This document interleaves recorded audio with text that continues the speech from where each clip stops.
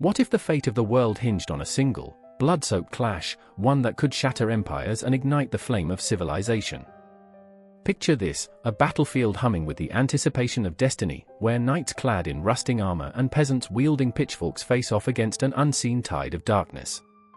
This isn't just a fight for survival, it's the last stand against a creeping shadow that threatens to engulf everything. A world at stake and time is ticking, yet the past remains a cryptic enigma, whispering ancient secrets that dare to be revealed. Can you feel the pulse of history quicken? A feverish energy buzzes through the air, a jolt of electricity that resonates in the bones of the brave. The ground trembles beneath 1,000 armored feet, echoing a warning: the Dark Ages didn't just end, they were thrust into the flames of war. Who will rise from the ashes? Who will fall into obscurity? The stakes are so high, it's as if fate itself is playing a cruel game of chess, the pieces stained with blood and betrayal. Think of a reality TV show gone horribly wrong, alliances forged in the fires of desperation, betrayals that would make even Machiavelli shudder, and survivalist strategies that would put modern-day influencers to shame.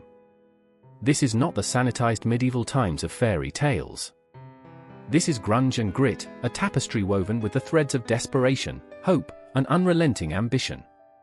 But lurking behind the banners and battle cries lies an untold story. A prophecy, perhaps? What if the outcome of this battle was foretold in the dusty annals of forgotten texts? A script written in blood that could rewrite everything we think we know. As swords clash and shields splinter, shadows watch from the periphery, ancient forces, hidden agendas. Who pulls the strings? Who dances in the dark?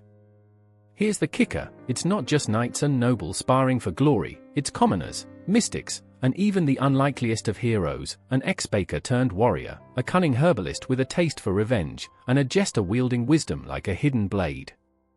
In a world fueled by chaos, laughter becomes both a weapon and a shield.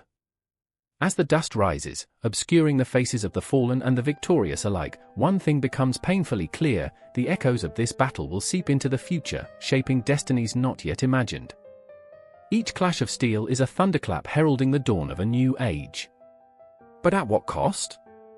And who truly wins when the dust finally settles? Ready yourself for the revelation that history has gasped for centuries, a truth buried deep within the soil of time. The battle that ended the Dark Ages isn't merely a story, it's a revelation, a cataclysm, a rollercoaster through a maze of shadows and light. It's a reminder that in the pursuit of glory, one must tread carefully. There lies madness in the void, and it waits, hungry and insatiable. What dark knowledge will you unearth? What truths will claw their way to the surface? Time is running out. The shadows are closing in. The moon hung low, a sliver of silver slicing through the inky sky, illuminating the remains of a once bustling village. Shadows danced among the crumbling stones, whispering secrets of lives lost, dreams extinguished. Somewhere, a dog howled, a mournful cry that echoed through the night, sending chills skittering down spines. I remembered living in that village and the taste of fear mingling with the acrid scent of smoke filling the air, though I had long since traded that life for the twisted solace of histories buried in unmarked graves. Adelaide stood at the edge of the village, her heart thrumming like the wings of a trapped bird. The cold bit at her skin, gnawing at her resolve as she clutched the tattered cloak tighter around her shoulders. Each breath felt like a curse, as if the very air she inhaled was laced with the despair that clung to the ruins. Just yesterday, she had watched her brother dragged into the shadows, a fate worse than death awaiting him, and now she felt the weight of that loss pressing down like a stone. A flicker of hope danced in her chest, but it was a fragile thing, teetering on the brink of despair. "I remember," she whispered, "when laughter filled these streets." On the other side of the village, William's hands trembled as he dug into the earth, the cold soil clinging to his fingers like the weight of his sins. Each shovel of dirt felt like a confession, and with every stroke, he was reminded of the blood on his hands, the blood of those who had trusted him, those whose lives had been snuffed out by the very power he had sought to serve. The darkness coiled around him, wrapping him in its suffocating embrace, and he closed his eyes, unable to escape the echoes of their cries. "I remember," he muttered through gritted teeth, "the day I chose ambition over loyalty." They were two souls adrift in the same storm, separated by fate yet bound by grief. As the night deepened, the air thickened with the acrid scent of decay, a pungent reminder that death was always close, lurking just beyond the flickering light of their torches. The village was a ghost of what it had once been, laughter had turned to screams, and shadows now held the memories of what they had lost. Adelaide's heart raced as she spotted a flicker of movement amidst the ruins. It was him, William, his figure shrouded by the darkness, a ghost of the man he had once been. Fear clawed at her throat, and for a moment, she wanted to flee, to escape the whirlwind of emotions that threatened to pull her under. But she was anchored by grief, by the weight of her brother's fate, an anchor she could not sever. "William," she called, her voice trembling, "what have we become?" He turned, and in his eyes, she saw a universe of pain, a reflection of her own. "Survivors," he whispered, the word hanging in the air like a death knell. "But at what cost?" They stood together, two broken hearts bound by the remnants of a past that refused to let them go. Shadows stretched around them, clawing at their sanity, reminding them of the choices they had made. The ghosts of the dead hovered just beyond reach, their faces twisted in anguish. "I remember," he said, "the day I thought I could change this." Fear rippled through Adelaide's veins. Change was a cruel mistress, one that promised power but delivered only despair. "What do we do now?" she asked, her voice barely above a whisper. "Fight," he replied, a flicker of determination igniting in his heart. But they both knew the truth, hope was a fragile thing, easily snuffed out by the weight of the world pressing down upon them. The very air felt electric with the tension of unspoken words, the ghosts around them swelling with the intensity of their grief. Time seemed to slow as they stood on the precipice of despair, the weight of their choices hanging between them like a pendulum. They were not just fighting for themselves, they were fighting for the remnants of a world that had long since crumbled.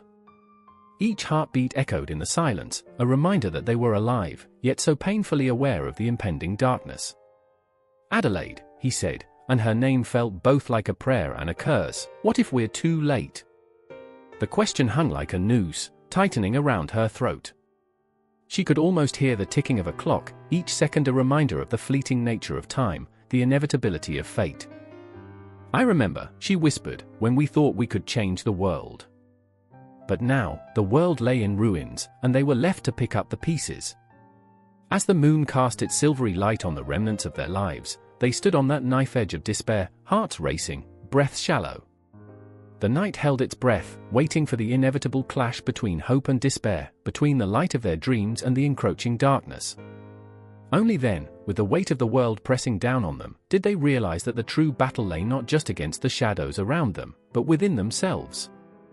The clock continued to tick, each sound echoing through the night like a countdown to something inevitable, a confrontation they could neither escape nor ignore. Adelaide felt the darkness close in, the specters of their past swirling around her, each heartbeat echoing with a question that would remain unanswered until the very end. What do you fight for when everything you love hangs in the balance? The answer hovered just out of reach, but as they stood among the ruins, their hearts entwined in shared grief, they knew they were not alone. The battle had only just begun, and the night was far from over. The air was thick with the acrid stench of smoke, mingling with the metallic tang of blood. Rome burned. Flames danced like frenzied spirits, licking at the sky, casting an eerie orange glow on the faces of those who dared to witness the chaos. I stood there, heart pounding, witnessing an empire tear itself apart, a once mighty beast now reduced to a whimpering shadow of its former glory. I could almost hear the whispers of history, echoing in the crumbling streets, taunting me with the knowledge of what was lost. "I remember when the Colosseum roared with laughter," Lucius said, his voice trembling, as he clutched my shoulder. His eyes, once bright with youthful ambition, now reflected the hopelessness of a fading dream. "Now, it's just a tomb, a grave for what we once were." His words hung in the air, heavy and suffocating, a funeral dirge for a civilization that had known greatness. The cries of the desperate wove through the air, a haunting melody that pierced the soul. I turned to Marcia, her face pale, streaked with ash, yet fierce. She had never been one to cower, her spirit shone like a beacon in the dark. "We can't let them take us. We can't just watch our world crumble," she shouted, her voice rising above the cacophony. But even she, with all her fiery determination, felt the weight pressing down on her. The shadows of betrayal loomed larger than ever. Lucius and Marcia, two souls intertwined in a dance of defiance and despair. Together, they stood against a tide of decay, each representing a piece of a shattered dream. Lucius, the idealist, once envisioned a Rome that would shine eternally, a beacon of civilization lighting the way for centuries to come. Now, the flickering shadows of the past gnawed at his resolve. Marcia, the realist, felt the pulse of the streets. She saw the hunger in the eyes of the masses, the desperation that ripened into violence. "What are we without our beliefs?" Lucius asked, his voice cracking like the very stones underfoot. I remember the echoes of philosophers who filled the Senate with grand ideas, their words now drowned in a sea of anarchy. The visions of unity had morphed into a fractal of chaos. Senators turned to whispers, alliances forged in the shadows, each betrayal a dagger plunged deep into the heart of a nation. "It's the corruption," Marcia spat, rage boiling beneath her skin. "The greed, the power-hungry fools who think they can buy loyalty with gold. Can't they see? They're feeding the beast that will devour us all." The streets were alive, yet they felt dead. Each corner turned revealed the ghosts of our ancestors, their hopes now buried under layers of ash and regret. The walls, once proud with their frescoes and triumphs, crumbled like the very Senate that had ruled with an iron fist. We were trapped in a loop of history, reeking of rot, clinging to memories that felt blessedly bittersweet. Marcia turned to me, her eyes piercing into my soul. "What do you see when you look at the horizon?" she demanded, the fire within her igniting my own flickering embers. "The future? Or just shadows?" I hesitated, the weight of her question anchoring me to that grim reality. "I see the ghosts," I confessed, my voice barely a whisper, yet it echoed like thunder. "They linger, haunting us with every choice we make, every move we take." As the flames leapt higher, they painted the night sky with a ferocious beauty, illuminating the faces of those who had lost everything. Each look I met was a mirror reflecting their anguish, parents clutching children, lovers torn apart by the chaos, friends turned foes in an instant. I could feel the pulse of desperation coursing through the streets, a collective heartbeat that rumbled beneath the surface, louder than the crack of the fire. Lucius's brow furrowed, his fists clenched at his sides. "We need to fight back," he said, his voice steady, yet tinged with desperation. "But how? We're outnumbered, outmatched." The futility of our situation hung heavily in the air, a suffocating shroud that wrapped around our minds. But Marcia, ever the spark in the darkness, refused to let despair extinguish the fire. "We're not fighting for ourselves anymore," she breathed, glancing at the crowd gathering in the distance, their faces a mix of fear and resolve. "We're fighting for them." In that moment, a flicker of hope ignited, a fragile, fleeting flame that battled against the encroaching shadows. I felt a strange warmth wash over me, as if the very essence of Rome itself pulsed through my veins. "Then let's not mourn what we've lost," I said, voice rising above the chaos, "but let's reclaim what can still be saved." The decision hung in the air, both exhilarating and terrifying, like the calm before a storm. We gathered around one another, hearts pounding in unison, a makeshift council of the unwillingly bold. Each breath we took was a prayer, a silent vow to the memories of glory that lingered in the ruins around us. Together, Lucius whispered, his eyes glistening with unshed tears, "We are stronger." And then, the moment shattered like glass underfoot as the mob surged forward, a tide of humanity eager for action. The flames crackled ominously, casting long shadows that danced around us, urging us to step into the light or be consumed by the darkness. I felt the weight of history pressing down upon us, the burden of choices made and unmade, each footstep echoing the cries of those who came before us. In the distance, the clock tower tolled ominously, each chime a reminder that time was slipping through our fingers, the grains of sand falling ever faster. The ancient walls trembled, bearing witness to the final act of rebellion against the tide of decay. As the echoes of our past swirled around us, I knew this was not just a battle for survival, it was a fight for the very soul of Rome. As we surged forward, I felt the pulse of the empire beneath my feet, alive and vibrant, yet on the brink of oblivion. The shadows loomed larger, but we were resolute, ready to face the darkness with the flickering flame of hope in our hearts. It was a moment suspended in time, teetering on the edge of eternity, a chance to reclaim what was once lost or to become another ghost in the annals of history. And in that moment, as the flames roared and the cries of the desperate filled the night, we were not merely protesting the decline of an empire. We were weaving a new tapestry, stitching together dreams and despair, unyielding in our pursuit of something greater than ourselves. The battle had just begun, but the stakes had never been higher. Echoes of the past lingered, but the future? The future was ours to seize, if only we dared to reach for it. The air crackled with tension, a thick fog swirling around the dimly lit hall, shadows twisting like the secrets buried within its stone walls. Here, in the heart of a sprawling castle, a single candle flickered, casting ghostly figures that danced across the oak beams overhead. At the far end, Lord Alaric's voice thundered, a tempest of anger and betrayal, echoing through the cold chamber as he stood before his vassals. Faces filled with unease, hearts thumping in their chests, they felt the raw power shift like the winds outside. They were trapped, tethered to this moment, a moment that would define their existence. I remember the chill that seeped into my bones, a reminder of my own insignificance in the grand tapestry of feudal loyalty. I remember the taste of fear, metallic and bitter, as I stood among the throng, watching Alaric, his eyes darkened by the weight of betrayal. He was a man forged in the fires of conflict, yet in that instant, he was as fragile as the candle's flame, flickering on the brink of extinction. "You dare question my command?" His voice cut through the air, sharp enough to draw blood. And there was Maria, Alaric's closest advisor, a woman whose fierce loyalty was overshadowed only by her powerful intellect. Her heart was a battlefield, torn between the man she admired and the truth she could no longer ignore. Maria felt the pulse of the room, the shifting loyalties, like a drumbeat of impending doom. She could see the vassals wavering, eyes darting to one another, whispers curling like smoke. They were afraid, and she was terrified they would turn on her, too. "My lord, the people," she began, but the words fell like stones into the abyss that had opened between them. Alaric's gaze pierced her, and in that moment, I could feel the earth tremble beneath my feet. He was losing more than his grip on power, he was losing the very essence of who he was. "The people," he sneered, the bitterness dripping from his tongue. "They are nothing but shadows in my light, nothing but pawns in a game they cannot comprehend." I remember the heat rising in my chest, a flame igniting with the realization that feudalism was a beast that fed on the souls of the innocent, on dreams turned to dust. The knights, draped in armor that shone like the sun yet felt like a weight upon their shoulders, stood ready to defend their master, even as their hearts whispered a different truth. The land was soaked in the blood of the weak, the cries of the oppressed echoing in the night like a haunting lullaby that refused to fade.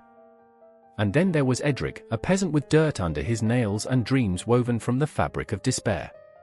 He lived in the shadows of the castle, his family burdened by the relentless cycle of servitude that chained them to the land. With each passing year, the lords grew fatter while he grew thinner, his stomach gnawing at him like a ravenous wolf. "What's a man to do?" he often muttered to himself, staring into the abyss of the fields that spread before him, a reminder of his powerlessness. But today was different.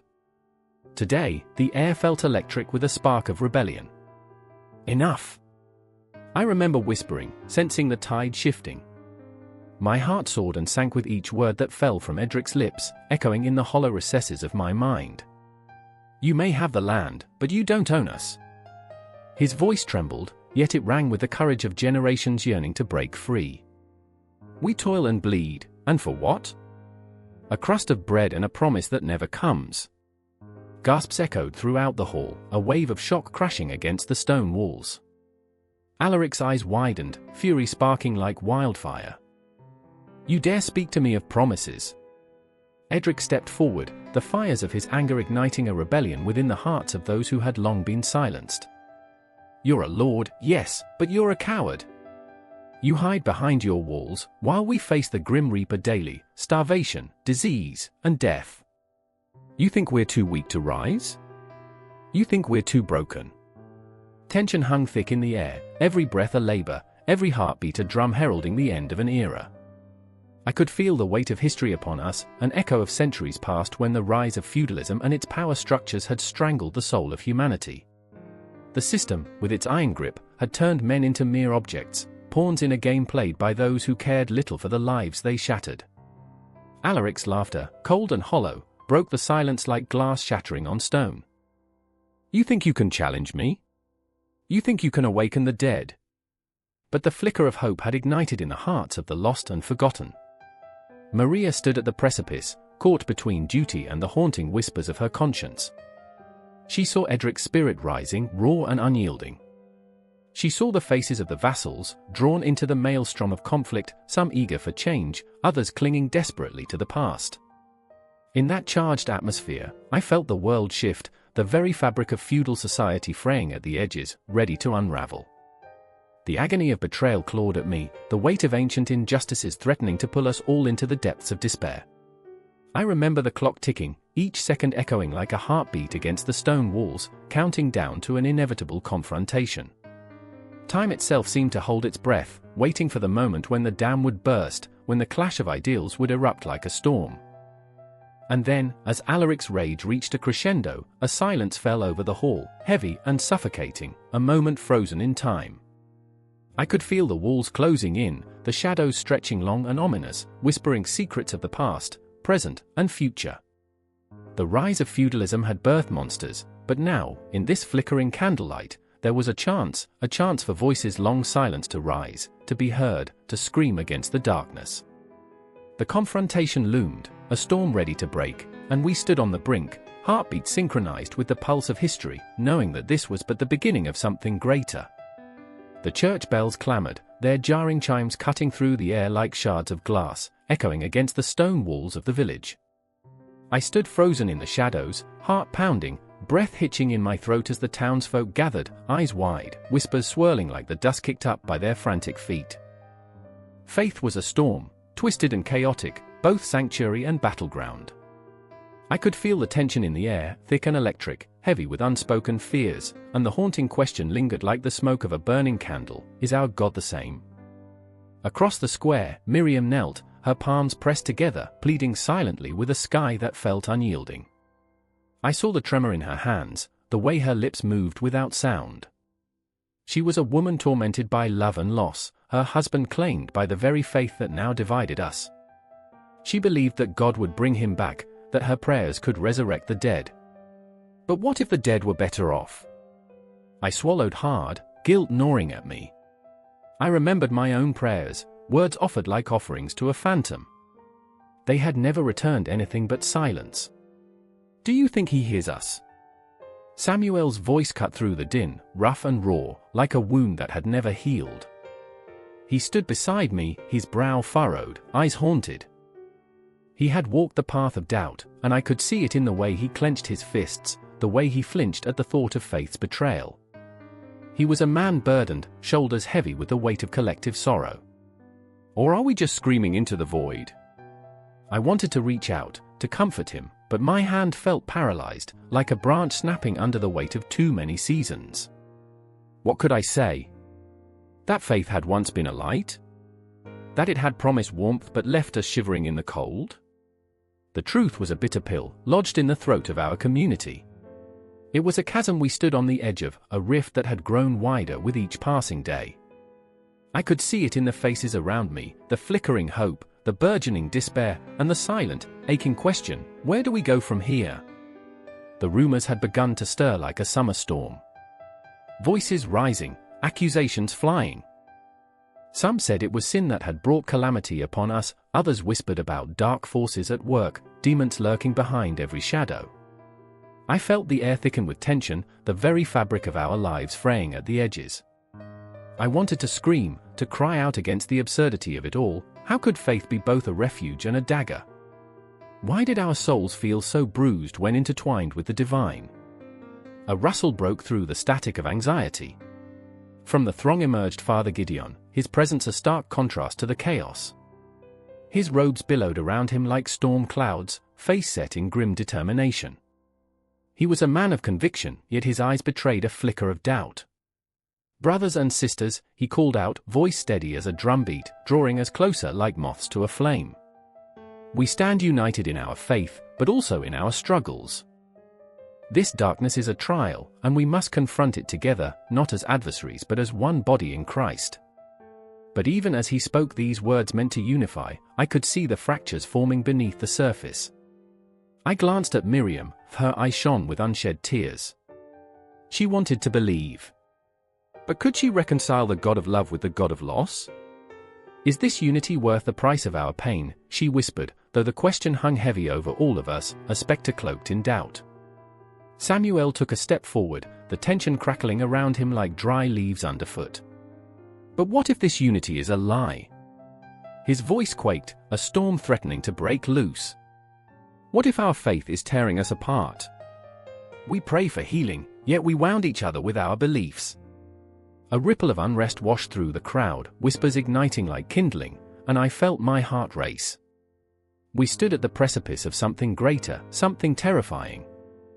It was no longer a mere gathering of the faithful, it had morphed into a trial of souls. Were we here to uplift one another or to cast stones? The lines blurred and shifted like shadows under flickering lanterns. And then came the moment of reckoning, a visceral surge of emotion that rippled through us all. Miriam stood, defiance igniting within her. "I will not choose between love and faith," she shouted, voice trembling yet fierce. "I will believe in both, even if it tears me apart. My husband, he was taken from me, and my heart is shattered, but I will not let grief drown my spirit. I will fight for the light." Her words struck like lightning, illuminating the darkness within each of us. I felt the pull of her passion, the rawness of her pain resonating in my own heart. In that moment, I understood, faith was both a unifying force and a divisive element, a double-edged sword that cut deep, leaving scars that told stories of both despair and hope. The crowd swelled, a sea of faces caught in the swell of emotion. Some wept, others nodded in agreement, but for every heart that beat to her rhythm, there was another that resisted. It was the paradox of belief, the truth wrapped in contradictions. I felt the weight of it all, the certainty that whatever we chose would echo far beyond this moment, forever altering the landscape of our lives and our community. A cacophony of voices rose, a blend of cries and prayers, echoing through the night like a haunting melody. I stood there, breathing in the chaos, watching the shadows play out the battle of the soul. Faith could unite or divide, heal or harm, it was both balm and blade. And as the church bells tolled once more, a chilling wind swept through, whispering of the trials that lay ahead, a reckoning we could no longer escape. And in that eerie silence that followed, I knew we were only beginning to scratch the surface of something profound, something that would haunt our dreams and shape our destinies. There was no resolution here, only the raw, pulsing heart of humanity laid bare, aching for connection, grappling with the inexplicable. We were all searching, lost in the labyrinth of our beliefs, yearning for the light that felt just out of reach. And so, we stood in the night, waiting for dawn, unaware of the shadows lurking just beyond the horizon. The night was thick with anticipation, the air buzzing with a tension so palpable it seemed to hum beneath the skin. I stood there, heart racing, as the shadows danced like phantoms around me, a testament to the horrors yet to come. Fog rolled in from the north, swallowing the landscape in a cold embrace, whispering secrets of the Goths and Vandals, barbarians on the march, their eyes set on Rome, a city teetering on the edge of despair. I remember the crack of a branch, the rush of feet, a flood of men, wild-eyed and fierce, like wolves unleashed. The clang of iron pierced the air, a sound that reverberated deep in my bones. Adeline stood at my side, her face pale, lips trembling, eyes wide with unspoken dread. She was not a warrior, but the weight of the moment threatened to crush her spirit. "They'll come," she murmured, the words escaping like a prayer wrapped in fear. "They'll come for everything." I could see it in her eyes, the flicker of memories haunting her, the laughter of children, the warmth of a home now just an echo. She had lost so much already, how could she bear to lose more? The fragile wall between her anger and despair was crumbling, and I was helpless to stop it. Beside us, Marcus clenched his fists, his knuckles white with the strain of holding back. He had once been a soldier, a protector, but now he was a man haunted by his own demons. The battles he had fought, the blood he had shed, they weighed heavily on him like a shroud. "We can't let them take it," he hissed, as if saying it loudly could summon courage from the shadows. "We fight, Adeline. We fight or we die." His voice was a low thunder, reverberating with the echoes of past conflicts, when he faced armed men and the screams of the dying were a symphony in his ears. But even as he spoke, I could see the doubt gnawing at him, a silent predator lurking in the depths of his heart. The Franks were not just men, they were a tide, a force of nature that could crush all in their path. The city was a ticking clock, its hands moving inexorably toward the moment of reckoning. Each second felt like a drumbeat, a countdown to destruction. I remember the scent of smoke in the air, the way it curled and twisted, a ghostly reminder of what was at stake. The flickering torches cast long shadows, creating an illusion of safety, but we all knew the truth: safety was as fleeting as the wind, and danger was stalking us like a predator stalking its prey. I could feel it, the dread pooling in the pit of my stomach, heavy and oppressive. But then came the laughter. A cruel, mocking laughter from beyond the gates, rising above the chaos, echoing through the streets. The vandals, with their plunderer's gleam in their eyes, were coming. "Look at them," Adeline whispered, her voice trembling. "They think they own the night." I wanted to comfort her, to wrap her in my arms and shield her from the harsh reality of what lay ahead, but the truth was, I was no more prepared than she was. My heart raced, pounding against my ribcage like a prisoner desperate to break free. Memories flooded my mind, my mother's hands, rough and calloused, teaching me to weave, the warmth of the hearth, the stories told at twilight, all of it threatened to slip away like sand through my fingers. The ground shook with their approach, a tumult of hooves and shouting, a storm of fury and fear. My body was frozen, caught between the desire to flee and the instinct to fight. Marcus stepped forward, a tower of defiance. "We make our stand here," he declared, the fire in his eyes igniting a spark in my chest. "For our homes, for our families, we will not be cowed." But even as the words left his lips, a shadow passed over us, dark and foreboding. I could see the faces of the invaders, fierce and unrelenting, etched with a wildness that sent shivers through my spine. They were the embodiment of chaos, and I felt as though the very earth was shifting beneath me, as if the universe itself was holding its breath. "Adeline, Marcus," I said, my voice trembling with uncertainty, "if this is the end, let us face it together." The weight of that statement hung heavy in the air, a promise forged in fear and desperation. And then, the moment fractured. The gates crashed open, and a surge of bodies flowed in, a wave of chaos, a maelstrom of violence. I was swept along, pulled into the thick of it, where steel clashed against steel, and the cries of the wounded mingled with the roars of those intent on destruction. The world narrowed to a frenzied blur, all that mattered was survival, the raw instinct to fight. I caught a glimpse of Adeline, her dark hair swirling around her like a banner, her face a mask of determination, and for a heartbeat, I was struck by the power of her spirit, fragile yet unyielding. In that chaotic moment, amongst the carnage, I saw her resolve, a lighthouse in the storm, illuminating the way through despair. "Fight!" Marcus shouted, his voice a rallying cry, breaking through the cacophony. And I fought, driven by the desperate need to protect those I loved, each swing of my sword a testament to my unwillingness to surrender. The air was thick with the scent of sweat and blood, and I could feel the weight of history on my shoulders, the lives lost, the dreams shattered, and the hopes that flickered like dying embers. But amidst the screams, a thought gnawed at me, a chilling whisper that echoed louder than the chaos. What if we were the last? What if this moment, this battle against the Goths, the Vandals, the Franks, was not just about survival, but about the very essence of who we were? Were we more than just flesh and blood, more than mere mortals caught in the tide of fate? With every heartbeat, the stakes rose higher, and I knew this was merely the beginning.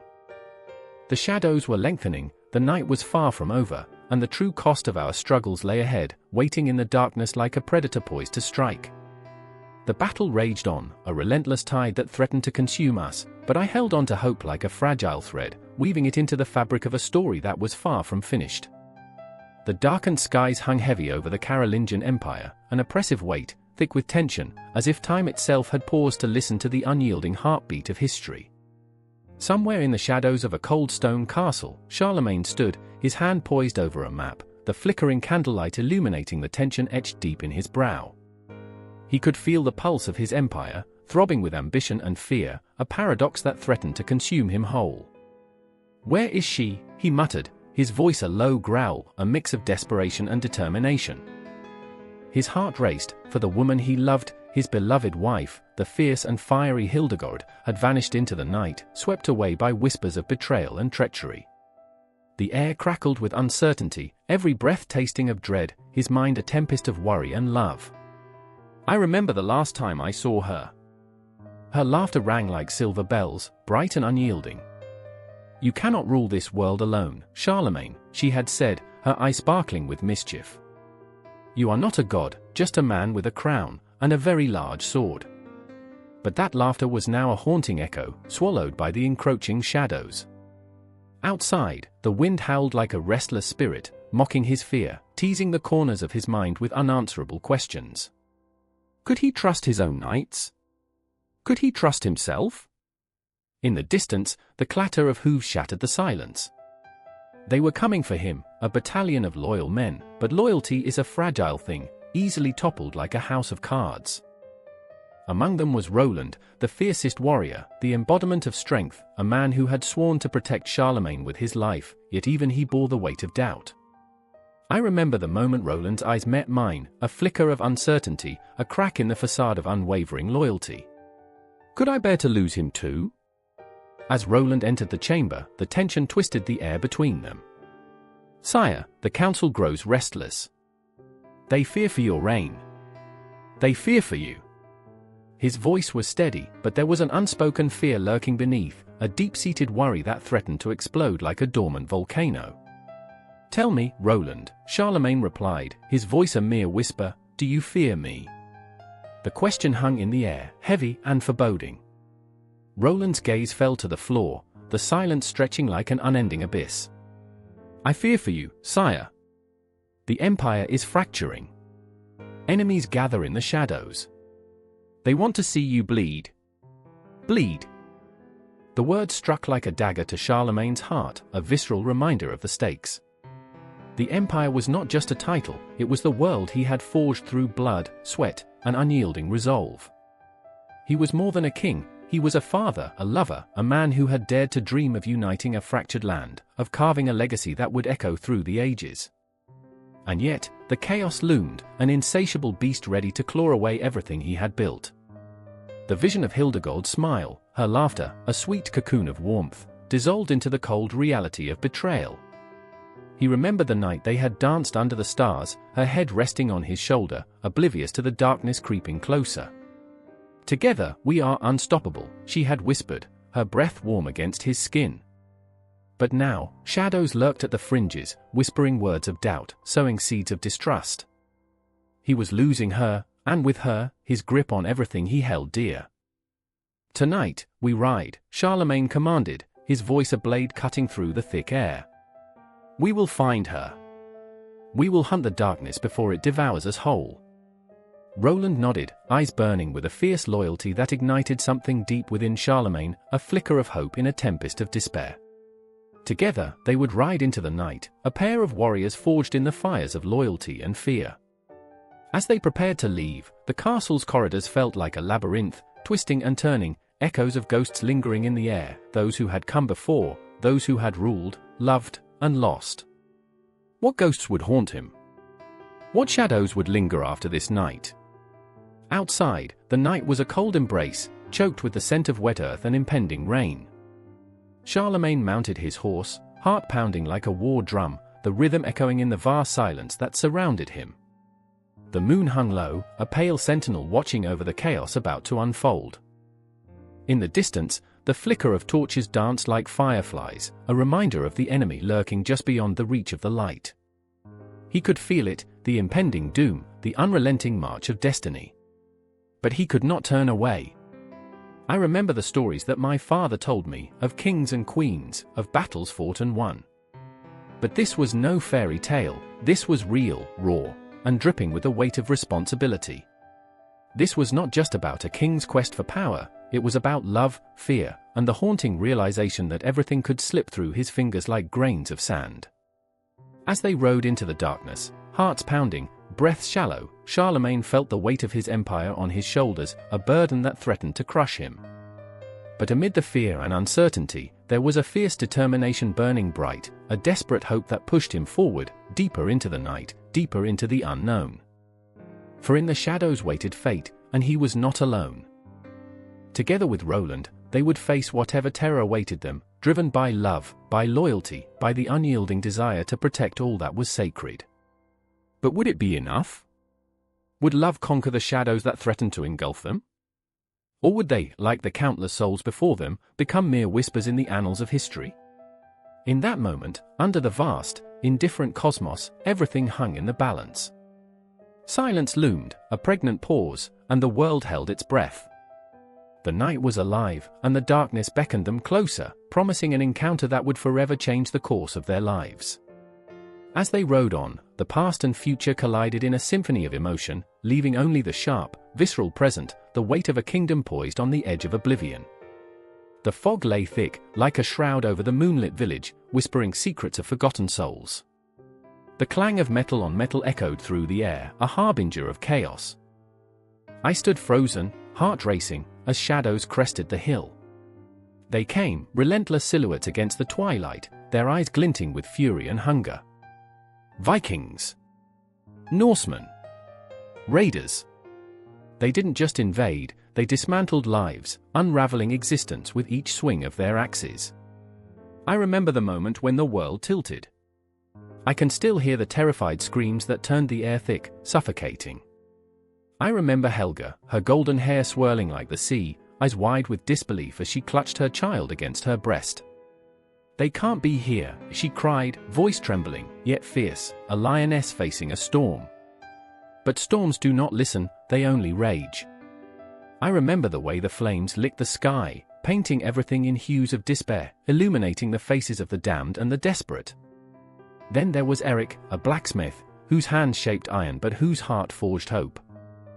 He was a husband, a father, a protector, but in that moment, he felt the weight of the world crushing him. "I must save them," he whispered, more to himself than to anyone else. I could see it in his eyes, in the depths of his soul, a fire burning bright, yet threatened by the chaos around him.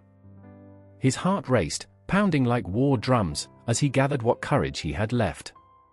He knew, deep down, that sometimes the fiercest battles are fought in silence, with no swords drawn and no blood spilled. Time warped and twisted, each second stretching into eternity. The raiders descended like wolves, primal and insatiable. I remember the moment when the first scream pierced the night, sharp as a blade. A mother fell, her shadow fading, the air thick with the stench of smoke and fear. Helga's face crumpled, grief instantly replacing defiance. "Run," she screamed, but where? There was no safety in the night, no refuge from the onslaught of terror. Eric lunged forward, a man possessed by raw desperation, his hammer raised high. The world shrank to a point, a moment in time suspended. He struck, hard and unyielding, finding purchase against a raider's skull.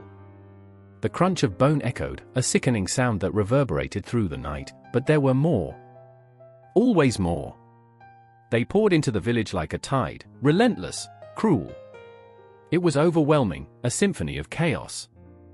In the thick of this nightmare, I stood, paralyzed by the enormity of it all. I could see the darkness in their eyes, the raiders, an abyss that swallowed hope whole. They moved as a unit, a single entity driven by some ancient hunger. But amid the terror, I noticed something. A flicker of humanity, perhaps. A raider hesitated, caught in the haunting gaze of a terrified child. In that split second, I could see the conflict in him, the memory of his own lost innocence dancing in his mind. But the moment passed, crushed under the weight of his purpose, and the child was gone. I remember the shadows engulfing the village, stretching like claws over a world that would never be the same. I remember Helga and Eric, their paths intertwining amid the chaos. She had lost her voice, but her eyes spoke volumes. "Will you fight? Will you save us?" I saw Eric falter, fear gripping his heart, mingling with resolve.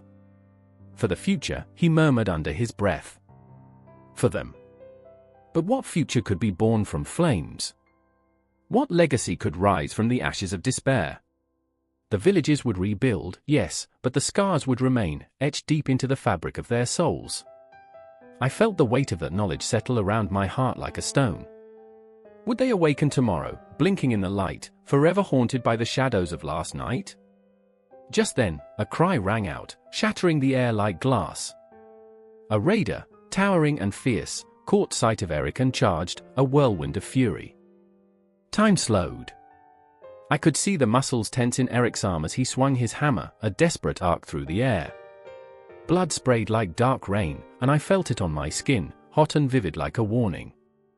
Helga screamed again, a sound that tore through the night, a plea, a prayer. And in that moment, all I could think was how fragile life is, how fleeting, how mercurial. Each breath, each heartbeat, a step closer to oblivion. I could feel the earth beneath my feet, trembling, echoing the chaos above. Time continued to stretch, to twist, leaving us dangling on the edge of desperation. But as Eric fell, I felt the surge of something deep and primal. Rage. Grief. And in that tumult, a strange clarity emerged. They weren't just raiders, they were men, driven by hunger, desperation, survival. The fine line between predator and prey blurred in the darkness. I remember the last flicker of Eric's eyes, the light dimming as Helga rushed to him, her hands trembling as they pressed against the crimson-stained earth. The weight of loss bore down upon me, thick and suffocating, a shroud that enveloped us all. In the aftermath, the village lay in ruins, but the embers were not extinguished. I felt the pulse of life, raw and vibrant, echoing in the silence, the promise of tomorrow. The Norsemen had come like a storm, tearing the fabric of peace, yet in their wake, they left something else, an awakening. A reminder of fragility, of the unyielding spirit of humanity caught in a cycle of destruction and rebirth. As the dawn broke, illuminating the wreckage, I knew it wouldn't end here. The scars would heal, but they would tell stories, stories of struggle, of bravery, of love lost and found. The Norsemen had come, yes, but they also sowed the seeds of resilience, binding communities in shared grief and renewed defiance. And so, as the sun began its ascent, casting light on the shadows of the past, I felt the echoes of their legacy reverberate through time. Life would persist, chaotic and beautiful, a dance of contradictions. The Vikings had left their mark, not just on the land but upon our very souls, forever altering the course of our history, and yet, the tale was far from over, as new echoes of conflict and unity awaited beyond the horizon. The air was thick in the great hall of the Hagia Sophia, a cathedral that rose like a titan among mortals, its dome a silent witness to the struggles of emperors, priests, and common folk. Shadows danced across the marbled floors, flickering like lost souls, and I could almost hear the whispers of the past, the cacophony of fears and dreams coiled tight in the fabric of time. It was here, amidst the haunting beauty of Byzantine mosaics, that I found myself clutching the edges of reality, facing the storm brewing within the heart of a crumbling empire. I remember the sound of iron striking stone, a distant echo that grew louder, merging with the frantic heartbeat thrumming in my chest. The streets outside were alive with chaos, the cries of the people rising like smoke into the darkening sky.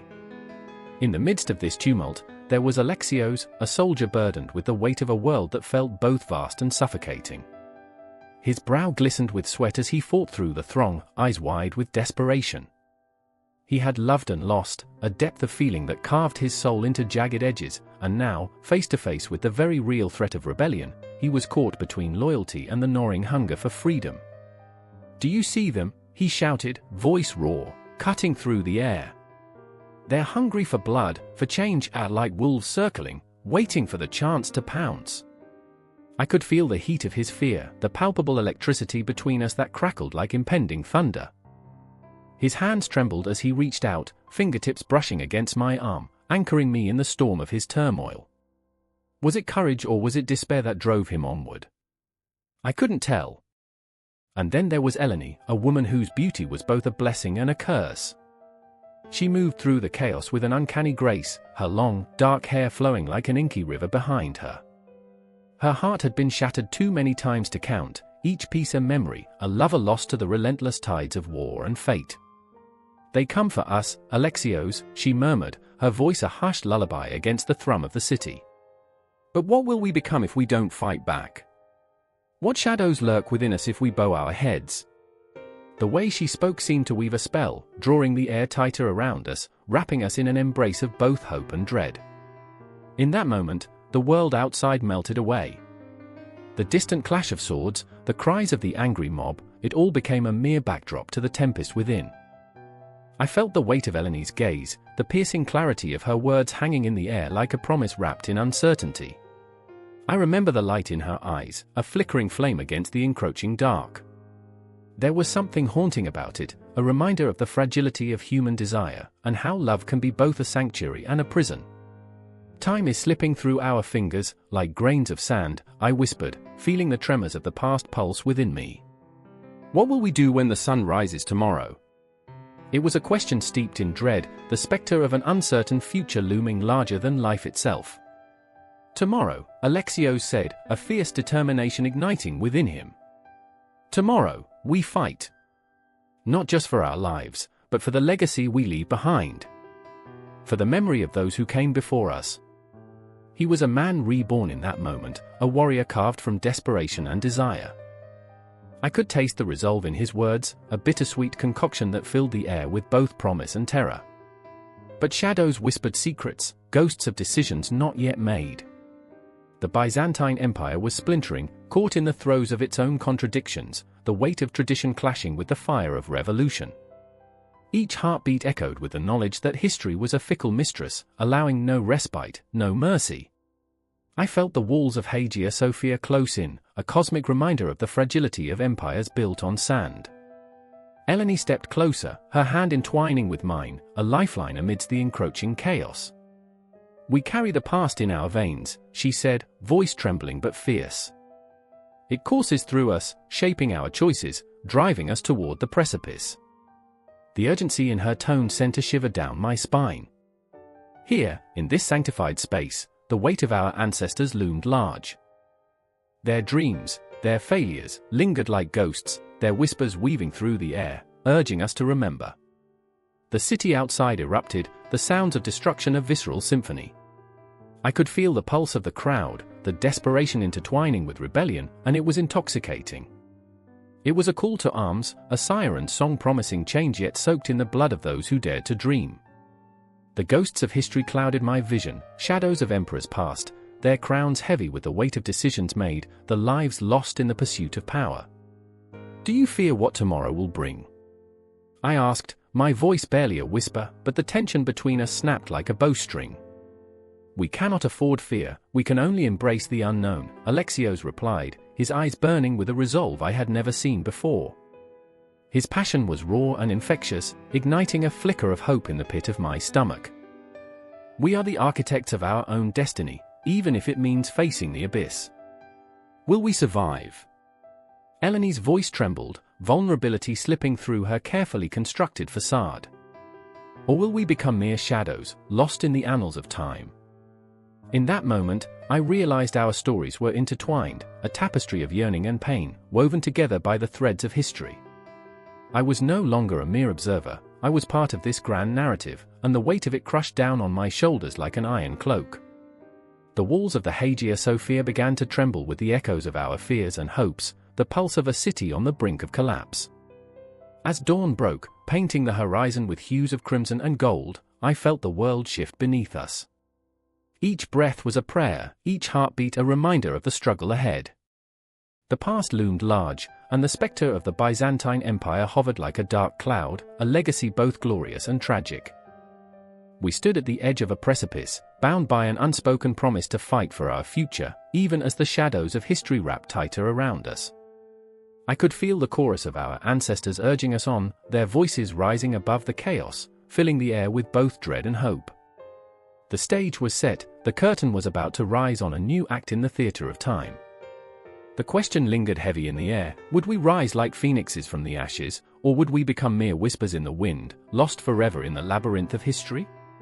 The answer lay just beyond the horizon, waiting to unfold. The night was thick with anticipation, shadows curled around the narrow streets of Damascus, whispering secrets of a world on the brink of change. I remember the way the moon hung low, a pale eye staring down as if it could see the chaos brewing beneath its gaze. The scent of spices mingled with the dust of ancient stones, an intoxicating perfume that hinted at both prosperity and impending doom. The air crackled with tension, as if the very fabric of time had drawn taut, ready to snap. In the heart of the city, Layla stood at the edge of a bustling marketplace, her heart pounding like the war drums she had only ever heard in stories.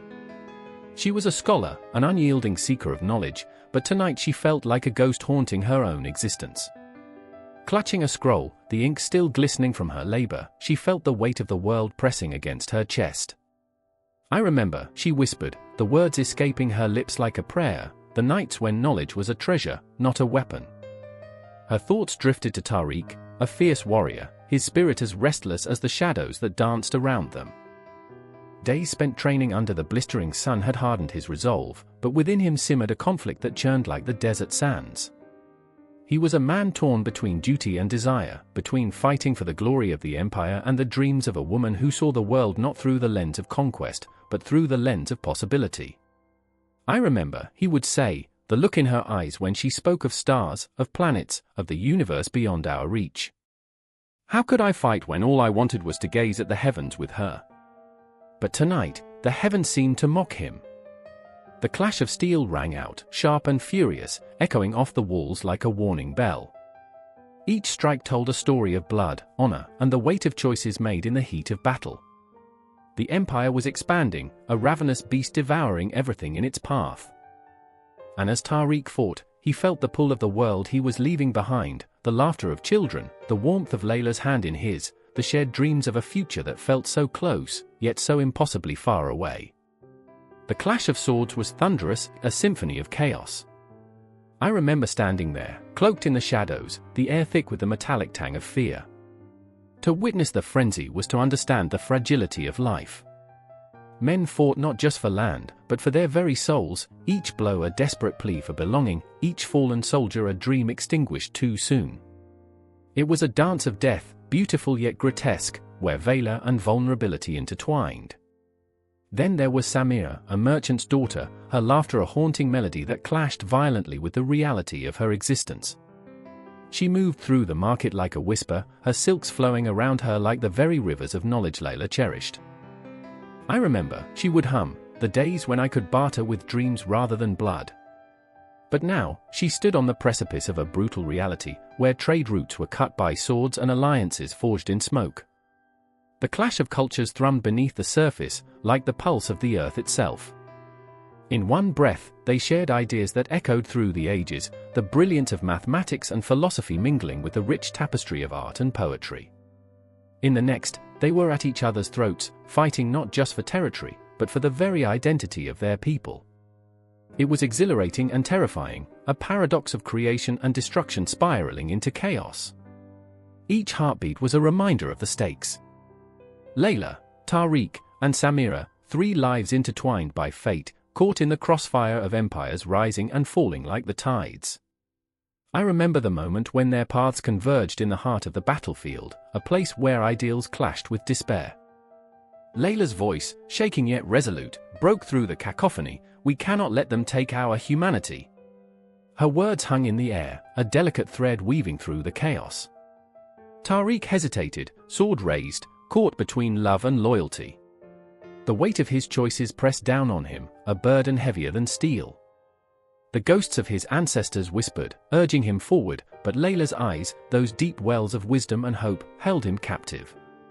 I remember, he thought, the warmth of her laughter, the way she spoke of a world where knowledge was shared, not hoarded. I cannot be the hand that destroys it. But Samira, a fire igniting within her, surged forward, brandishing her own weapon, words and wit. They may take our lives, but they cannot erase our dreams. She screamed, a defiant roar against the night, her spirit blazing like the stars above. We are more than conquerors, we are creators. And in that instant, a steel clashed and voices rose in a fervent chorus, the very essence of each character crystallized. The battle was not just for territory, it was a struggle for identity, for the right to exist beyond the confines of war. Shadows loomed, specters of doubt and fear, yet amidst the chaos, there was a glimmer of something pure, a spark of unity that cut through the darkness. As I stood among them, I felt the pulse of history beating ferociously, the whispers of scholars and soldiers, dreamers and merchants flooding my senses. I remember the way the world tilted on its axis, bending under the weight of ambition, passion, and the eternal quest for meaning. The tide of change surged, unstoppable and fierce. It swept through the landscape of their lives like an unforgiving storm. And just as the chaos reached a fever pitch, I felt the air shift, the moment before the climax, heavy with anticipation. The world held its breath, waiting to see if love could withstand the darkness, if dreams could conquer despair, if they would rise together or fall apart. The battle raged on, but within that storm, the fragile threads of their fate wove into an intricate tapestry, a story still unfolding, a heartbeat echoing into the night. The shadows lengthened, the moon hung heavy, and in the silence that followed, I knew their tale was far from over. The empire would continue to expand, cultures would clash, and the echoes of their struggles would ripple through time, forever entwined in the annals of history. I remember taking a step back, the weight of their world resting on my shoulders, bracing for the next act of this relentless, beautiful, and haunting saga. The church bells toll with an urgency that sends a shiver down my spine. Thud, thud, thud. Each echo rolling through the damp streets, cutting through the fog like a knife, heralding not a celebration, but the heavy weight of impending doom. I stand there, breath caught in my throat, surrounded by the cries of mothers clutching lifeless children. Their faces, once full of laughter and life, now twisted in agony, mouths opening in silent screams. The air is thick with the scent of decay, a suffocating miasma that clings to my skin, a reminder that death is not a distant specter but an intimate companion. Is it true? I whisper, the words barely escaping my lips. The shadows dance around me, flickering under the dim torchlight. I catch a glimpse of Sarah, her once bright eyes clouded with despair. She was the village's heart, her laughter bubbling over like a summer brook. Now, she stands alone, wringing her hands, her voice trembling as she recounts the stories of the fallen. My brother, he was just a boy, the words fall like stones, heavy and unforgiving. I remember the sounds of children playing, the way their laughter used to flutter like birds above us. Now, that innocence is replaced by an eerie silence, punctuated only by the hollow thumping of hooves against cobblestone as the cart of the dead rolls by, a procession of lost souls, a grim parade no one dares to witness. We avert our eyes, we do not wish to see what we can't bear to face. Then there's Thomas, my closest friend, a candle flickering in the tempest of this nightmare. He stands on the fringes, his eyes hollowed out, reflecting the chaos around us. I watch as he scribbles furiously on a scrap of parchment, his fingers stained with ink and desperation. We can't let this be the end, he mutters, voice hoarse, as if he's wrestled with the shadows for too long already. We must record what happened, all of it. People will need to know. But what does it matter now? What is left to record when the ink runs red with blood and the pages are filled with the names of the dead, names that will soon be forgotten, just as they were once loved? Look at them, I plead, voice rising in pitch, anger flaring against the suffocating despair. What good will it do if we're all gone? The words lash out, sharp and unforgiving, but they hang in the air, pregnant with truth. And there it is, the moment when the world tips. A sudden chill sweeps through the streets, dragging along whispers of the past, and I feel it creeping inside, curling around my heart. The plague is not merely a sickness, it's a thief, a bandit in the night, and it's stealing everything from us, hope, joy, even our very identities. Families fracture under the strain, the ties that bind us splinter like brittle bone. The baker, once happy to share a loaf of bread, now hoards his flour, eyeing neighbors with suspicion, his smile replaced by the grimace of self-preservation. I remember the day when we all gathered at the market, bustling, laughing, exchanging bright colors and even brighter dreams. You always said life was a banquet, Sarah had teased, her laughter a melody that rang out among the stalls. But now the banquet is over, the table set with emptiness, and the silverware stained with the blood of our kin. Please, let's go. I urge Thomas, but he shakes his head, his resolve hardening like stone. If there's no record, then who will remember the truth? Who will know what we suffered? His voice trembles, but the fire behind his words ignites something deep within me, an ember of defiance against the encroaching darkness. Yet, even as we speak of survival, I can't shake the feeling that the weight of our world is shifting underfoot. The very fabric of our society is unraveling, threads fraying as the plague spreads like wildfire through the fields. The Lord's banner hangs limp, a symbol stripped of power. And in that moment, in the heart of despair, I see the truth. It's not just about the dead but the living, the choices we make as we cling to existence. I watch as parents turn against one another, suspicion festering like a wound. Friends betray friendships forged in the fires of youth. I saw him. He was coughing. A finger points, and suddenly, fear becomes a poison, seeping into our bones, tainting love with mistrust. We are not just fighting the plague, we are fighting ourselves. And Sarah, oh, sweet Sarah, her heart once so open, now a fortress of despair. What if I am next, she whispers, a shivering surrender in her voice. What if I catch it? What if, but I pull her close, the warmth of her body grounding me, a tether in this storm.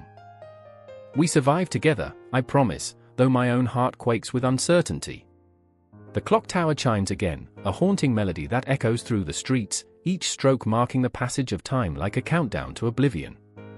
We stand, the three of us, trapped in this moment, facing the demons that threaten to consume us. I remember the old tales my grandmother used to tell me of knights and dragons, of heroes who triumphed against insurmountable odds. But this is different. There are no gallant knights, no sweeping victories. Just the bitter taste of ash and the haunting shadow of what we've lost. Let's make a pact, Thomas suddenly declares, eyes wild with an intensity that both frightens and ignites me. If we make it through this, we will rebuild. We will be the stories worth telling. But as we clasp hands, I can't help but wonder, what will we be left to rebuild? As the night stretches on, filled with the distant cries of the suffering and the echo of our own fears, the city feels like a ghost, a hollow shell of what it once was. The air grows colder, the shadows deeper, and the clock continues to tick, a relentless reminder that the past is slipping away, and with it, the very essence of who we thought we were. I close my eyes, feeling the weight of the world settle on my shoulders, a burden that binds us together even as it threatens to tear us apart. And in that moment, I understand, the plague is not just a disease, it's a reckoning. It's a force that will change us, strip us bare, and leave only the raw, pulsating heart of humanity. And as we stand on the precipice of what's to come, I know one thing for certain, we must face it together or not at all. The choice, like everything else, has shifted. And with it, our very souls hang in the balance. The bells of St. Mary's Cathedral rang out, each chime like a dagger slicing through the heavy fog that clung to the cobblestones. A figure darted through the shadows, breath ragged, heart pounding against the ribcage like a caged beast. The scent of wet earth and fear mingled in the damp air as Alicia skidded to a halt, blood pounding in her ears. "They're coming," she gasped, clutching a burlap sack to her chest, its contents shifting and jangling like the chains of the damned. Fear had become her companion, a familiar weight that pressed down on her shoulders, reminding her of what was at stake. The townsfolk whispered about the dark riders who snatched the unsuspecting into the night, never to be seen again. Alicia was desperate, yes, but her desperation was not without purpose. Inside that sack rested the dreams of a better life, spices from the east, copper coins, and the hope of trade that could lift her family from the brink of starvation. She glanced back, and in that heartbeat, the world fractured. It felt as if time itself held its breath. Shadows stretched menacingly behind her, dark figures emerging from the mist. A gasp tore itself from her throat as she stumbled back, feet slipping on the slick stones. "Run!" A voice thundered, pulling her from her reverie. Thomas, her brother, stood just ahead, his silhouette a beacon of courage against the encroaching darkness. There was a fire in his eyes, a stubborn defiance that fueled Alicia's own resolve. "We can't let them take what's ours." But Thomas was flawed, carrying the weight of their family's survival on his young shoulders. His heart, too tender, too fierce, sought to shield them from everything, even the truth. "You can't save everyone," whispered the voice in Alicia's mind, the voice of doubt that crept in when the night grew long. She had seen his dreams unravel like threadbare cloth, once vibrant, now a tapestry of despair. And yet, the moment he turned to face her, that wild hair tousled, eyes ablaze, she felt something shift. "Together," he said, lips curling into a determined smile. It was in that moment of shared desperation they became something greater, a force against the tide of fate. The riders surged forth, their laughter like the crackling of flames. They were not mere men but specters of greed, clothed in leather and malice, eyes glinting with hunger. The distant clang of hammers from the forge echoed like an ominous drum, a reminder of the lives being rebuilt in the towns they threatened to tear apart. Alicia's chest tightened, a town rising like a phoenix, a town that could burn to ashes in the blink of an eye. In the chaos, she remembered her mother's hands, rough as bark, weaving baskets that cradled their hopes, each strand a prayer for prosperity. Trade routes are life, her mother had said, but they can also bring devastation. The memory twisted in her gut, a knot of love and sorrow. Would she see her mother's smile again, or would the darkness swallow it whole? "Stay close!" Thomas shouted, pulling her back from the brink of despair. The town's heart was beating, a living entity of its own, a tapestry woven with threads of struggle, triumph, and the pulse of trade that thrummed beneath. Each stall in the marketplace was a promise. Merchants hawked their wares, laughter mingling with shouts, a cacophony of life. But now, that life felt fragile. A sudden roar of horses shattered the night, hooves pounding like war drums. Alicia's heart raced as she felt the impending doom, the weight of their shared history crashing down like a tidal wave. Would the townsfolk rise to defend what they'd built, or would they cower in the shadows, afraid to confront the specter of loss? "Hold the line!" Thomas shouted, voice cracking like whips in the air, echoing the fear and resolve that coursed through them. The townsfolk began to emerge, faces smeared with dirt but eyes shining with fierce determination. They were farmers, weavers, bakers, every heartbeat in the crowd a testament to resilience. "Stand together!"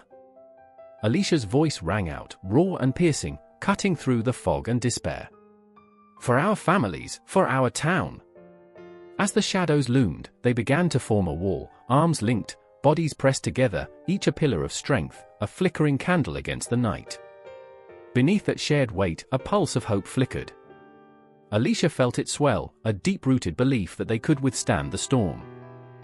I remember the warmth of the sun on my back as I ran through the marketplace, the laughter of children echoing like music, she thought, yearning for the light as she faced the darkness. I remember the scent of bread, the colors of spices that danced in the air. Each memory was a tether, pulling her back to the life that thrummed just beyond the horizon. But with hope came a gnawing fear. What if this was the end of it all? The trade routes they had built, the connections made from one town to another, all crumbling like dust in the wind. Alicia's heart raced, the urgency of survival crashing into the fragile beauty of community. "If we fall together," Thomas muttered, urgency bleeding into his words. And though they were scared, they were ready to fight. As the first rider approached, the air throbbed with tension. A battle was not just a clash of steel and will, it was the breath of life, the essence of their existence on this earth.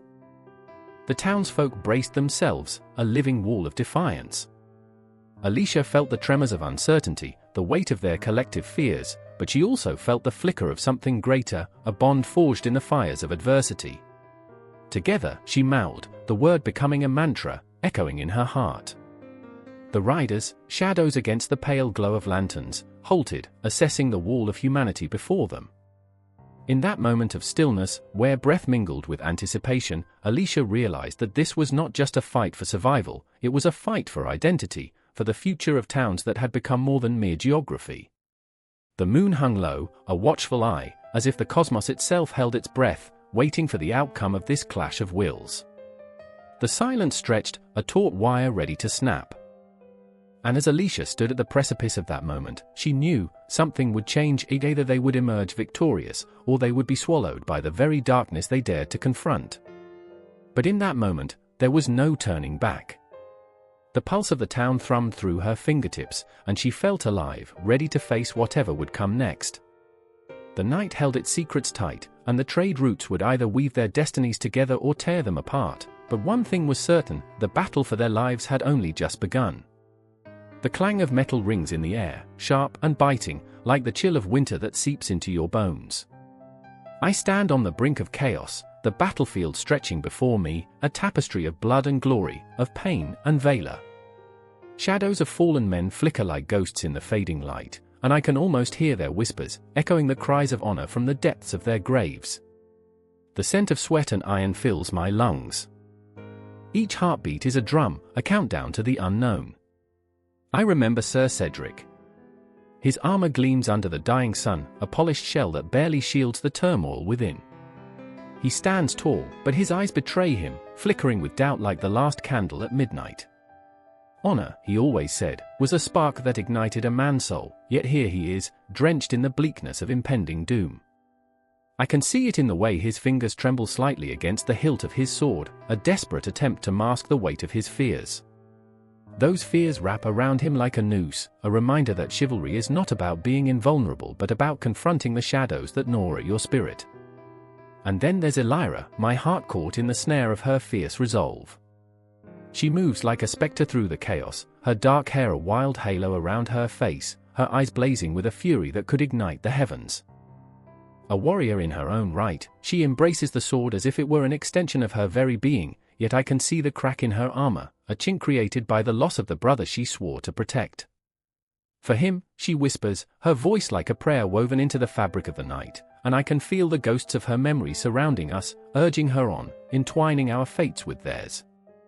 Time stands still, yet it races forward like a relentless tide. I remember watching as Elira faced her demons, a tempest of emotion swirling within her like the storm clouds gathering above. Each clash of steel sends shivers down my spine, a reminder that glory is often laced with desperation. The battlefield is a dance, a chaotic ballet where the steps are dictated by the weight of choices made in fleeting seconds. Some dancers fall, some rise, and the music, oh, the music is the symphony of life and death, of chivalry and knighthood, playing out in vivid strokes of crimson. Do you feel it? Cedric asks, his voice barely a whisper amidst the cacophony. I nod, though I can barely find the words. The air is thick with something electric, a current of inevitability that binds us together in this moment. The code of the warrior, the oath sworn under a sky heavy with stars, where does it leave us when faced with the reality of the grave? Honor is a fickle mistress, demanding sacrifice, but in the heart of battle, it can slip through our fingers like sand. The first wave crashes against us. I feel the heat of adrenaline surge through my veins, a wildfire igniting my resolve. Steel meets steel, and for a heartbeat, we become one, a unit forged in the crucible of conflict. I can hear Elira's battle cry slicing through the din, a raw, primal sound that fuels my spirit. Around us, men and women fight, embodying the very essence of chivalry, yet the truth is stark. A knight's code isn't just about bravery, it's about vulnerability, the cracks in our armor that reveal our humanity. Each clash sends shockwaves through me, memories colliding with the present, moments of laughter shared over a meager feast, the warmth of camaraderie in the face of despair. Chivalry is not a glorified mantle draped over our shoulders, it's an unbearable weight that demands the heart bleed freely. I've seen knights fall, not due to the sword but to the burden of unfulfilled promises, of love left unsaid. There is a moment, a heartbeat, where the battlefield thins. I lock eyes with Cedric, and in that fleeting second, I see the man behind the armor, a friend, a brother in arms. We are bound by more than blood, we are tied to a fragile thread of hope that flickers like a dying flame. To honor, he shouts, and I echo him, though my voice trembles beneath the weight of the truth. Honor is a ghost that walks among us, haunting our every step, reminding us of who we should be, yet often are not. And then, out of the chaos, a figure emerges, dark, cloaked in the shadows of despair. The rival knight, a spectre of death, wielding malice and a blade thirsty for blood. My breath catches, a shiver of recognition, a memory that gnaws at my mind like a bitter truth. This isn't just a battle of strength, it is a confrontation of souls, a test of the very code that binds us. The weight of the past hangs heavy, memories flashing like fireflies in the twilight, betrayal, love, loss. Stand with me, Elira urges, her voice slicing through the air, fierce and unyielding. I can see her determination, the fire in her gaze, but I also see the flicker of doubt that threatens to consume her. For him. For all of us. And just like that, the world collapses into focus, the code, the vows, the chivalry that had once seemed a noble ideal now lies bare before us, exposed and raw. The clash of swords resonates in my bones, the rhythm of life and death playing on repeat, and I can feel Cedric at my side, a fortress against the tide. Elira charges forward, the embodiment of defiance, her spirit a beacon in the gathering dark. I follow, heart pounding, blood roaring in my ears, a primal call to arms. We are warriors, bound by a code that is as fragile as it is fierce, a balance of light and shadow that defines us. The echoes of our pasts ripple through the air, whispers of dreams long forgotten, and yet we stand, ready to fight, to bleed, to embrace our destiny. The battlefield is a mirror, reflecting not just our valor but our vulnerabilities. It is where chivalry lives, breathes, and often dies, leaving behind the haunting reminder that to be a knight is to dance on the edge of honor and despair, and in that dance, we find ourselves endlessly entwined in the fabric of fate. A scream pierces the heavy air, sharp as a blade, echoing through the stone halls of the castle. Lady Isolde stands frozen, her heart thunderous in her chest, her breath caught between the weight of duty and the suffocating darkness of despair. The banquet hall, once a place of laughter and celebration, now feels like a grave. Shadows twist, stretch, and merge, whispering secrets of betrayal just out of reach. What good is power if it is only a gilded cage? She remembers the lessons taught by her mother, the deftness required to wield influence wrapped in a silken veil. A smile here, a nod there, and yet, all she feels is the cold iron of expectation, a noose tightening with every heartbeat. Her husband, Lord Cedric, stands at the head of the table, his face a mask of rage and confusion, eyes darting like a hawk hunting its prey. She knows that anger can ignite a fire, but what happens when it consumes everyone in its path? Fetch the guards, he barks, his voice a thunderclap, shaking the very stones. Isolde's breath hitches. She had not imagined this night would unravel so violently. She was merely the puppeteer, pulling strings to maintain the fragile peace between their warring families. But now, the strings have snapped, and chaos dances in the firelight, casting demonic shadows on the walls. In the corner, Aveline, her handmaiden, grips a tattered cloth, the fabric soaked with a fear that mirrors Isolde's own. The young girl's eyes are wide, reflecting the flickering flames, each spark a memory of laughter, of simpler days when they'd spin tales of knights and fair maidens, unaware that their own lives would be shaped by turbulent tides. Aveline's heart races. She wants to flee, to escape the maelstrom that threatens to swallow them whole. But where to run when the world outside is as unforgiving as what lies within these walls?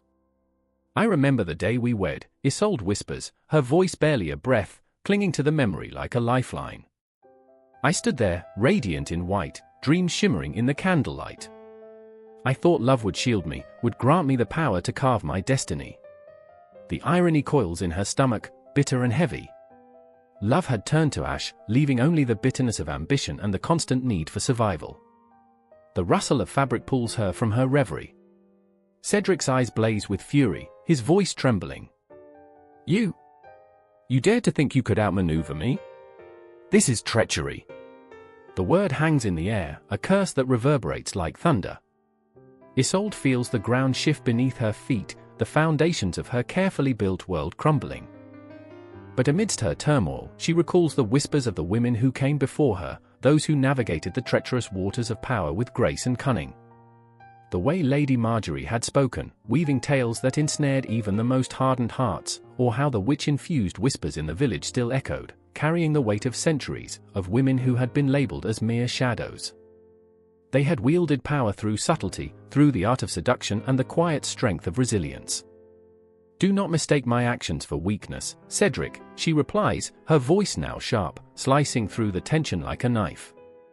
I stood beside you, not beneath you. I fought for our family, for our home. But your arrogance blinds you.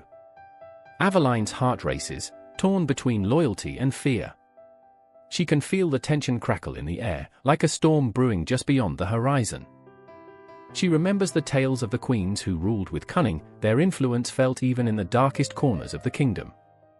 I am no pawn, Isolde continues, her voice growing steadier, but a queen in my own right. You may have the sword, but I hold the heart of our people. Cedric's anger flares, a tempest threatening to engulf them all. You think you can sway me with your words? You are but a woman in a man's world. the punch of his insult lands heavy, an echo of centuries of oppression, a haunting refrain that has stifled voices through the ages. Isolde's fury ignites like a wildfire, consuming the fear that has clung to her. I am a woman forged in the fires of this society. My power is not diminished by my gender. It flows through the veins of our people, in every whispered prayer and every bold act of defiance. Time seems to stretch and twist, each word a thread woven into the fabric of their lives, as the shadows dance wildly around them. With each heartbeat, the stakes rise. Aveline feels the weight of the moment, the crumbling walls of tradition, the chains of expectation rattling against the stone. In the distance, the sound of approaching footsteps grows louder, a herald of the impending clash that will define them. Will they be swept under the tide of history, or will they carve out a new destiny, one that acknowledges the fierce power of women unyielding beneath the weight of a patriarchal society? Every eye in the hall holds the breath of anticipation, a sharp intake of air, as fear and hope intertwine. The faces around them blur, but Isolde and Aveline are locked in this moment, their destinies colliding, shattering the silence like glass. Let them come, Isolde breathes, a newfound resolve surging within her. Let them witness the strength of a woman who refuses to bow to oppression. Aveline's heart echoes her sentiment, a drumbeat of solidarity that cannot be drowned out by the chaos surrounding them. And as the door bursts open, a tide of armored figures flooding in, a single thought reverberates through Isolde's mind, a mantra against the storm: I will not be silenced. In this tempest of emotions, power, and influence, the storm has only begun. The confrontation looms, a spectre of change waiting to be unleashed, echoing through the ages. The shadows seem to whisper of an endless cycle, of resilience, of defiance, of women who fought and bled for their place in a world that sought to erase them. And as the light flickers, dimming, a new dawn waits on the horizon, ready to break. The air was thick with the scent of parchment and ink, it clung to us like desperation. I stood in the heart of a candlelit chamber, shadows dancing against the walls like restless spirits. Around me, scholars hunched over their scrolls, faces illuminated by flickering flames. It was a night veiled in urgency, and every heartbeat echoed the tension throbbing in the chamber. A single candle flickered, casting an eerie glow, illuminating the words of Aristotle, as if he himself haunted our thoughts. I remember the sound of my breath catching in my throat. In that moment, I felt the weight of the world rest on my shoulders. The walls, adorned with ancient texts, seemed to lean in, eager to hear the whispers of new ideas. I could see faces twisted in contemplation, men and women lost in the labyrinth of their own thoughts, grappling with the burning questions of existence, morality, and truth. But among them were two souls whose struggles pierced through the thick fog of intellect. Eleanor was fierce, a tempest in a gown. Her passion radiated like the sun breaking through storm clouds. Yet there was a fragility beneath her fierce exterior, a longing for acknowledgement that gnawed at her. She fought against the chains of tradition, yearning to be heard in a world that dismissed women as mere vessels for knowledge. I could see her brow furrowed in concentration, lips pressed into a thin line as she scribbled her thoughts, desperate to be more than the shadows of her male counterparts. Then there was Thomas, oh, Thomas. His genius was a double-edged sword, slicing through the fabric of his sanity. With eyes that shimmered like obsidian, he was a prisoner of his intellect, a mind that danced on the precipice of madness. He wrestled with the concepts of faith and reason, torn between the sacred and the profane. Each word he spoke was laced with a haunting poetry, but they fell like stones in a still pond, rippling outward only to drown in silence. I remember how he'd throw his head back, laughing at the absurdity of existence, but beneath that laughter lay a deep-seated despair, a fear that he might never find a place in this world of rigid orthodoxy. Eleanor, he whispered one evening, the candles flickering in response to his breath. What if we are nothing more than echoes of what has been? Mere reflections dancing in shadows. The room fell silent, the weight of his words pressing down on us like a leaden shroud. I refused to believe that, Thomas, she shot back, her voice fierce. We are the architects of our thoughts. We shape the future. But her eyes betrayed her, deep wells of doubt swirling within, a tempest of uncertainty raging just below the surface. I could feel the tension building, thick enough to slice through. Outside, the city was alive, a cacophony of sounds, laughter, and sorrow. Yet inside, we were cocooned in the silence of profound intellectual strife. There was a haunting beauty in our struggle, like watching a vine twist and turn in search of light. The clock ticked relentlessly, each second a heartbeat of fear and anticipation. I remember the way Eleanor's fingers trembled as she penned her thoughts, her quill scratching the surface of existence. What if the church is wrong? What if the essence of life is not found in blind faith, but in the pursuit of knowledge? Her voice quivered with intensity, and for a moment, it felt like the world itself held its breath. But those words hung heavy in the air, laden with danger. We were stepping into treacherous territory, where belief and knowledge clashed like titans. The shadows of heresy loomed large, and I could see it in Thomas's eyes, fear mingled with exhilaration. What if our thoughts lead us to ruin, he mused, his voice barely a whisper, as if the very act of saying it would summon the wrath of the heavens. And then it happened, the confrontation we had all dreaded. A sudden explosion of sound shattered our fragile bubble. The door burst open, and figures clad in the dark robes of authority stormed in, faces obscured by hoods, eyes glinting with hostility. They were the guardians of orthodoxy, the sentinels of tradition, and they had come to silence us. Enough, one of them thundered, his voice slicing through the tension like a knife. The room fell into a suffocating silence, the air thick with fear. I could feel Eleanor's heart racing, the pulse of defiance pounding against her ribs. You dare challenge the teachings of the church? But Eleanor stood tall, her spirit aflame. We seek the truth, she shouted, voice unwavering. We cannot be shackled by fear. I could feel the electricity in the air, a magnetic force pulling us toward the edge of rebellion. Thomas stepped forward, his voice trembling yet resolute. Knowledge is not a sin. It is a gift. In that moment, the world fell away. The struggle of centuries, the weight of tradition, and the desire for understanding collided like the fiercest storm. Time warped around us, stretching and bending as we stood there, united in our defiance, hearts racing in unison. But within that unity lay a fragile thread of fate. I was torn between the fear of their wrath and the exhilaration of conviction. I remember the way the candles flickered, shadows warping and twisting, a reflection of our own internal battles. Would we crumble under the weight of their judgment? Would we be swallowed whole by the darkness of ignorance? Or would the light of our thoughts pierce through the veil of tradition, igniting a flame that could not be extinguished? The room pulsed with the energy of questions, and I stood on the precipice of a new dawn, my heart racing with the thrill of possibility. There was no turning back now. A bell tolls in the stillness, echoing through the sprawling stone halls of a crumbling abbey, each chime a harbinger of change, or perhaps, doom. I stand in the shadows, heart racing, the air thick with uncertainty. This is where the sacred meets the unholy, where the power of the church wrestles against the iron grip of kings. The scent of damp earth and burning candles fills my lungs, and I can almost taste the whispers of conspirators, hear the prayers laced with desperation. Distant footsteps approach, heavy and deliberate. I peer around the corner, heart hammering in my chest. There, cloaked in fine robes, is Pope Gregory VII, his face a mask of conviction and fear intermingled. Behind him, the Duke of Saxony, a man with blood on his hands and ambition in his eyes, shadowed by his own darkness. The air crackles as they draw near, their heated words a silent storm, a clash of ideologies that could ripple through eternity. I will not stand idly by while you dismantle the very foundation of our realm, the Duke growls, fingers twitching as if itching for a sword. I can almost see the pulse of power thrumming between them, a visceral struggle over who will hold the throne of God on earth. Your realm. Gregory's voice is calm, yet it quakes with an intensity that sends chills coursing through me.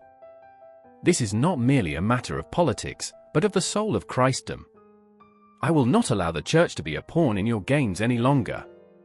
I remember the stories of old, of saints and sinners, of the blurred lines between piety and power, and I shudder. This very moment feels like the climax of a tragic play, where the actors wear their masks too well, and the audience can only hold their breath, fearing the inevitable downfall. In the flickering candlelight, I glimpse another face, a woman cloaked in shadows, Hildegard, a novice with fiery eyes and a heart that beats like a war drum. She is caught between her devotion to the church and her secret yearning for the independence she sees slipping away into the grasp of corruption. She watches, breathless, as the men clash, her own internal war reflected in every flicker of her gaze. "Change must come, my lord," she whispers, though no one hears her but me. "The people suffer under the weight of their sins, sins not of their choosing. A church that forgets its purpose is a church that dies." The Duke scoffs, his laughter dark and hollow. "And what do you know of suffering, girl? You live in a world of texts and hymns, while men like me feed the hungry with blood and iron." I can see the hurt flash across Hildegard's face, and it tears at something deep within me. Her dream of reform, of a church that serves rather than rules, is a fragile thing, and it hangs by a thread. The Duke's disdain is a dagger that cuts deep, and I wish to pull her away, to shield her from the bitter truth that power, once tasted, is an addiction insatiable and cruel. But the moment shudders, and Gregory, the Pope, stands like a statue of stone, unwavering, the embodiment of fierce resolve. "You think power is might? It is not. Power is in the heart, when one stands for the voiceless, the broken, the lost. That is where true authority lies." His words hang in the air, a challenge, a call to arms. What he doesn't see is the tempest brewing within the stone walls, a hunger for revenge, for authority, swirling like a dark shadow. I can feel it coiling tightly around my heart, squeezing until it aches. I remember a time when faith was a refuge, when prayers felt safe, innocent. But now it's a battlefield, and the lines are blurred, the sanctity of belief smeared with the grime of ambition. Outside, the wind howls, and I catch a glimpse of the world beyond the abbey walls, a world dominated by castles that pierce the sky, each one a throne built upon the backs of the suffering. The cries of peasants rise like smoke, curling into the night, and it resonates within me, a haunting melody of despair and hope.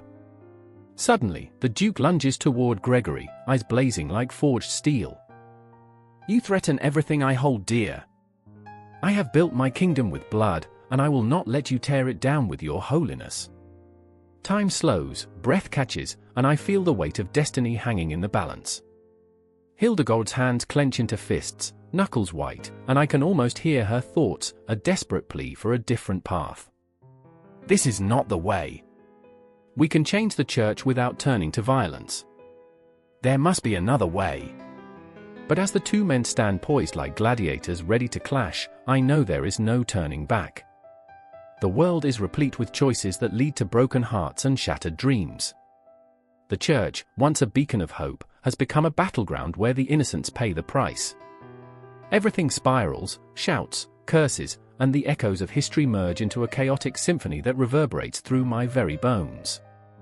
Each heartbeat mirrors the turmoil within me.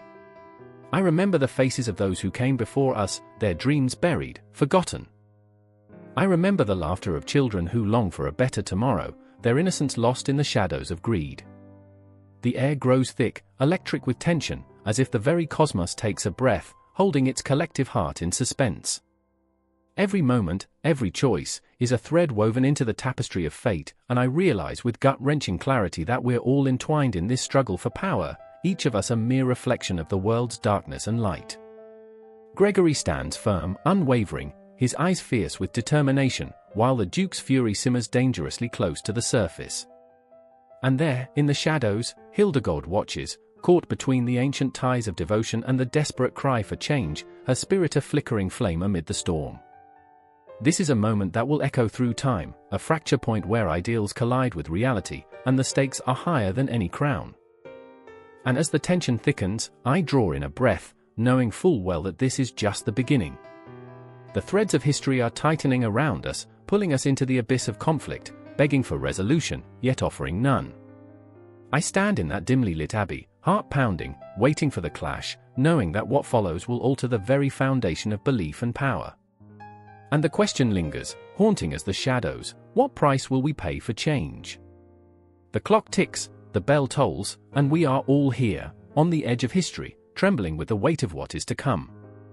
The sun hung low in the sky, a molten orb casting shadows over a field of chaos. It was as if the heavens were bleeding, angry at the world below.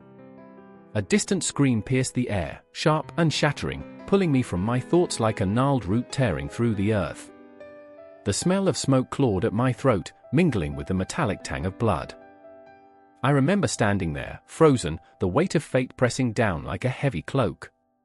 I was not a soldier, I was a witness, caught in the maelstrom of ambition and faith that twisted men into monsters and saints alike. Baldwin. The name echoed in my mind, a prayer and a curse wrapped in one. He was a knight, a man of conviction, with eyes as fierce as the blade he wielded.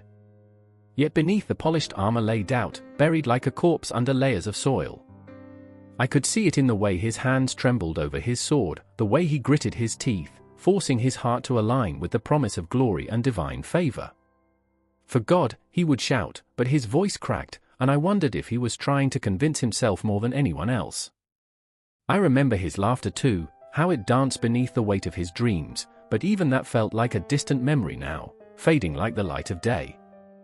Then there was Anna, a woman with the spirit of a tempest housed in a fragile frame. She stood at the periphery, watching the tides of battle swell and crash like waves against the shore. Her heart beat fiercely for the cause, but it was a heart burdened by the ghosts of her past, shackled to memories of a world she could not save. I could see the tremor in her hands as she clutched her rosary, her knuckles white, the beads cold and unforgiving. "Do you believe?" she whispered to me once, her voice trembling like the last leaf on an autumn branch. "Do you believe it matters?" I couldn't answer. How could I, when faith and doubt intertwined like ivy choking a tree? The cries of the wounded were a symphony, haunting and discordant. They surrounded us, twisting around our minds and squeezing our hearts. A siege was underway, and in that moment, I felt the weight of history bearing down on us like a titanic wave. Baldwin charged forward, driven by something primal, something raw. I watched as he thrust his sword into the fray, a madman possessed, and for a fleeting second, his face was illuminated by the fires of hell itself. The laughter of soldiers echoed, a cacophony of fear and bravado, drowning out the cries of the dying. "This is it," they cried, the fervor of zealotry igniting their spirits like kindling. "This is our moment." But for Anna, it was different. She moved through the chaos with a grace that belied her inner turmoil. I could see it in her eyes, the flicker of a candle in a storm. She was searching for meaning, for salvation, for something that would stitch the jagged pieces of her heart back together. As she reached out to a fallen soldier, her fingers brushed his bloodied hand, and I swore I saw a fragment of her soul shatter before me. "We fight for redemption," she murmured, but I could tell she was fighting for herself, for the ghosts that haunted her every step, whispering reminders of loss and longing. The battle raged on, a brutal symphony of clashing steel and anguished cries. I remember the moment when the first wave crashed against the city walls, a tidal force of ambition and desperation. Baldwin fought like a man possessed, but each swing of his sword felt heavier, each enemy he felled turning into a weight upon his conscience. I could sense the shift in him, an ember of doubt igniting into a conflagration of horror. He began to understand, this was not just glory, this was blood and pain, and it clung to him like a shroud. "Is this what faith demands?" he shouted into the chaos, his voice hoarse with disbelief. "Is this the path to God?" The question hung in the air, a silent ghost that echoed even as swords clanged and men fell. Anna turned to him, her eyes wide, reflecting the flames of the battle. "Faith is not a destination, Baldwin," she cried, her voice cutting through the din. "It's the journey, the heartache and the hope intertwined." But her words, filled with passion, seemed to drown in the tide of rage surrounding them. Time twisted and warped in that moment of reckoning. The sun dipped lower, the shadows lengthening into grotesque shapes, and the air thickened with the scent of death. I felt it creeping in, an icy hand sliding down my spine, whispering dark secrets of loss and despair. I watched as Baldwin fell to his knees, the weight of his sword too much to bear. "What have we done?" he gasped, the realization flooding over him like a wave crashing against jagged rocks. "We are not heroes. We are but instruments of our own destruction." And Anna, she reached for him, her heart breaking in tandem with his as she knelt beside him. "No," she whispered fiercely, her grip tightening on his arm. "We are not defined by our sins. We are shaped by how we rise above them. But even as she spoke, I could see the uncertainty flickering in her gaze. The battlefield was a crucible, and they were the iron. Would they emerge whole, or shattered into pieces? The silence settled, an eerie calm enveloping the chaos, as if the world held its breath, waiting for the inevitable reckoning. I felt the tension tauten, fraying at the edges like an old tapestry. The sounds of war faded into a haunting whisper, an echo of what was to come. I remember the feeling, the weight of the world resting on the precipice of their choices, each heartbeat a drumroll heralding the unfolding tragedy. And then, just like that, the moment snapped back, startled, like a broken string.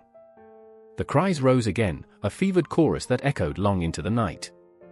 I could see Baldwin and Anna, entwined in their struggle, caught in a tempest of faith and fear, hope and horror, moving closer to a confrontation that would shatter them both. How could they reconcile the depths of their souls against the backdrop of ambition and war? And as the world around them churned in madness, I could feel it, the pulse of history thrumming like a drum, relentless and unforgiving. The First Crusade was not just a battle for Jerusalem, it was a clash of the human condition, where the stakes were life and death, faith and despair, love and sacrifice. I was not just an observer, I was a part of this dark dance, my heart echoing their turmoil, their fears, and their relentless hope. Amidst the chaos, the echoes of my own heartbeats and the swirling shadows of their destinies merged until the line between my soul and theirs blurred, caught in a tapestry woven from the threads of devotion and destruction. The haunting question lingered in the air: what would they choose? What would any of us choose when faced with the abyss? And just as I thought I could grasp the answer, the moment slipped away into the growing darkness, pulling me along into the unknown. The air was thick with dust and despair, the sun a burning eye glaring down at the landscape of chaos.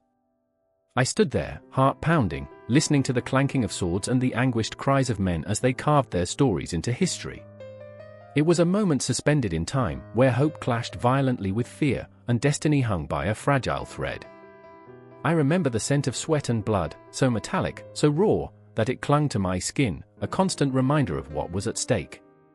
Across the battered field, a figure emerged, Alp Arslan, the Sultan of the Seljuks, his eyes fierce with the fire of ambition.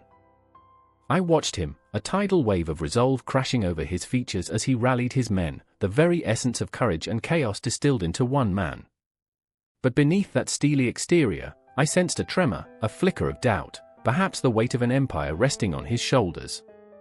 I felt it, too, a shared burden that echoed through our shared breaths. Who were we to play gods on this day? On the other side, the Byzantine forces, led by Romanos IV, a man who had known the taste of glory but now stood at the precipice of ruin. His armor gleamed under the relentless sun, but his spirit flickered like a candle in a tempest. I remember his eyes darting, betraying a man who had once been a lover of the arts and a seeker of peace, now thrust into the savage ballet of war. The ghosts of his past, of philosophy, of beauty, of dreams unfulfilled, haunted him. He wasn't just fighting for a crown, he was fighting for his very soul.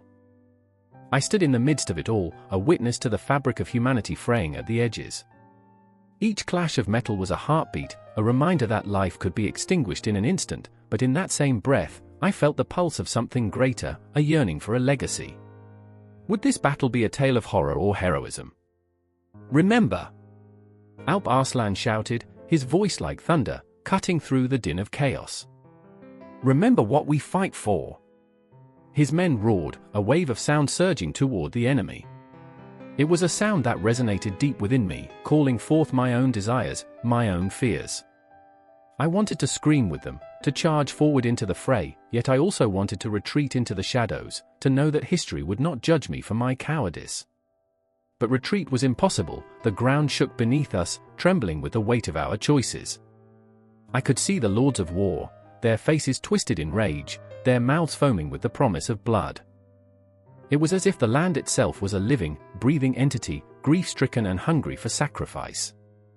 I felt the chill of the cosmos, an invisible hand guiding us to our fates, reminding us that we were but fleeting whispers in the grand narrative of existence.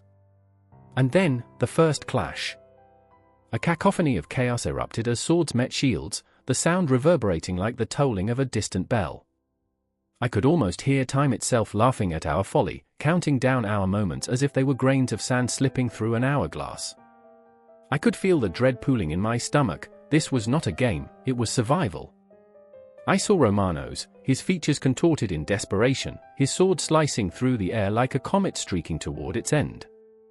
For the Empire, he shouted, but his voice trembled, a fragile thing against the storm of chaos.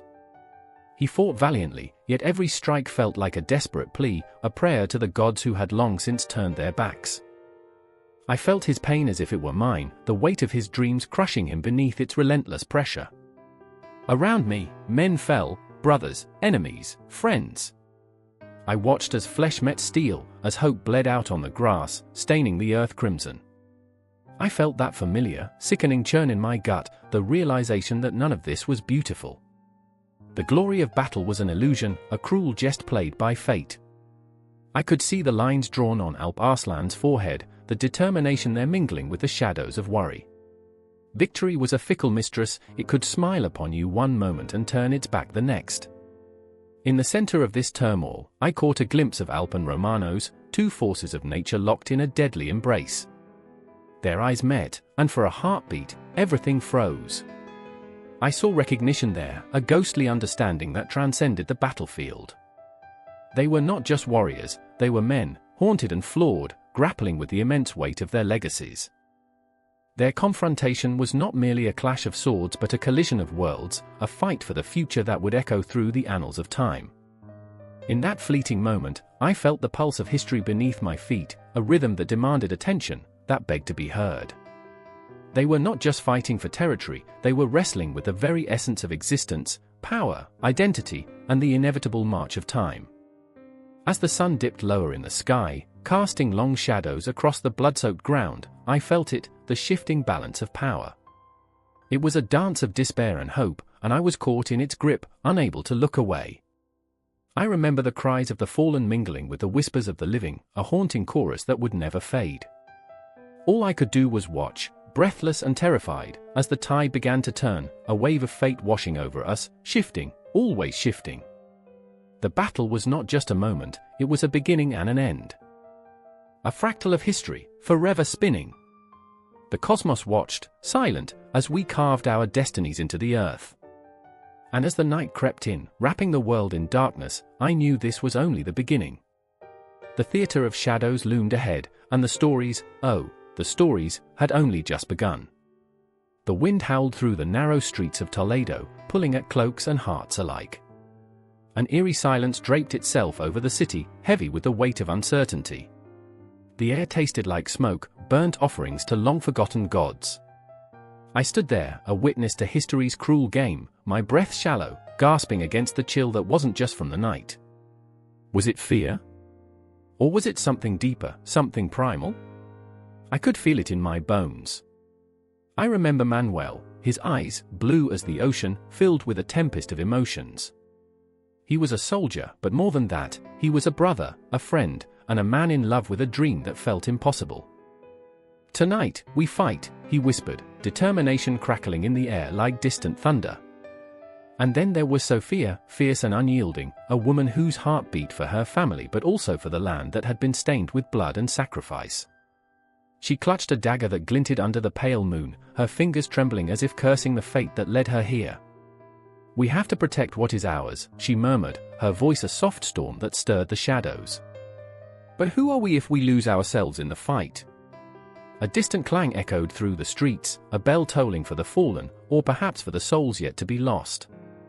I could almost see the ghosts of our ancestors, their faces twisted in anguish, a cacophony of the past reminding us of the weight of our choices. Each step toward the looming castle felt like an intrusion into a sacred space, a place where dreams and nightmares collided. In that moment, I was not just a spectator, I was a part of the tapestry of this struggle, woven into the very fabric of the Reconquista. It had begun as a flicker, a spark of hope ignited by the promise of freedom. Now, it was a raging inferno, consuming everything in its path. I could hear the clash of swords in my mind, the metallic tang of blood rising like a bitter perfume. "Remember the children," Manuel said suddenly, breaking the spell of silence. "What kind of world are we leaving for them?" His voice trembled, a mixture of fervor and fear. I knew the weight he carried, the burden of a man who had seen too much yet still clung to the idea of a better future. I could feel the warmth of tears pooling in my throat, the ache of loss unspoken yet understood. Sophia's eyes sparkled with defiance. "We fight for their laughter, for their freedom." But even as she said it, I could see the crack in her resolve, the flicker of doubt. I remember how she had laughed before, carefree and wild, the sound like music on a dark night. Now, that laughter felt like a ghost, haunting the edges of her spirit. The armies were gathering, the weight of their intentions pressing down like a storm cloud threatening to burst. I could smell the sweat and fear, the desperation that clung to them as they prepared for battle. I remember the chants, the prayers that rose into the night, intense, fervent, echoing off the ancient stone walls. They were not just words, they were lifelines thrown into the abyss. But what did they mean? I could see it in their eyes, the truth hidden beneath layers of bravado. Each man, each woman stood at the precipice of their existence, caught between the desire for glory and the instinct for survival. My heart pounded as I scanned their faces, searching for a sign, a glimmer of hope amidst the storm. And then, like the first crack of thunder, it began. The clash of steel filled the air, followed by the guttural cries of warriors, a symphony of chaos that seemed to echo through the very core of the earth. I felt the ground tremble beneath my feet, each beat a reminder that we were alive, that we were fighting for something greater than ourselves. Manuel surged forward, his sword gleaming as he charged into the fray, a comet streaking across the dark sky. His fierce battle cry was swallowed by the din, but it echoed in my soul.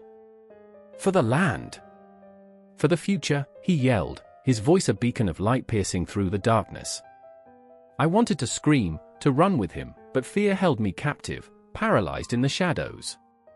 Sophia followed, her dagger flashing through the air with lethal grace, a wildflower thriving in the harshest of conditions. I could see the determination etched on her face, her resolve hardening like stone. But behind that fierce exterior lay a vulnerability that cut deeper than any blade. The thought of losing Manuel, of watching him fall, gnawed at her heart, a relentless ache that threatened to crush her spirit. Time blurred. Each moment stretched into eternity, a cruel reminder that life was not a linear path but a chaotic dance of fate and folly. I remember the faces, the cries, and the silence that followed, the eerie stillness that hung like a shroud after the battle. Each heartbeat drummed in my ears, a relentless reminder of the cost of this struggle. In the aftermath, I stood among the ruins, haunted by the echoes of the past. The ground was stained with memories, the shadows whispering stories of those who had fought and fallen. I could see their ghosts, flickering in the corners of my mind, urging me to remember, to hold fast to the truth of our existence. I remember the taste of ash on my tongue, the bitterness of loss mingling with the faintest hint of hope. The struggle wasn't just for land, for power, it was for the very essence of what it meant to be alive, to love, to dream amidst the darkness. And as the first light of dawn crept over the horizon, I felt a flicker of something deep within, a promise that the fight would continue, that the echoes of our struggle would resonate through the ages. I could still hear Manuel and Sophia, their voices intertwined with the whispers of history, a haunting melody that would never fade. Time would march on, the moon would rise and fall, and yet the struggle, the heart-wrenching, soul-gripping struggle for the Iberian Peninsula, would remain, an eternal symphony of love and loss, hope and despair, forever intertwined. A candle flickers in the dimly lit chamber, casting dancing shadows on the cold stone walls. The air is thick with tension, thick enough to choke a prayer. I can almost hear it, the primal thrumming of two worlds on the brink of collision. Somewhere in the distance, a bell tolls, its mournful clang resounding like a heartbeat echoing through the cosmos. The church stands as a monument to faith, yet it feels more like a battleground, the sacredness twisted into something almost grotesque. I remember staring into the eyes of a man who was more than just a man, he was a titan of belief, a conflicted soul caught between the ancient traditions of the East and the zealous dogmas of the West. His name was Michael, a bishop wrapped in the robes of authority yet burdened with the weight of despair. His heart yearned for unity, but the rift between the two halves of Christianity loomed like a chasm, dark and yawning. "Can you feel it?" he whispered, his voice wavering like the flame of a candle about to be snuffed out. "Can you feel the darkness creeping in? It's the silence before the storm, the void where love should dwell." His fingers trembled as he adjusted his ornate chasuble, a vestige of the riches he despised. I saw the conflict etched on his face. He wanted to bridge the gap, but the chasm was widening, fueled by historical grudges and metaphysical misunderstandings that span generations. Then there was Anna, a fierce woman of the East, her spirit aflame with the conviction of her ancestors. She had grown up in the shadow of the Hagia Sophia, its grand dome a reminder of the divine, yet also of division. "You think we can reconcile with them?" she spat, her voice hot like molten iron. "They've taken everything sacred and twisted it into something unrecognizable. Look at the filth they call theology." Her eyes burned with righteous anger, but beneath that was fear, the fear of losing her identity, her culture, her very essence. I remember the day they met, the air crackling with unresolved tension, the remnants of 1,000 years of conflict swirling around them like an ancient fog. They stood at the foot of a crumbling statue of a forgotten saint, both unwilling yet unable to look away from the other. It was as if they were two celestial bodies, drawn together by an unseen force, yet caught in a gravitational pull that threatened to tear them apart.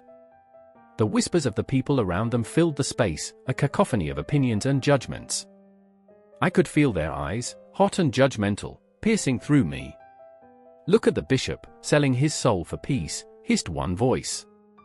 "Look at the woman, clutching her past like a dying ember." I felt my breath hitch in my throat, the weight of the history pressing down like a leaden shroud. Michael's mind raced, an internal storm brewing with every heartbeat. If only they would listen, he thought, searching for a thread of commonality.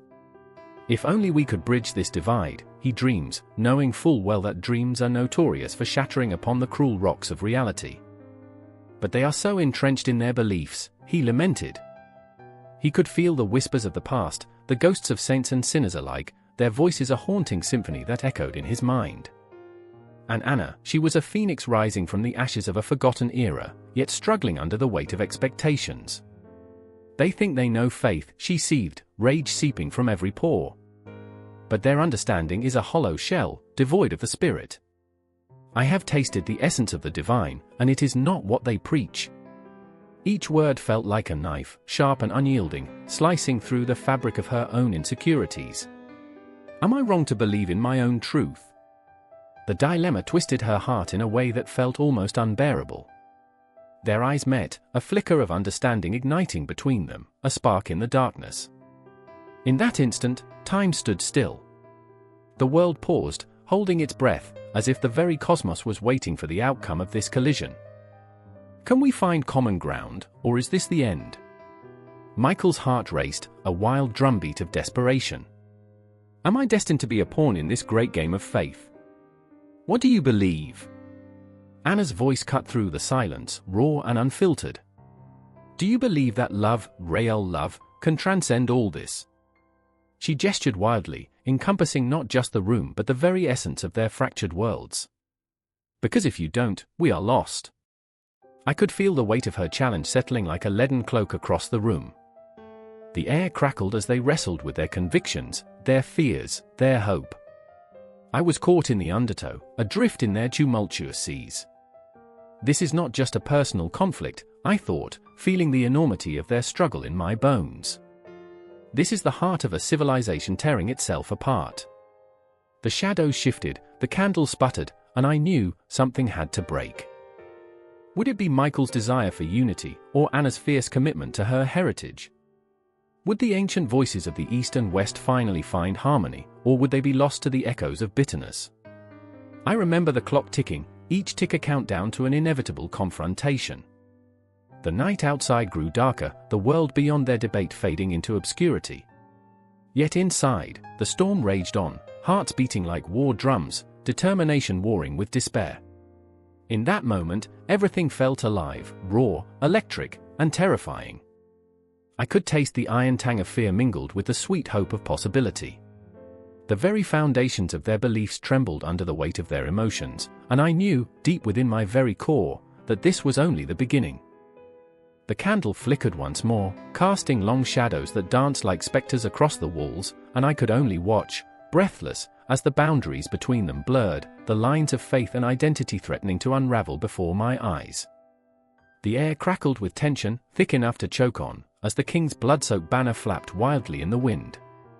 I stood there, frozen, heart pounding, the world around me a chaotic symphony of metal clashing against metal, screams echoing through the mud and muck of a battlefield that had become a graveyard. This was no dream, nor some distant tale, it was real, and I could taste the iron tang of despair on my tongue as the sun dipped below the horizon, casting long shadows that seemed to whisper secrets of betrayal and ambition. I remember the faces of warriors, contorted in fear and rage, but one face stood out, a woman, fierce and proud, her eyes aflame with defiance. Eleanor of Aquitaine, a queen torn between love and power, her spirit a tempest in a world where loyalty was as fickle as the wind. I watched her as she rallied her troops, voice rising above the chaos, a clarion call that pierced the fog of despair. For the crown! For honor, she cried, and my heart clenched, both in admiration and dread. Her heart was a battlefield of its own, caught between her son, Richard, the lion-hearted, and the cunning John, whose ambition festered like an untreated wound. Then there was Robert, a knight with a heart too big for the armor he wore. He fought not for glory, but for love, his love for Eleanor, whose affections had been swept away like autumn leaves before the cold gusts of winter. He had sworn to protect her, and now, with each swing of his sword, he battled not just men but the very fate that had entwined them in this tragic dance. I could see the resolve in his eyes, but I could also see the flickering flame of doubt, the haunting query, what if she loved another? Eleanor, he whispered under his breath, a prayer, a lament. Each time he called her name, the weight of his yearning almost crushed me. I remember the haunting glance she shot his way, filled with both affection and the weight of 1,000 unspoken words. In that moment, amidst the chaos, a silence fell between them, thick and suffocating. Their shared history hung in the air like smoke, curling and twisting, a ghost of what might have been. As the battle raged, blood splattered like paint on a canvas, and the stench of death mingled with a memory of her laughter, a sound that once echoed through the halls of castles now turned to ruins.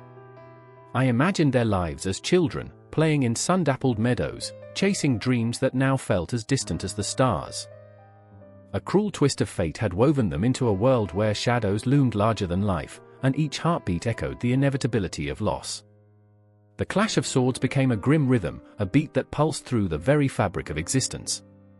I remember a moment when Robert fell, the ground shuddering beneath him, and I gasped, a cold wave of fear washing over me. The world narrowed to his face, eyes wide with disbelief, as life ebbed away. I felt my heart fracture, the agony of witnessing his hope snuffed out like a candle in the wind. And Eleanor, oh, Eleanor! Her scream shattered the air, raw and primal, echoing through the valley like a lost soul's wail. In that tumultuous sea of emotion, all the unfulfilled dreams and whispered promises surged back to the surface. Time bent and twisted, it felt like hours passed in the blink of an eye, each second stretching into eternity, every breath a reminder of the fragility of existence. I remember the way Eleanor crumpled to the ground, a queen stripped of her crown, a warrior bereft of her heart. Her grief was a palpable entity, a storm that threatened to consume everything in its path, tearing apart the very fabric of the kingdom. And then, amidst the chaos, a figure emerged from the shadows, John, the brother who had always lurked in the periphery, a spectre of envy and ambition. There was greed in his eyes, a hunger that spoke of betrayal, and yet, beneath that veneer, I sensed a fear, a desperate desire to be seen, to be loved. But love was a treasure too precious, slipping through fingers like grains of sand. I sensed the internal conflict brewing within him, a tempest raging as he stood poised to seize the throne.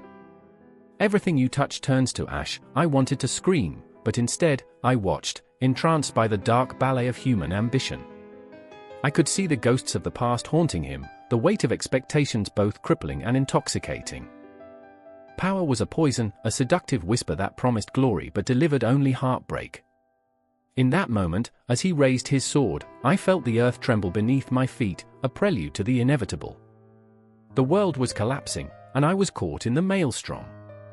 I felt the ache of loss, the unbearable burden of a fractured kingdom where dreams were nothing more than echoes. And yet, amidst that despair, there was a flicker of resolve.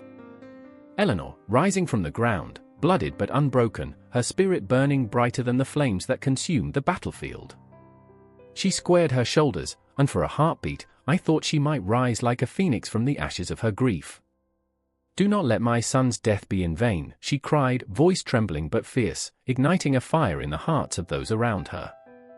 She was no longer just a queen, she was a force of nature, a storm that would not be tamed. And I felt an overwhelming swell of hope, a surge of belief that perhaps, just perhaps, love could conquer even the darkest of betrayals. But hope is a slippery thing, like fog rolling in at dusk, beautiful and haunting. It can illuminate the path or blind you to the dangers lurking in the shadows. And as I stood there, watching this poignant clash of love and ambition, I knew we were on the verge of something monumental. A reckoning was coming, one that would change the very nature of power, monarchy, and the hearts that beat within its confines.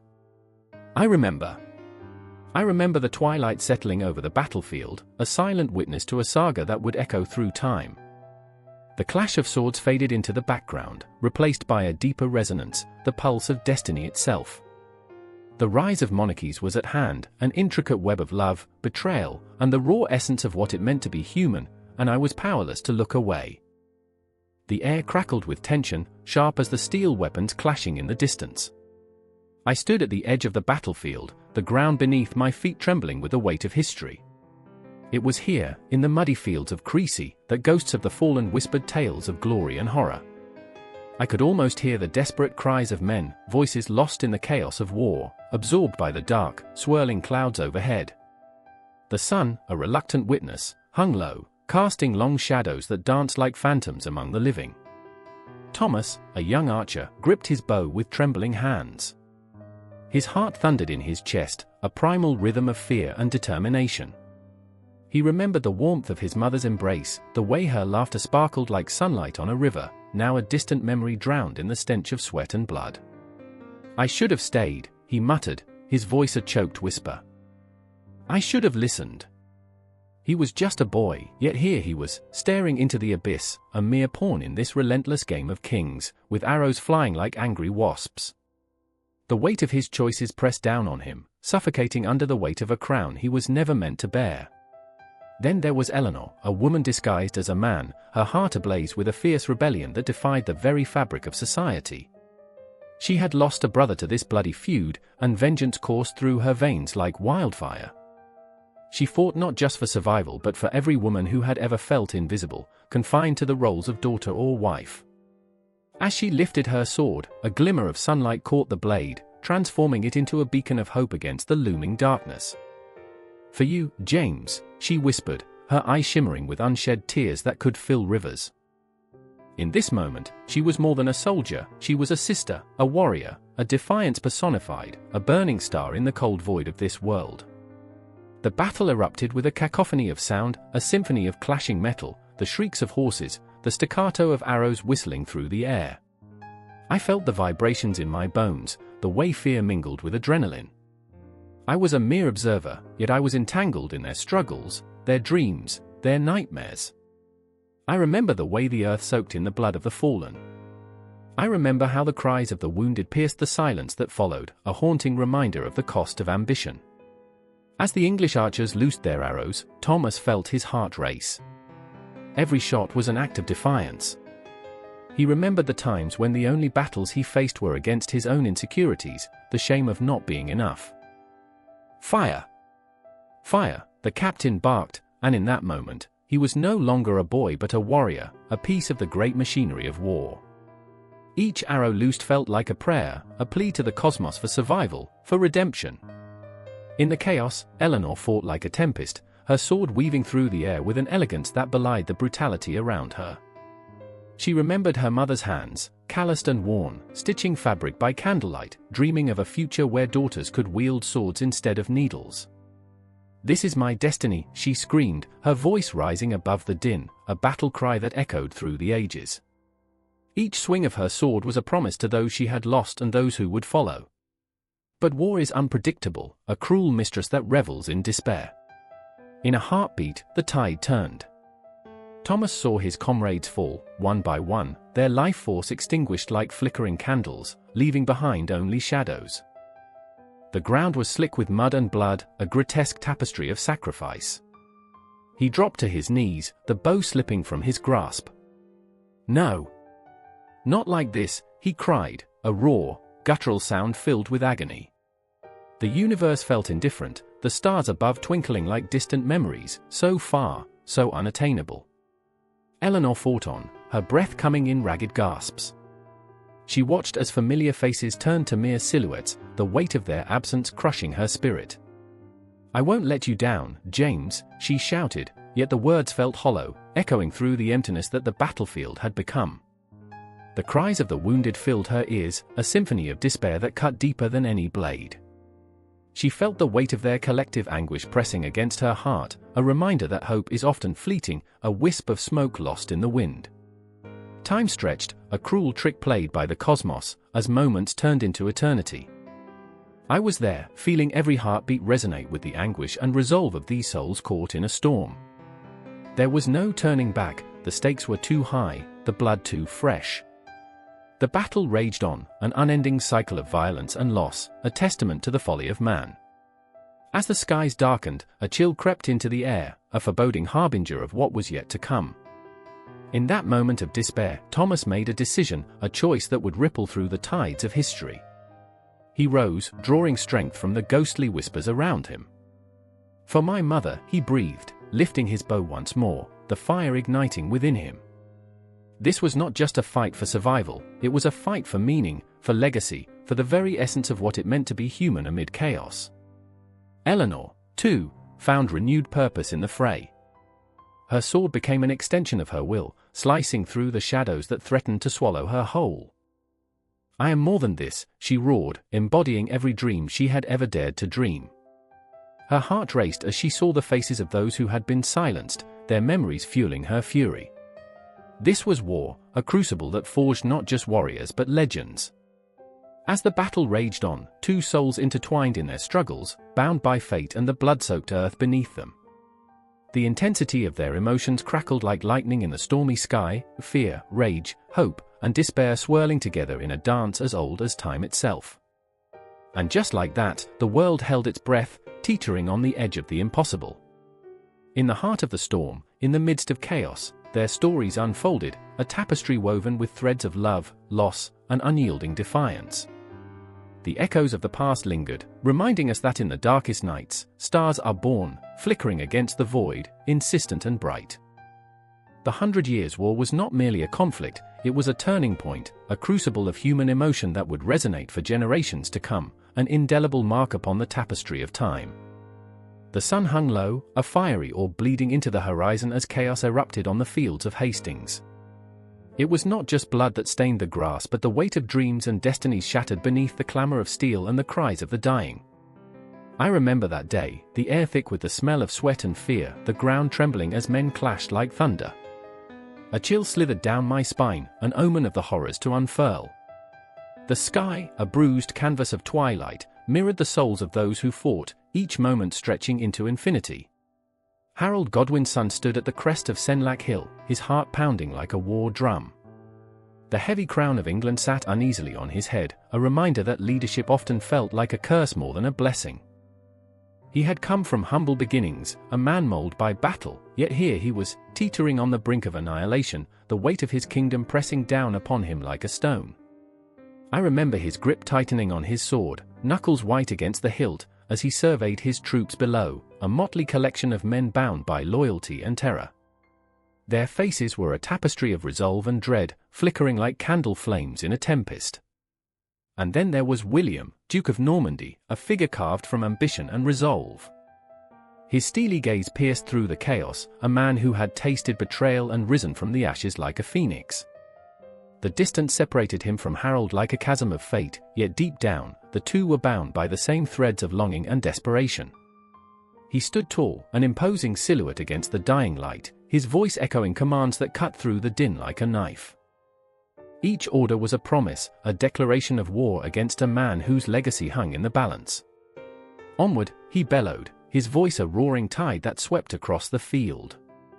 As the Norman knights surged forward, a tide of steel and fury, the battle was a grotesque dance, men falling, rising, only to fall again. I could hear the clash of swords, the sickening thud of bodies hitting the ground, each sound amplifying the horror unfolding.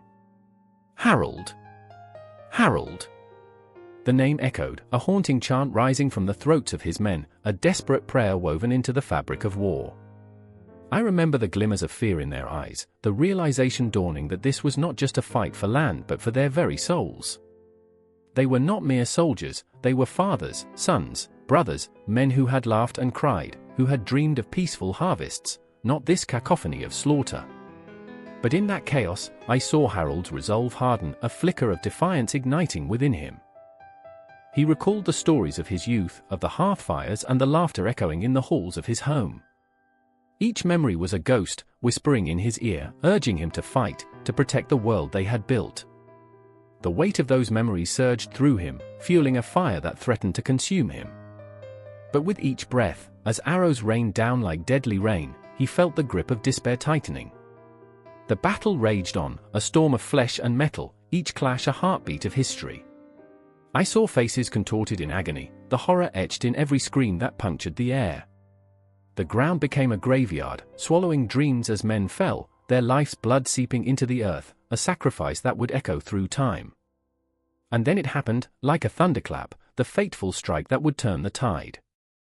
An arrow, sharp and cruel, found its mark, piercing through Harold's eye. I remember the moment stretching like a taut string, the air frozen in disbelief as he staggered.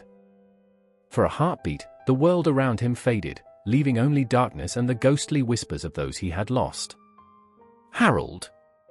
It was a cry of despair, raw and unfiltered, a plea that clawed at the edges of my heart. I could see his men falter, their resolve shattering as the sight of their king falling struck them like a blade. In that instant, hope bled out, pooling in the dirt, mingling with the blood of countless others. William saw it too, the triumph glinting in his eyes, a predator savoring the moment of his prey's demise.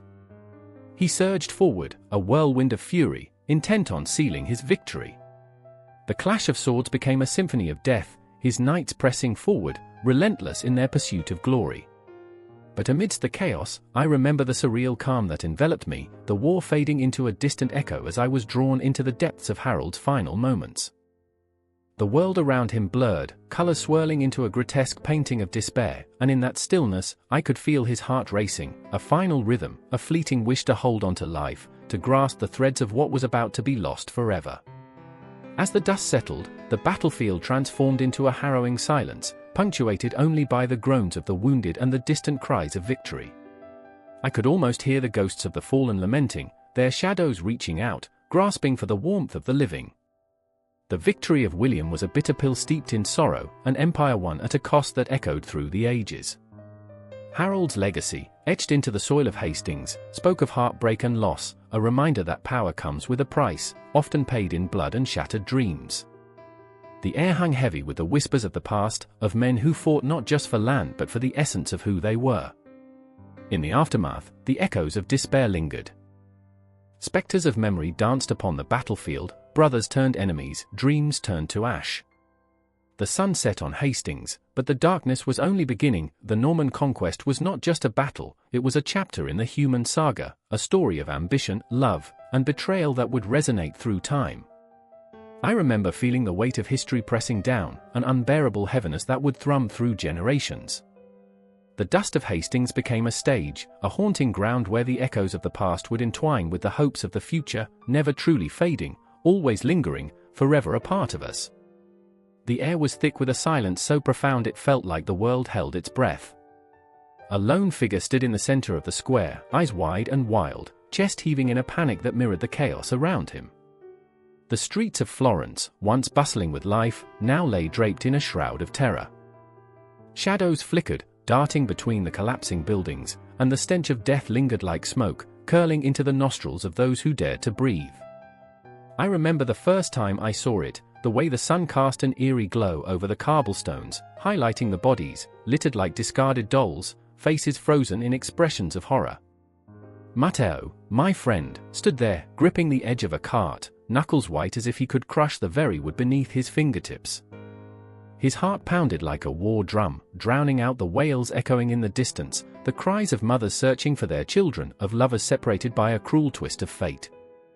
I remember Matteo's eyes, once bright and full of dreams, now dulled by despair. "What have we done?" he whispered, voice cracking like the fragile remnants of hope. What sin has brought this upon us? It was a question that hung in the air, thick as the fog rolling in from the river. I remember staring at him, wanting to offer some comfort, but the truth felt too heavy to utter. We were too late to change the world around us. The Black Death had arrived like a thief in the night, stealing away the very essence of life.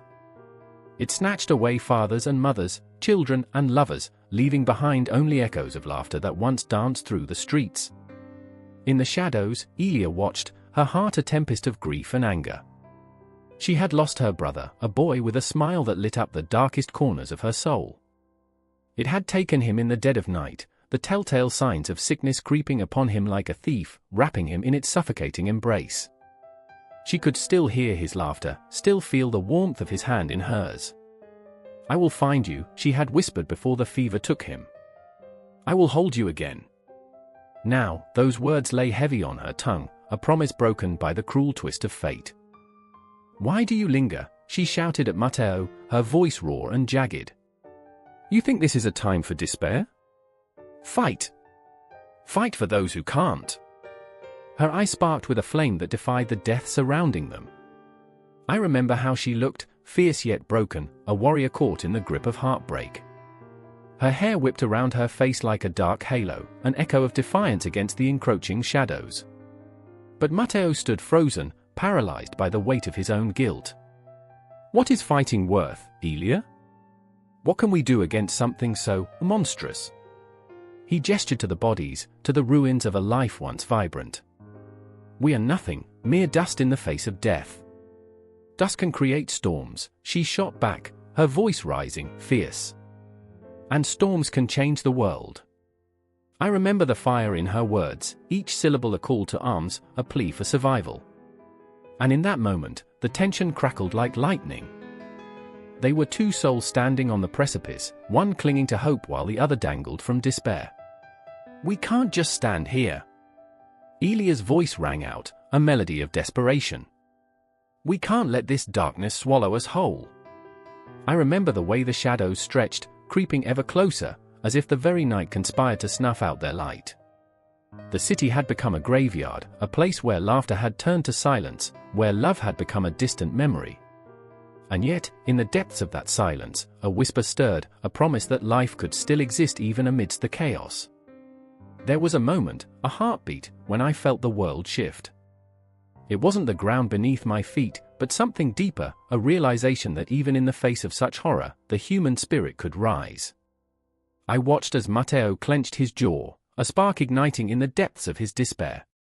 Perhaps we cannot change what has happened, but we can honor those we've lost. We can fight for their memory. Elia's eyes softened, a fragile flame flickering to life. "What do you propose?" she asked, her voice trembling, a blend of fear and hope threading through each word. "Let us gather the living," Matteo breathed, his heart pounding with renewed purpose. "Let us become the voice for those who cannot speak, the hands that will hold the broken pieces of this city." And just like that, a spark ignited. It felt absurd, like trying to catch the wind in a net, but within that absurdity lay the heartbeat of transformation. The shadows shifted, an unseen curtain pulled away to reveal the possibility of light. As they moved, I could see it, their resolve, palpable and alive, radiating from their very cores. The streets rang with a new kind of energy, a rhythm beating against the tide of despair. They stepped through the remnants of their shattered lives, gathering the broken and the lost, igniting a fire that had long been extinguished. They became a pulse against the encroaching darkness, a rebellion of the living against the dead. The night pressed in, thick and suffocating, but the voices of the living rose like a glorious symphony. Each note struck a chord deep within me, a reminder that even in the face of catastrophe, transformation is possible. I remember the cries of the city, the way the shadows trembled at the sound of hope being born anew. And as I watched them move forward, arms linked, heart steady, I felt the cosmos shift, a reminder that life, in all its fragility, could still bloom amidst the rubble of despair. The clock ticked on, each second a heartbeat that reminded us we were still alive, still fighting against the abyss. And in that moment, I understood, this was not an ending but an awakening, a reminder that even amidst death, there lies the possibility of rebirth. The Black Death, a spectre haunting our existence, but also, in its wake, a catalyst for transformation. And as the shadows danced between life and death, I felt the weight of their journey, the promise that while the past may haunt us, the future still held the potential for something beautiful to emerge from the ashes. The church bells tolled violently, slicing through the silence like a knife through flesh. They clang, reverberating off the cobblestone streets slick with rain, each strike a countdown to chaos. I stand there, heart pounding, breath caught, as shadows twist and swirl around me. They dance with a sinister grace, flitting between the alleyways, whispering secrets of a world on the brink.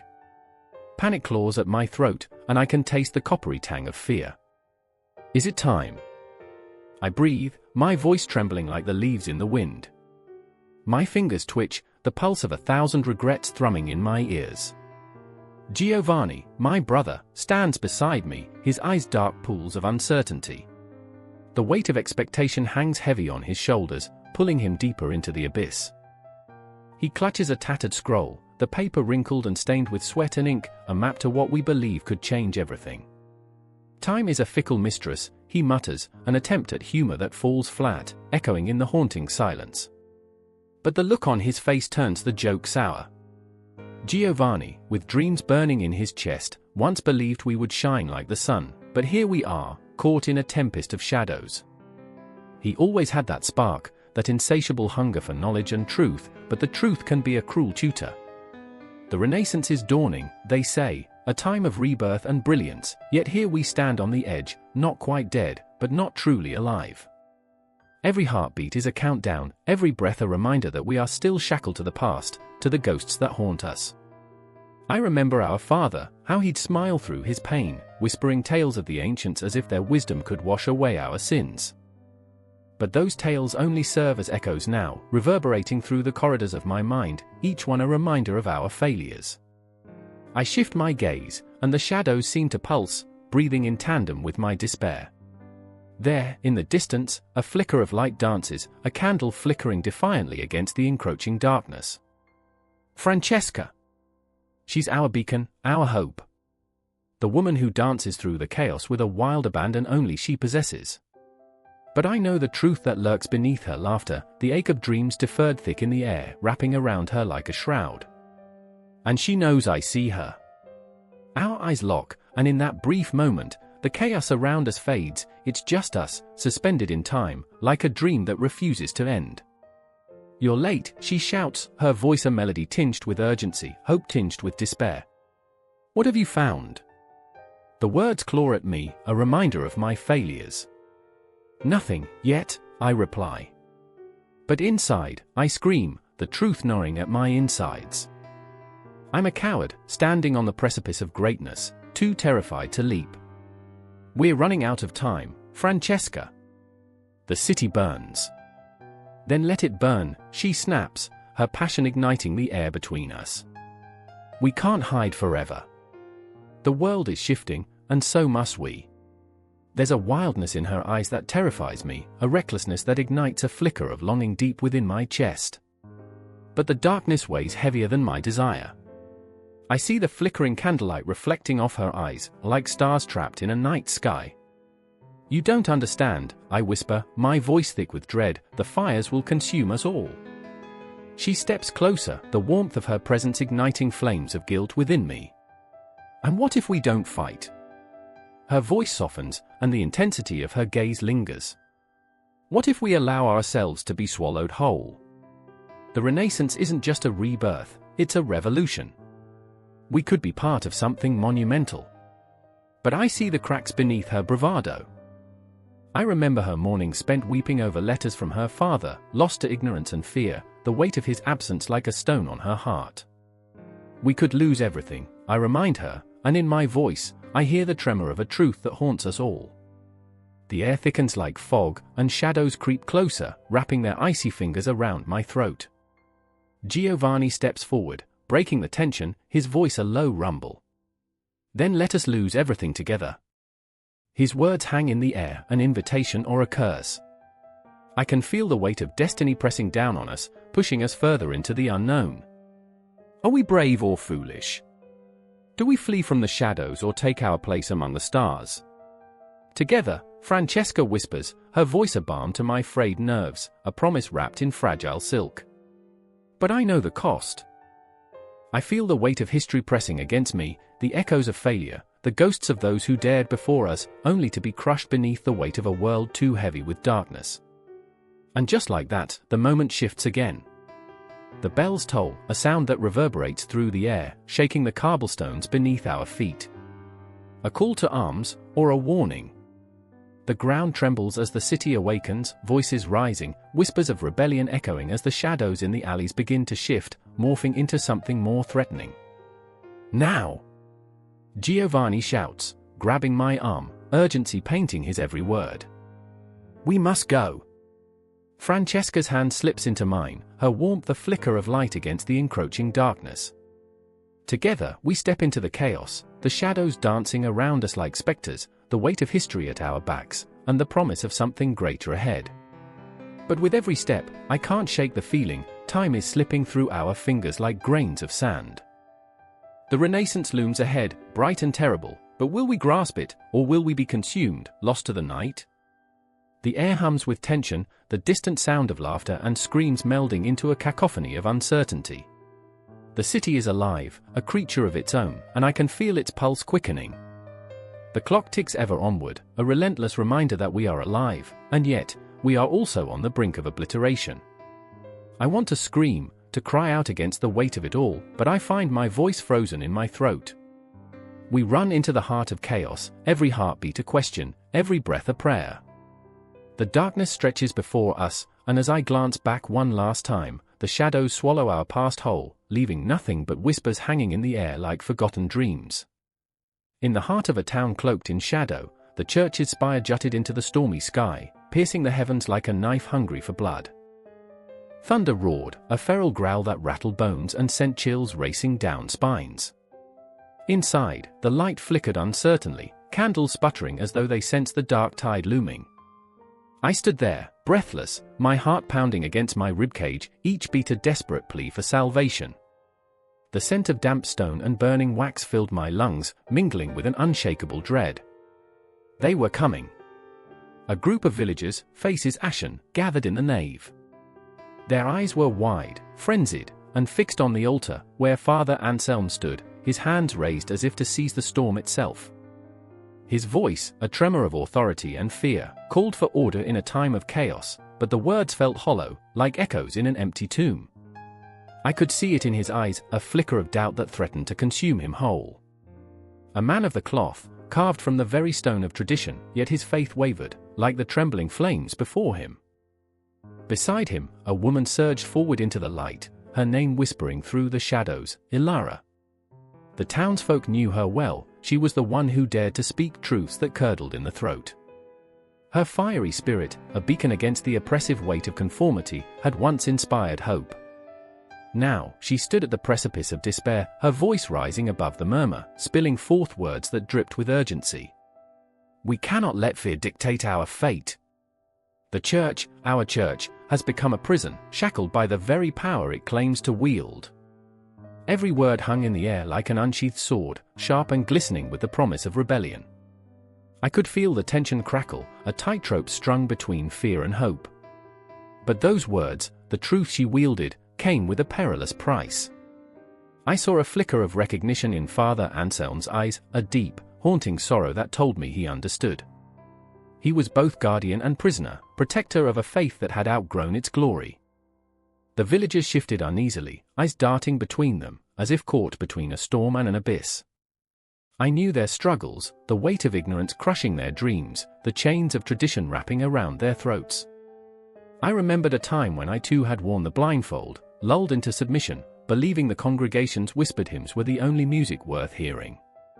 But I had awakened, and now I felt every pulse of the storm, the urgency coursing through me like wildfire. Ilara's voice cracked, a raw, vulnerable sound that shattered the air. They bathe once a year. How can we expect the divine to listen to us when we're covered in our own decay? A nervous chuckle rippled through the crowd, an absurdity mingled with reality. There was humor in the macabre, a realness that illuminated the darkened corners of their hearts. But the laughter quickly turned to silence, like the stillness before a tempest.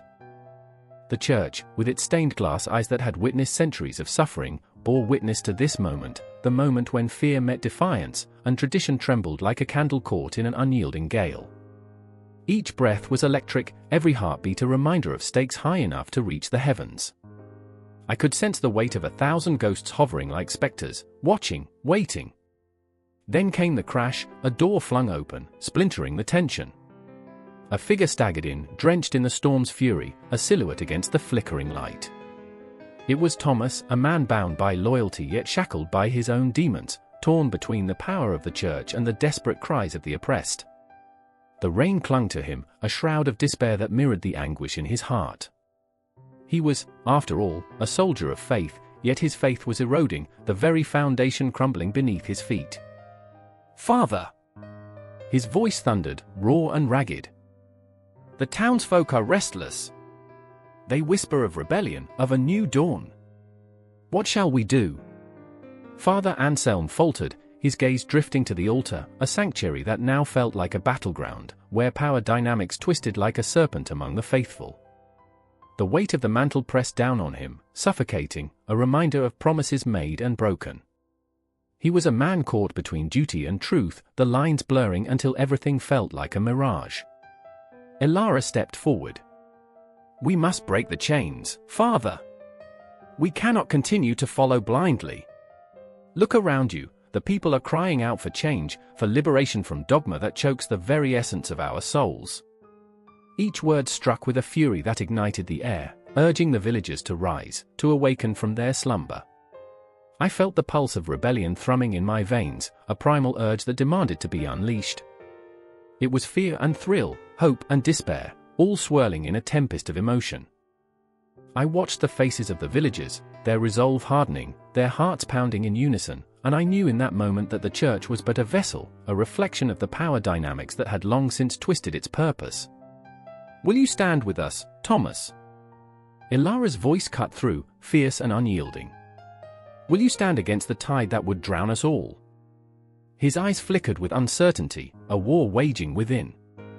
And I felt it, this collective heartbeat, this raw, furious energy that surged in the air, urging him to choose. To stand against the storm or become its casualty. In that charged moment, I recognized the fragility of faith, the haunting echoes of power dynamics that had shaped our existence. The church was not merely a building, it was a mirror reflecting our struggles, our humanity, and the need for reformation resided not just in the walls but in our very souls. And in that church, shrouded in darkness and flickering light, the weight of history hung heavy as we teetered on the brink of transformation. Each heartbeat drummed an urgency that resonated deep within, the thrill of what was possible, and the chilling fear of what might come. The storm loomed, but so did hope, fierce and unyielding, ready to break free from the chains of the past.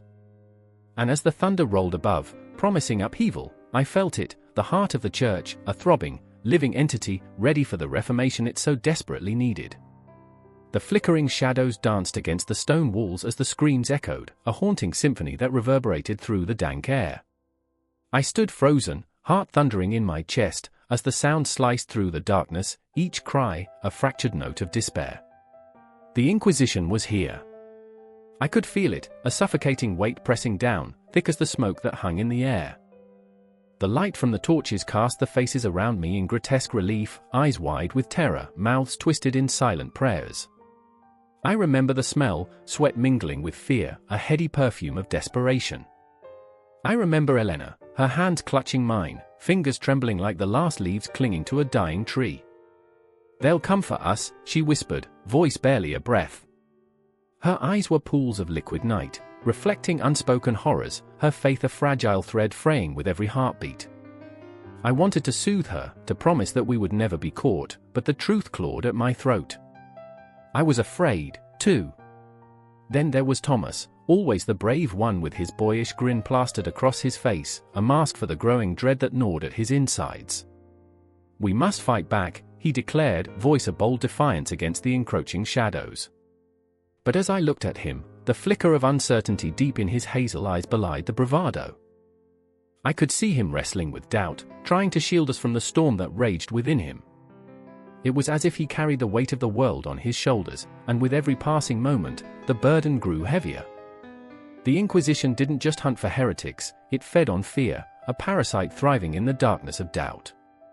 It slithered into hearts, twisting faith into weaponry, turning neighbors into accusers, friends into enemies. I remembered the tales, the whispers in the shadows of those taken in the night, never to return, lost in the labyrinth of terror. The stories wrapped around us like chains, binding us in an iron grip of horror. "Elena," I said, squeezing her hand tighter. "If it comes to it, promise me you'll run. Don't look back." Her eyes widened, glistening with unshed tears, but she nodded, a silent vow hanging in the air between us. I could almost hear the clock ticking, each second echoing like the death knell of a forgotten church. Time felt warped, stretched thin between hope and despair. The echoes of distant screams morphed into a grotesque melody, each note a reminder that the Inquisition was a hungry beast, prowling, waiting to pounce on the slightest sign of weakness. Elena's faith was a flickering candle against the onslaught of darkness. "They can't take our spirit," she said, her voice steadier, but I could hear the tremor beneath her bravado. "If we stand together, we can withstand anything." But in my heart, I knew faith was a double-edged sword. It could uplift, yes, but it could also blind to the truth. I could see the glimmer of doubt in Thomas' eyes as he gazed at her. His admiration for her bravery was palpable, yet it came with a suffocating weight, a burden he couldn't share. Then, suddenly, the door burst open, and the air chilled as the figures clad in black entered, their faces hidden behind iron masks. My breath hitched in my throat. The world shrank to a single point of focus, the sinister figures before us. They moved like shadows, gliding with a purpose as ancient as fear itself. By the power vested in us, the leader intoned, voice resonating with chilling authority, "You shall answer for your sins." I remember the shift in the air, a tremor of raw panic that coursed through the crowd like a ripple of electricity. Elena squeezed my hand harder, nails digging into my skin. I could feel Thomas' bravado unraveling, replaced by a visceral terror that threatened to engulf us whole. We were trapped in a nightmare, the walls closing in, the shadows growing thicker. "Please, we've done nothing wrong." Thomas' voice broke through the thick fog of fear. It rose like a falcon, desperate and defiant, but it was swallowed by the oppressive silence. Our hope dimmed as the masked figures advanced, their shackles glinting menacingly, each clank echoing the impossible finality of fate. They moved like specters, weaving through the crowd, eyes piercing through the facades of fear. Their presence was suffocating, a dark cloak enveloping us, stealing the breath from our lungs. Elena's grip loosened, and I could see her faith faltering, a flicker extinguished in the face of horror. "Stand firm," she whispered to me, though her own voice trembled. I wanted to scream, to shake her out of this delusion, but the panic was rising within me, threatening to drown out reason. I could feel the air thickening, a visceral tension swelling around us, a storm ready to break. "Step forward," the leader commanded, and within me, the instinct to flee battled against the urge to protect. The weight of faith and fear coiled tightly around our hearts. I recalled the stories of the innocent dragged from their homes, the fires of persecution. I remember the look in their eyes, a haunting mix of disbelief and desperation, and the gnawing realization that we were now part of that narrative, a story unraveling in real time. Time slowed, stretched thin as the masked figures loomed closer, shadows within shadows, and as they reached for us, I could practically taste the fear, bitter and metallic on my tongue.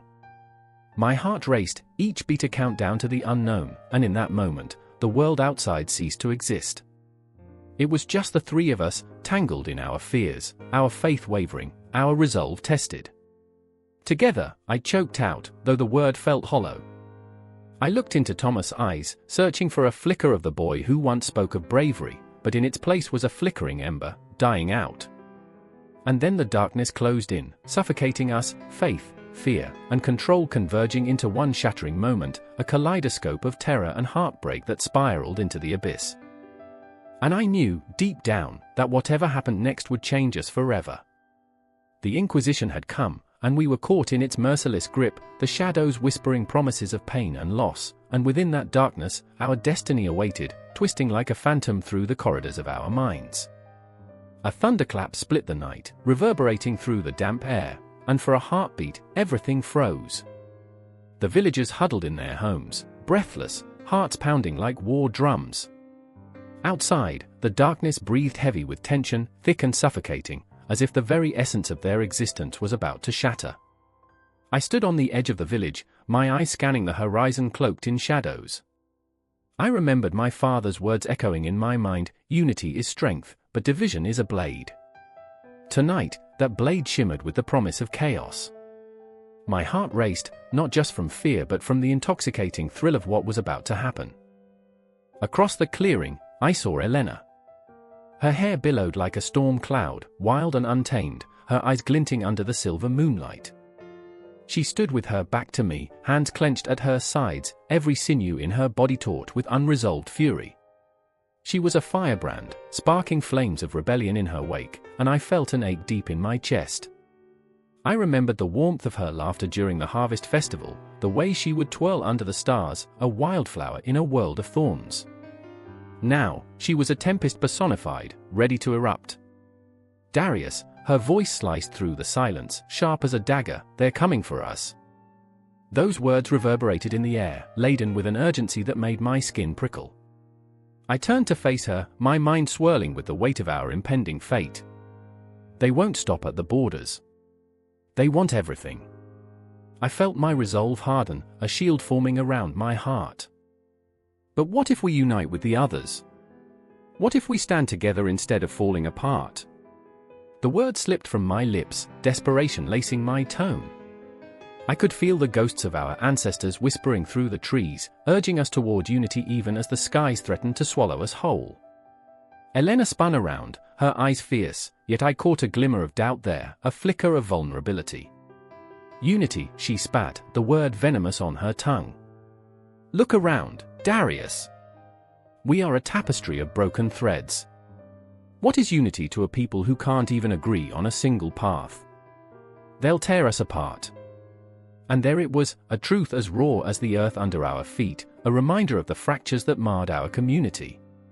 I saw in her eyes the reflection of my own fears, the haunting realization that the bonds we had forged over generations were fraying, unraveling like an old sweater. In the distance, shadows danced like phantoms, cloaked figures moving with purpose, their intentions as dark as the night itself. My pulse quickened as I pictured them, foreign soldiers, their armor glinting ominously, the scent of conquest trailing behind them. They were harbingers of doom, the very embodiment of division that lacerated our land. I thought of Samuel, the quiet, unassuming blacksmith who worked tirelessly to mend the wounds of our community, pouring his heart into every blade and plowshare. He loved the rhythm of his hammer, the way it sang against the anvil, the mundane harmony of creation. But now, as I envisioned his face twisted in fear, I couldn't shake the thought, what if he became a casualty of this storm? "Darius!" Elena's voice broke my reverie, urgent and wild. "We don't have time. We need to warn the others." And there it was, the call to arms, the flicker of hope igniting in the midst of despair. I gripped her shoulder, the heat of her skin grounding me. But what if it's too late? What if they've already crossed the line? She locked her gaze with mine, and in that moment, I saw not just her fear but something deeper, a yearning for connection, for a semblance of safety in the chaos. "We fight or we fall," she whispered, the weight of history pressing against us, an unbroken chain of struggle that bound us to this night. I could feel the air crackling with anticipation, every heartbeat echoing in my ears as we turned toward the village square. It was a place of laughter and life, of warmth and unity, the heart of our home. But tonight, it stood as a battleground, a crucible where the fate of our community would be forged. With every step, the shadows loomed larger, and I could smell the copper tang of fear mingling with the earth. The clock tower in the center of the square chimed with a mournful clang, marking the hour of reckoning. I remembered a simpler time when time felt endless, when we believed our dreams were invincible, when the laughter of children rang out like a beacon of hope. But hope, like time, is a fragile thing. As we emerged into the square, the cacophony of voices clamoring for attention washed over us. Faces twisted in fear, eyes wide with uncertainty. I scanned the crowd, looking for Samuel, searching for the glimmer of solidarity in the furrowed brows and trembling hands. Then I saw him, standing steadfast in the storm of emotion, uncertainty etched into his features. "Samuel!" I shouted, the desperation in my voice laced with conviction. "We need you." His gaze met mine, and in that moment, I felt the collective weight of our fears, our hopes, our dreams. The shadows seemed to close in, but we were not alone. We could still fight, we could still stand together, even if the fabric of our unity was threadbare. Elena stepped forward, her voice rising above the din, a clarion call in the chaos. "We must choose. Choose to stand or choose to fall. Choose to fight for our home or let them take it from us." Those words hung in the air, heavy with the weight of history, and I felt the power of possibility thrumming beneath my skin. In that moment, I realized that our story wasn't just about the emergence of nation-states, about unity and division. It was about the lives entwined within those narratives, the sacrifices that shaped us, the darkness that threatened to consume us. We were all haunted by the ghosts of our past, dreams, memories, shadows of what could have been. As the clock struck midnight, I felt the tremors of conflict rumbling beneath the surface, an earthquake that would either shatter our community or forge us anew. In the silence that followed, with the storm brewing just beyond the horizon, I knew we were on the brink of something monumental, a crossroads where the whispers of history clashed with the pulse of our present. And as I stood there, heart racing, I could feel the inevitable pull of destiny wrapping around us like a shroud. Elena gripped my hand tight, and as we faced the encroaching shadows, I knew we would either emerge as one, united, or be consumed by the division that loomed just beyond the edge of the square. The candle flickered like a dying heartbeat, shadows stretching and shrinking against the stone walls of the dimly lit chamber. I stood there, breath hitching with the weight of history, the scent of wax and despair curling in the air. They had gathered for the unveiling, a monumental moment, the last piece of art from the Gothic era before the Renaissance would sweep through like a cleansing fire. A tapestry so grand it could weave nightmares into dreams, and yet, beneath its beauty lay a tension that crackled like static. In the corner, I caught the eye of Eliana, an artist whose heart beat in rhythm with the pulse of the past. Her hands trembled, stained with ink, each drop a testament to her obsession, her need to capture what could so easily slip away. She was both the creator and the haunted. The Gothic shadows clawed at her, whispering tales of despair and abandonment, while the Renaissance light beckoned her toward hope, casting a strange duality over her soul. I felt the weight of Simon behind me, a historian whose brow furrowed with a mix of admiration and dread. He was cursed with knowing, each moment in time a heavy stone he carried. He often joked about how he wished to forget, as if the past was a festering wound he could never heal. "We're all just echoes," he would say, his voice tinged with both humor and sorrow. "Every painting, every sculpture, just ghosts trapped in color and stone." His laughter was brittle, a thin veneer over the raw fear of being lost, forgotten. The unveiling loomed closer. I could almost hear the whispers of the past, each brushstroke a pulse in a heart that no longer beat. I remember the way Eliana's eyes glistened with fervor, how she had poured herself into this artwork, her spirit entwined with every thread. "This is my legacy," she had declared, her voice both defiant and desperate. The world outside was changing, and she felt it, clawing at her, demanding she evolve, yet tethered to the dark allure of what was. "Can you feel it?" I asked Simon, my voice barely above a whisper. "The tension? It's like a clock ticking down. Every second pulls us closer." He nodded, the sadness etched into his features deepening. "It's the end of an era. And with every end, comes a reckoning." As the shroud began to fall, a hush enveloped the room. Gasps echoed, an inhale of 1,000 souls. The painting emerged, a clash of light and shadow, beauty and horror. It depicted a cathedral, magnificent yet grotesque, its pillars spiraling like the twisted minds of those who once worshipped within its walls. Stained glass windows flickered with life, yet behind them, I swear I saw figures trapped, their faces twisted in eternal mourning. Eliana's face mirrored their anguish, her breath hitching as if the painting had swallowed a piece of her soul. And then a scream pierced the silence, sharp and piercing. A figure, cloaked in the garb of the past, had stumbled into the room, eyes wild with fear. "They're coming! They're coming!" The words fell like stones, heavy with dread. The crowd recoiled, gasping, hearts pounding in frantic syncopation. The ghosts of the past were not just memories, they were alive, clawing their way into the present. "Who's coming?" I asked, but the answer was lost in the chaos that erupted. Eliana clutched my arm, her grip a vice, the warmth of her skin contrasting with the chill of uncertainty. "It's the weight of history," she said, her voice trembling. "It's trying to reclaim us." The air thickened, and suddenly, we were not just observers of art, we were part of a macabre dance, a swirling vortex of emotion and tension. Simon's eyes darted around, his analytical mind racing to piece the puzzle together. "The Renaissance demands rebirth," he said, voice rising above the clamor. "But it doesn't come without sacrifice." I could feel the air crackle with palpable energy.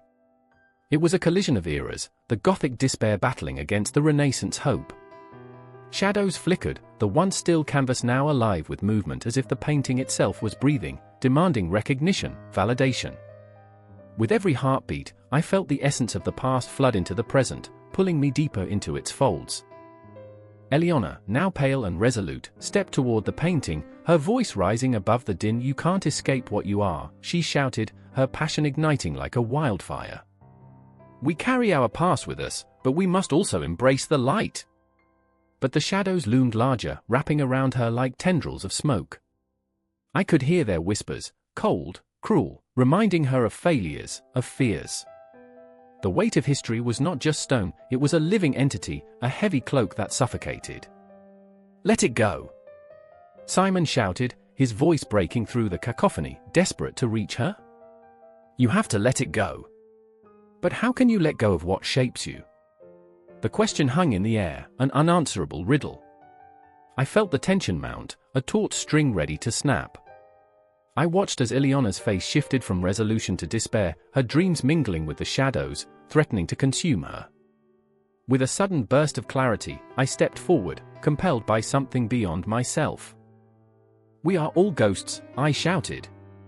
"But we can become something more. We can bridge these worlds." In that moment, I watched as the flickering candle flame caught Eliana's eye, her spirit rekindled by the flicker of hope. The shadows receded, and amid the chaos, light poured in, filling the room, filling our hearts. Yet, as the painting shimmered with potential, I felt the darkness still hovering, waiting for its moment. The confrontation was only just beginning. The echoes of the past may have retreated, but the battle between light and dark was far from over, swirling and pulsing like a heartbeat in the night. As the tension hung thick, an unbreakable thread tethered us to both the beauty of our existence and the haunting shadows of what had been. Together, we stood on the precipice of transformation, between Gothic gloom and Renaissance brilliance, where every heartbeat echoed, every breath lingered, and every moment was alive with possibility. The shadows danced in the flickering candlelight, casting eerie shapes on the damp walls of the cramped workshop. The air thick with ink and sweat, a cacophony of frantic whispers filled the room. "Hurry! They're coming!" The urgency in Martin's voice sent shivers down my spine. His fingers trembled over the metal type, each letter a fragile lifeline to a world that wanted to silence him. The oppressive weight of fear pressed down on us as we huddled around the freshly printed page, the words still glistening with wet ink, alive with possibility. I remember the first time I laid eyes on those words, like a symphony breaking the silence of a long, dark night. Knowledge is power, it proclaimed, but in that moment, it felt more like a curse. How many lives would it take before the ink dried? How many hearts would be crushed beneath the weight of truth? Outside, the distant clamor of boots echoed down the cobbled street, a grim reminder that the world was changing, and not everyone welcomed it. Elena stood by the window, her breath fogging the glass. "What if they find out?" The tremor in her voice rattled my core. She had always been the brave one, the wild one, but even her spirit flickered like a candle in the wind. I could see the shadows of doubt clouding her striking blue eyes, a tempest brewing beneath the surface. "You can't let fear win," I whispered, though the truth clawed at my insides. I was terrified. And then there was old Thomas, the printer with hands like crumpled parchment. He had dedicated his life to the press, but now it felt like a noose tightening around his neck. "They don't understand," he muttered, pacing the floor like a caged beast. These words could ignite a fire in their hearts. He paused, his gaze piercing. Or it could lead them to our graves. His laugh was hollow, tinged with a madness that made my skin crawl. Each heartbeat echoed the truth he dared not say, and knowledge was a double-edged sword. The door burst open, a gust of cold air sweeping through the workshop. I turned, my heart racing. A figure cloaked in shadows loomed in the doorway, silhouetted against the pale moonlight. The silence that followed was suffocating, the air thick with anticipation. I felt the very essence of fear coil around me like a serpent, squeezing, suffocating. This was not merely the printing of words, it was the birth of ideas that could topple kingdoms, and that terrified me more than the threat lurking in the shadows. "Where is the press?" the voice demanded, sharp as a blade. I couldn't tell if it was anger or desperation, but the weight of it pressed against my chest like a vice. Martin stepped forward, bravery flickering in his eyes like the last embers of a dying fire. "What do you want?" he asked, defiance lacing his voice. "Silence," the figure replied, and the word hung in the air, pregnant with darkness. "You think you can change the world with ink and paper? You are mistaken." I remember the way it felt, a chill creeping into my bones, the haunting reality that knowledge could lead to devastation. Each word we printed, every page we pressed, felt like a sin, a betrayal of the very fabric of society. But how could we stop? The ink was in our veins, pulsing with life, with hope, with rage. The figure stepped forward, revealing a face masked with shadows, a haunting visage that struck fear into my heart. "You are playing with fire." The threat was tangible, a whisper that curled around us, tightening like a noose. "You'll burn this city to the ground." Elena's voice trembled as she spoke. "But what about freedom?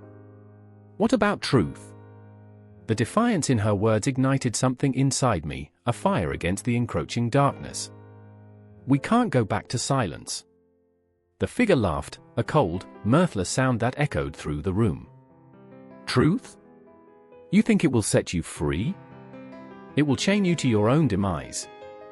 I could feel their gaze penetrating my soul, and for a moment, the world fell away, leaving only this chilling confrontation that felt as if it had been curated by fate itself. Old Thomas stepped in, voice quaking, yet resolute. "Knowledge is the lifeblood of this age. We will not be silenced." Each word resonated with a weight that made the shadows flinch, a battle cry against the encroaching night. I was torn, caught in the tempest of conflict, the promise of knowledge battling against the shrouded fear of reprisal. The figure shifted, their form almost merging with the shadows, as if they were a ghost from our past, a harbinger of doom. "You cannot fight the tide," they warned, and as they turned away, I felt the ground shift beneath me, an unsteady world teetering on the brink of chaos. Every heartbeat echoed in the silence that followed, each breath laden with the unsaid. We were standing at the precipice, and I could feel the abyss staring back at us, the weight of the unknown pressing down on our shoulders. Would we be the architects of a new dawn, or mere remnants of a forgotten age, clutching at fading dreams? As the door slammed shut, a gust of wind rushed through the workshop, scattering papers like fallen leaves. In that moment, I understood the gravity of what we were creating, words that could spark revolutions, ignite passions, and tear down the very foundations of society. There was no turning back. In the heart of that darkened room, we were no longer just printers, we were fervent keepers of a flame that promised to illuminate the darkest corners of the world. I remember the weight of the ink, the smell of paper, the thrill of rebellion coursing through our veins. The night was dark, but within the shadows, we dared to dream. And in that haunted silence, we began to print, our hearts pounding, our spirits entwined with the ink that flowed, creating a tapestry of hope, fear, and unyielding defiance. And still, the shadows loomed, whispering of danger, of what lay beyond the ink-stained pages. But we pressed on, driven by the pulse of a revolution that echoed through the ages, a relentless heartbeat that could never be silenced, no matter the cost. A thunderstorm raged outside, the sky a roiling mass of black and grey. Rain lashed against the window, each droplet a hammer striking the glass, a countdown to something inevitable. Inside the cramped cottage, Lucius clutched the tattered book to his chest, its pages yellowed and frayed, words whispering like ghosts across the centuries. His fingers trembled on the spine, the thrill of forbidden knowledge coursing through him. He knew this was more than a book, it was a rebellion, a flicker of light in a world steeped in shadows. "I remember," he murmured, the words slipping out like a prayer, "the first time I read it." The memory flooded back like a wave crashing onto the shore, relentless and consuming. A room filled with the scent of ink and parchment, the air thick with tension. Faces peering over shoulders, eyes wide with both fear and awe, his friends, his comrades, all equally entranced. They had shared dreams of a world reborn, a world where the individual mattered, where humanity shone brighter than the dogma of the church. But that night, amidst the flickering candlelight, something else had festered, a fear as palpable as the storm outside. They were not alone, shadows danced in the corners, dark figures lurking, waiting for the moment to strike. It was the embodiment of their struggle, the very essence of their humanity at war with expectations. Then there was Ilara, her eyes shimmering with defiance, a flame threatening to ignite the world. "We are the spark," she said, fists clenched, determination radiating from her small frame. "If we can think for ourselves, we can change everything." Lucius had felt the electricity between them, the weight of possibility, the thrill of the unknown. How could one heart contain so much passion, so much fear, so much hope? But it was a hope laden with the threat of despair, a tightrope walk over a chasm filled with darkness. The clock ticked in the background, each second punctuating the silence with an urgency that bound them like chains.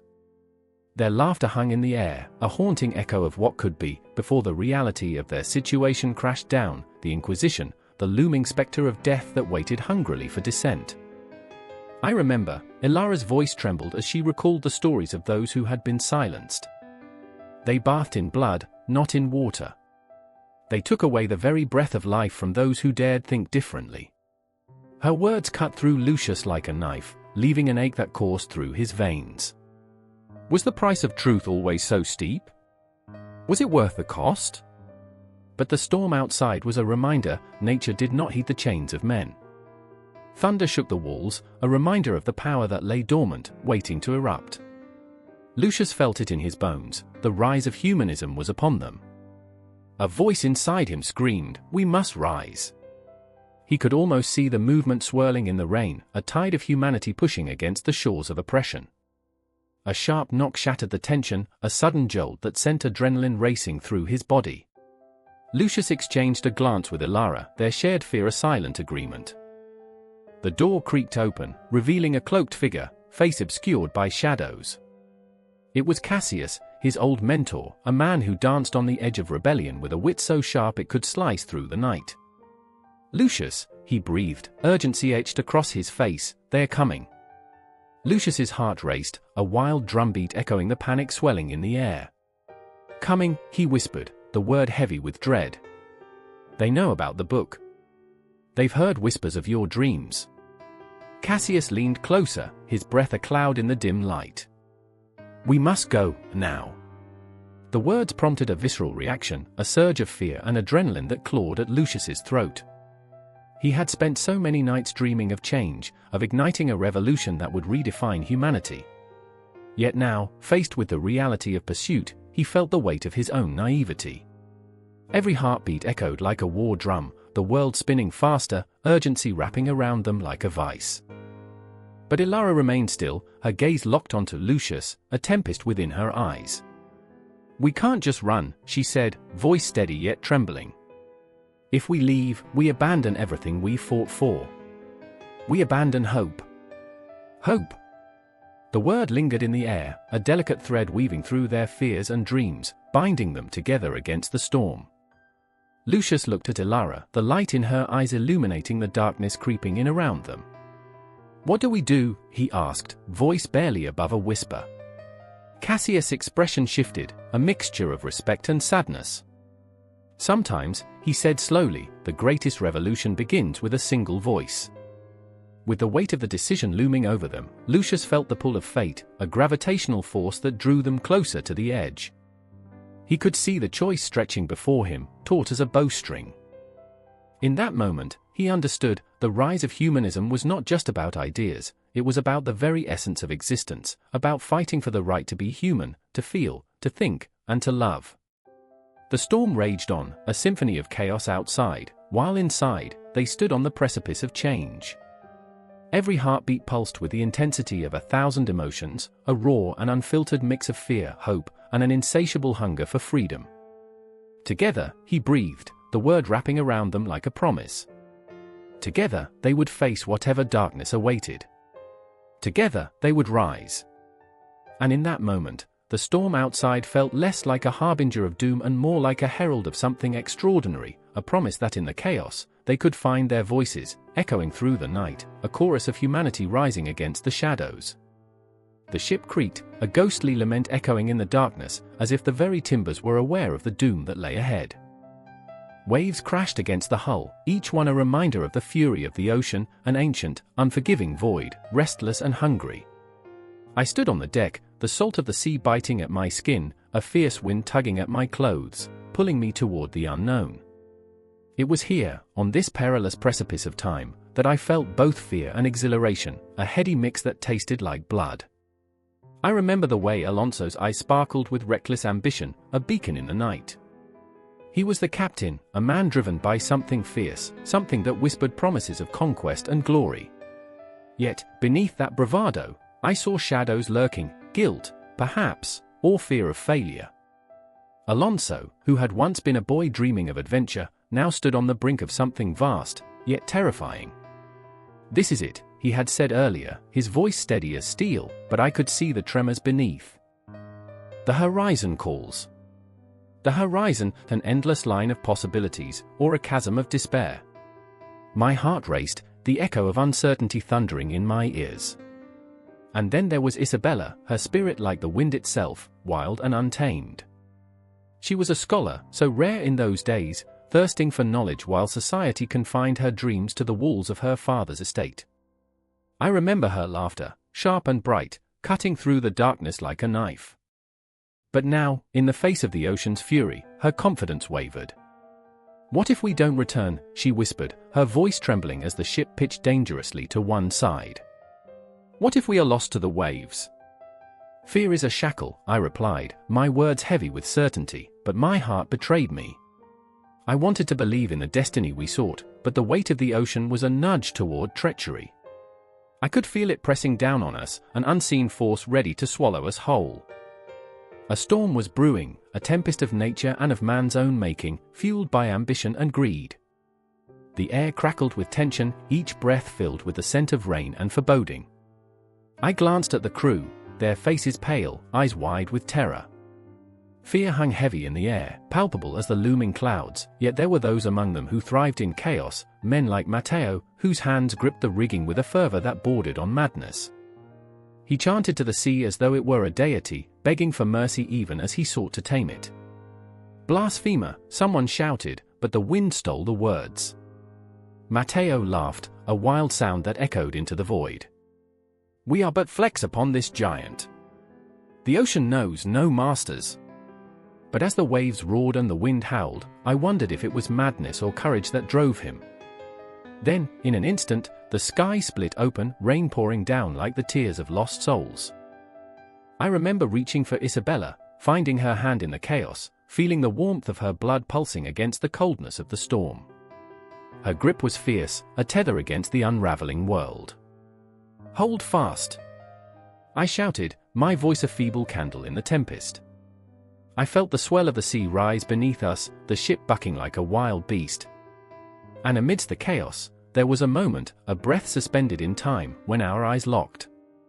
In that shared gaze, we held dreams and fears, ambitions and regrets. I could see it all, the maps we had pored over, the adventures we imagined, but also the specter of failure that loomed like a dark cloud over our heads.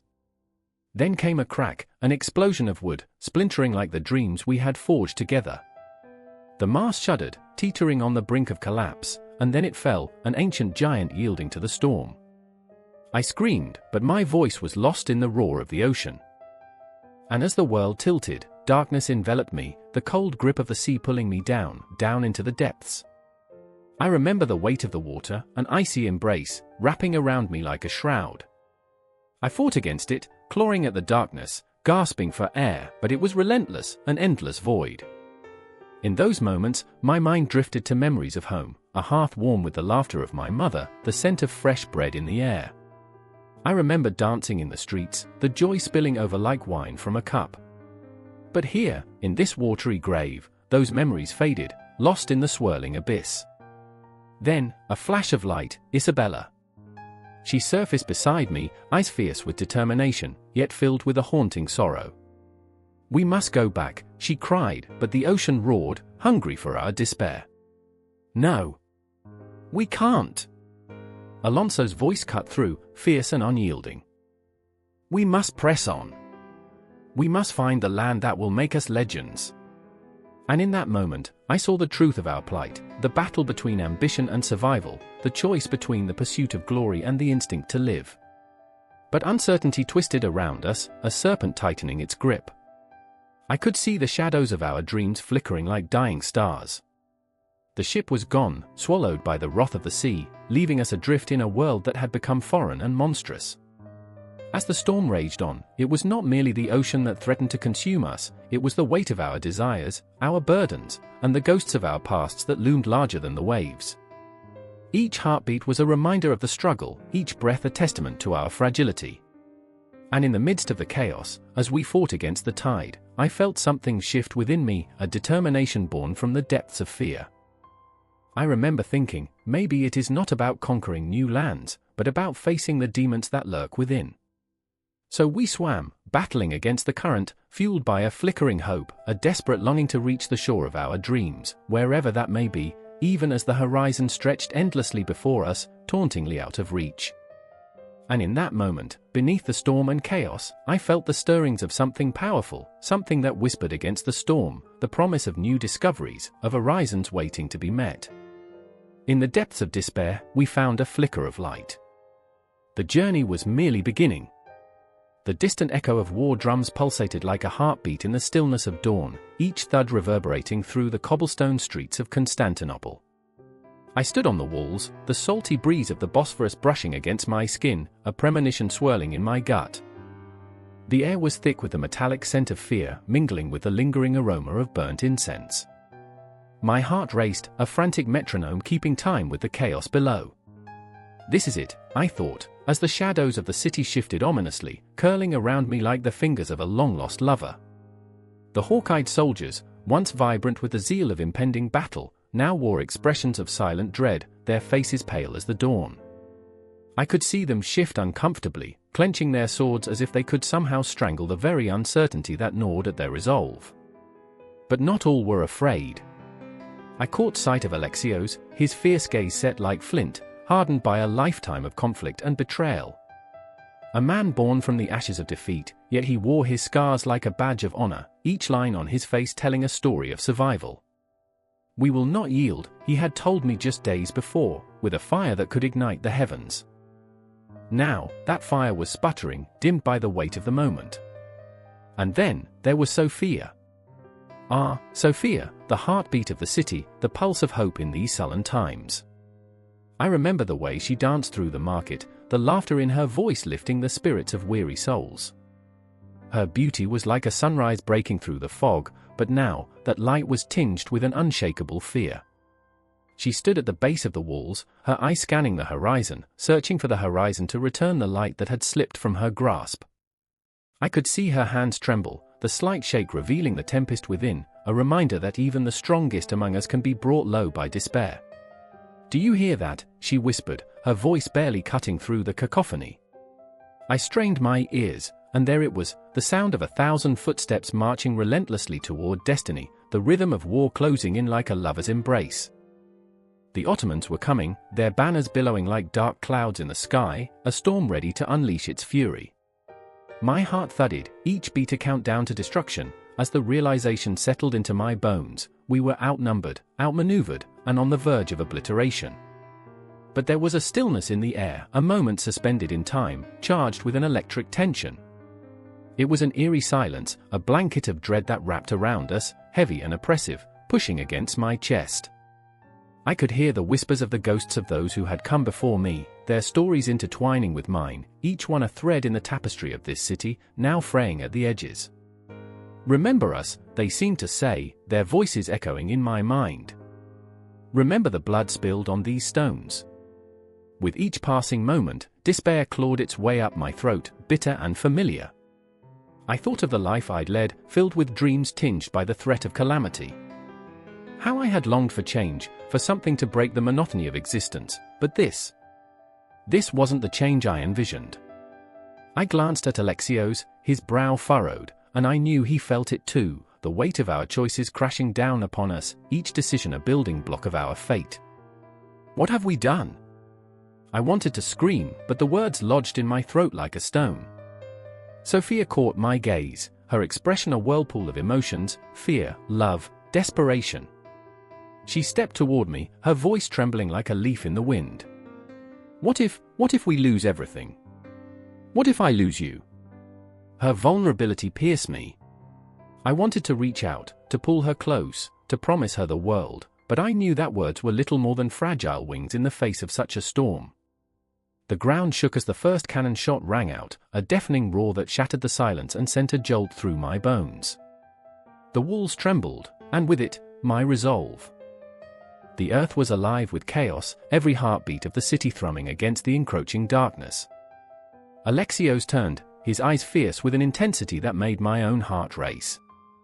We fight, he declared, voice booming, not for glory, not for honor, but for the souls who will be lost if we don't. And in that moment, as the war cries rose like a terrifying choir, I felt something shift within me. A wave of fierce determination surged through my veins, igniting the embers of hope in the pit of my stomach. I was no longer just an observer, I was woven into the fabric of this moment, and I would fight alongside Alexios, Sophia, and all the souls bound to this city. The darkness that threatened to engulf us would not claim our spirit without a struggle. But even as the battle began, as the air filled with the acrid smell of gunpowder and the cries of the wounded, I couldn't shake the feeling that this was not merely a fight for survival. This was a reckoning, a cataclysmic moment that would alter the course of history. With every swing of the sword and every cry of defiance, we were writing our own fate, a testament to resilience and heartbreak, a declaration of change echoing through the ages. The city, once a gleaming jewel of civilization, now stood on the precipice of annihilation. And in its fall, it would ignite a fire that would burn across the world, changing the very fabric of existence forever. I could feel it in my bones, the pulse of history pounding beneath my feet, urging me forward, an irresistible force pulling me deeper into the fray. The dawn of a new era lay in the ashes of the old, and it was up to us to shape what would rise from the ruins. But even as we fought, I felt the sharp sting of loss lingering on the edge of my consciousness. What would we sacrifice, and who would we become in the process? The battle raged on, a swirling tempest of emotions and chaos, each moment a flicker of light in the encroaching darkness. And with every heartbeat, every breath, I realized that the fall of Constantinople was not just the end, it was a harbinger of rebirth, a symbol of change that would echo into eternity.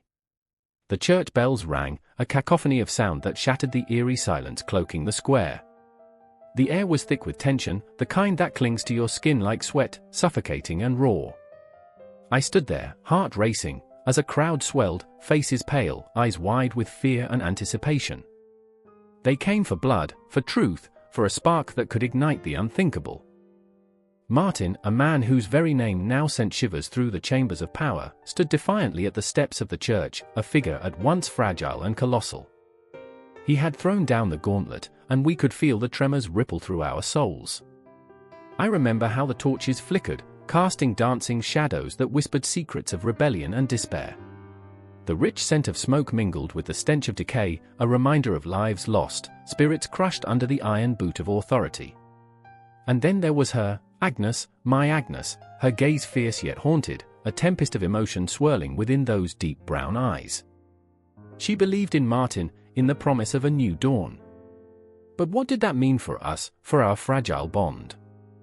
The weight of her conviction felt like an anchor, dragging me down into unfamiliar depths.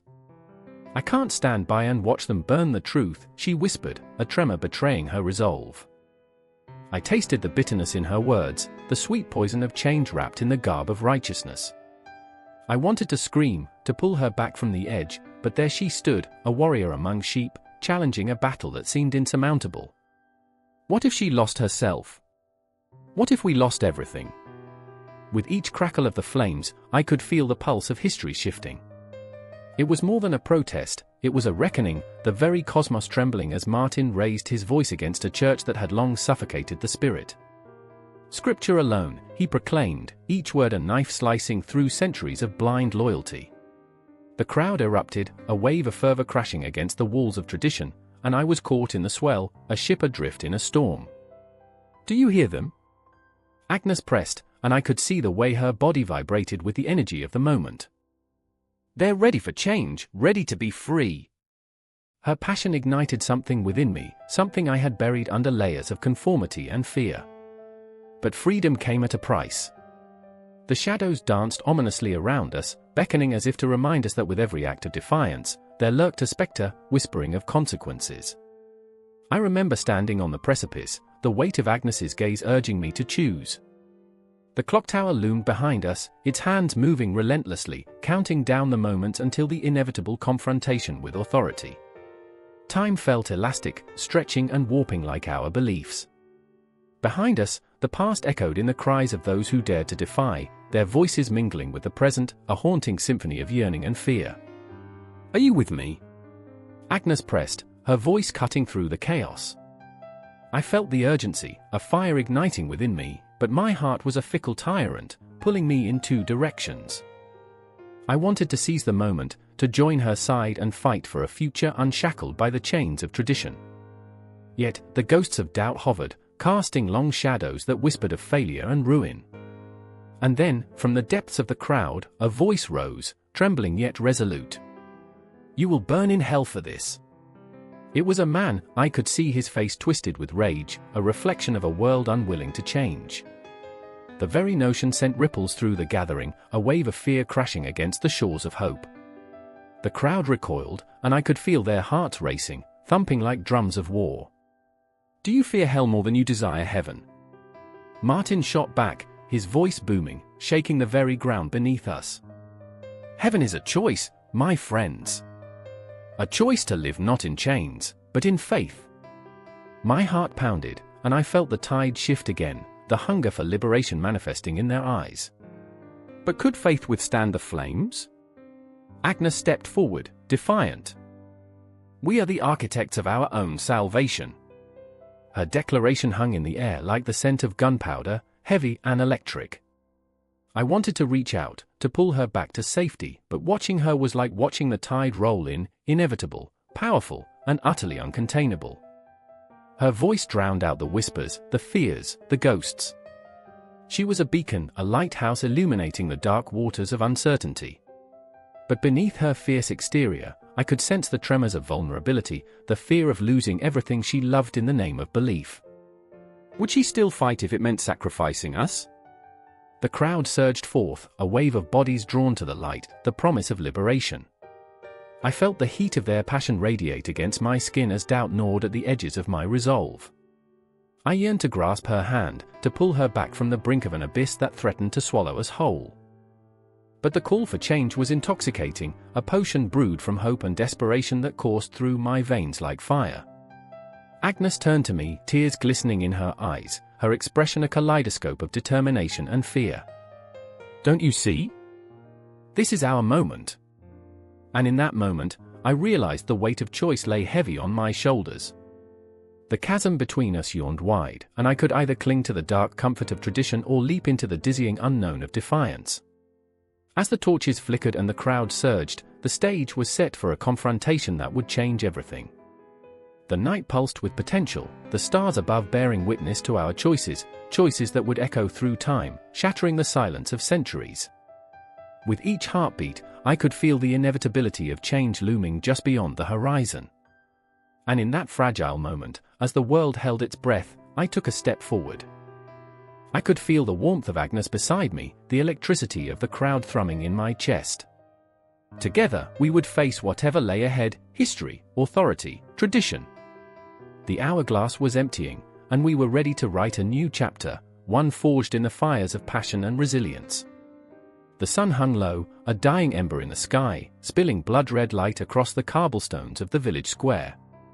The air was thick with the odor of smoke and fear, the screams of the damned echoing in the distance, wrapping around me like a shroud. My heart raced, a wild drumbeat echoing in my ears as I stood frozen, my breath shallow, my skin prickling.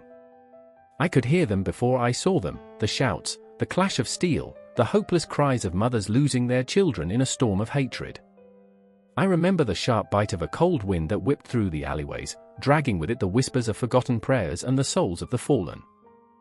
I saw Clara, her hair a tangled mess, face streaked with dirt and tears. She was kneeling in the dirt, clutching a doll that had seen better days, its button eyes clouded with the dust of despair. I could feel her pain, visceral and choking, as she looked up at me, a haunting question reflected in her wide, terrified eyes. "Where is God?" she pleaded, her voice a fragile thread amidst the chaos. Beside her stood Gabriel, a boy barely on the cusp of manhood, wielding a sword that felt heavier than the weight of the world. His fingers trembled around the hilt, the steel glinting ominously in the fading light. "We have to fight, Clara," he shouted, his voice cracking under the tension. He was filled with righteous fervor, a fire that threatened to consume him. But I could see the flicker of doubt in his eyes, the fear of losing everything he loved. "What if we lose?" he whispered, his bravado slipping like sand through his fingers. In that moment, standing amidst the gathering storm of bodies and beliefs, I felt the suffocating weight of their fear wrapping around me. I remember the way the shadows danced, casting grotesque shapes on the walls, figures that seemed to mock our plight. They laughed, those shadows, taunting us with the absurdity of it all, a jumble of faith and blood that would spill, unrelenting, into the earth. "Clara," I said, my voice barely a whisper, "we cannot let them take our hope." My own heart trembled at the thought. Hope, what a fragile thing it was, like a candle flickering in the wind. I was terrified we would drown in the darkness that crept closer with each passing moment. But looking into Clara's eyes, I saw a spark, a desperate need for light. The bell tolled in the distance, ominous and heavy, calling to the faithful and the frightened alike. It was a signal, a reminder of the divisions that birthed this chaos. Catholics and Protestants, I thought bitterly, each word like a dagger, slicing through the fabric of community. Like oil and water, they'll never mix. I could hear the clangor of weapons, the rustle of banners, the chants of those who believed their God was the only true God. And then it happened. The clash came like thunder, a cacophony of rage and despair as the two factions collided in a storm of flesh and iron. I was there, caught in the whirlpool of it all. I ducked as a soldier fell beside me, his blood staining the cobblestones dark and rich, pooling like spilled ink on a page of history that would never be written. I remember Gabriel lunging forward, shouting, "For God," as he swung his sword, his innocence shattered with each strike. He was fighting not just for survival but for a belief so deeply embedded in his soul that it consumed him. And yet, with every swing, his eyes grew wider, the horror of what he was doing crashing into him like a wave. "What have I done?" he whispered between breaths, the taste of iron filling his mouth. Clara, still clutching her doll, stood frozen, paralyzed by the violence erupting around her. I reached for her, pulling her close, desperate to shield her from the brutality unfolding. "Run! Find safety!" I screamed, but she wouldn't budge. Her gaze was fixed, terrified and entranced, as if the violence had woven a spell around her. "I can't leave you," she choked, the weight of her loyalty a chain that bound her to me. Time blurred, stretched, and twisted in that moment.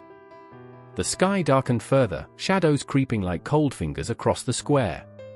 I watched as brothers turned against brothers, neighbors raised swords against neighbors, all in the name of faith. It felt like a fever dream, a horrific ballet of chaos, the dance of death that consumed everything it touched. And there was me, lost in the storm, a mere observer tethered to the pain of those around me. I remember the fleeting moments of clarity, where visions of a different life flickered before me, where Clara would play in fields of sunflowers, where Gabriel would laugh, his sword sheathed, where faith would not be a weapon but a gentle whisper of hope. But hope felt like a distant star, one I could see but could never reach. In the midst of this conflict, I realized our beliefs were not just words etched in sacred texts but living, breathing forces that could ignite love or consume us like fire. I could feel the weight of history pressing down, the ghosts of those who came before us whispering their regrets and their lessons. The clash grew louder, more desperate, and I could feel the air thickening with grief, the grief of what was lost, what could never be regained. I caught a glimpse of Gabriel, his face a mask of anguish as he faced an opponent who was once a friend. I wanted to scream, to shatter this cycle of violence that spun faster and faster until everything was a blur of pain and confusion. Then, in that instant, I saw Clara step forward, doll still clutched in her small hands, her voice ringing out, clear and unyielding, "Stop! Please!" A child's voice piercing through the madness, as if she could weave a thread of peace amidst the chaos. The fighting paused, moments suspended in time, and for a heartbeat, hope flickered once more, a fragile flame against the encroaching darkness. But the moment was fleeting, shattered by the clash of steel and the roar of the crowd, the shadows swallowing us whole. I caught Gabriel's gaze, a silent plea exchanged between us, as we both understood that the night was far from over.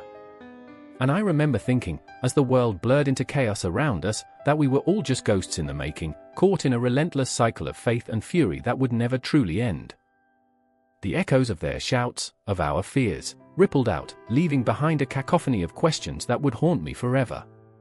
The battle raged on, an endless spiral of conflict that intertwined faiths and ideologies, each heartbeat drumming to the rhythm of our pain. Would we ever find peace? Would we ever learn to love amidst the ruins we created? In that moment, I understood that this was a war, not just for land or power, but for the very souls of those who dared to dream of something different. The night closed in, heavy with uncertainty, but deep down, I knew the fight was far from over. It would echo through time, stretching into eternity, and we would become part of a story that would never truly end. The church bells rang, their toll echoing through the smoky air, and I could feel the tension vibrating in my bones. Each clang ricocheted off the cold stone walls, a funeral dirge for a bygone era where blood spilled like water in the name of faith. Standing amongst the ashes of a world battered by war, I felt the weight of history pressing down on me, a suffocating blanket of grief and fury. The very ground trembled beneath us, as if it too were mourning the senseless deaths of fathers, brothers, sons. "This can't be it," I whispered to myself, holding tightly to the fraying remnants of hope that clung to the edges of my mind. In the distance, I caught sight of two figures, shadows moving with purpose against the backdrop of dusk. One was Peter, a man with eyes like storm clouds, heavy with the burden of choices that haunted him like ghosts. The other, Clara, fierce as a lioness, her heart a wild thing caged by the expectations thrust upon her. They were entwined in a battle of their own, a war born not of blood, but of faith and love, twisted together like vines choking a once vibrant tree. "I can't believe you'd stand with them," Peter spat, his voice laced with anguish, trembling at the edges. Each word struck like a dagger, piercing the air between them. "You'd choose your precious city over everything we've fought for." "Fought for?" Clara shot back, her fists clenched, nails digging into her palms. "What have we gained from all this fighting, Peter?" "Nothing but death. This is madness. We need peace." The desperation in her voice hung in the air, thick and suffocating, wrapping around us like a noose. I remember her eyes, ablaze with the fire of conviction, a light flickering in the encroaching darkness.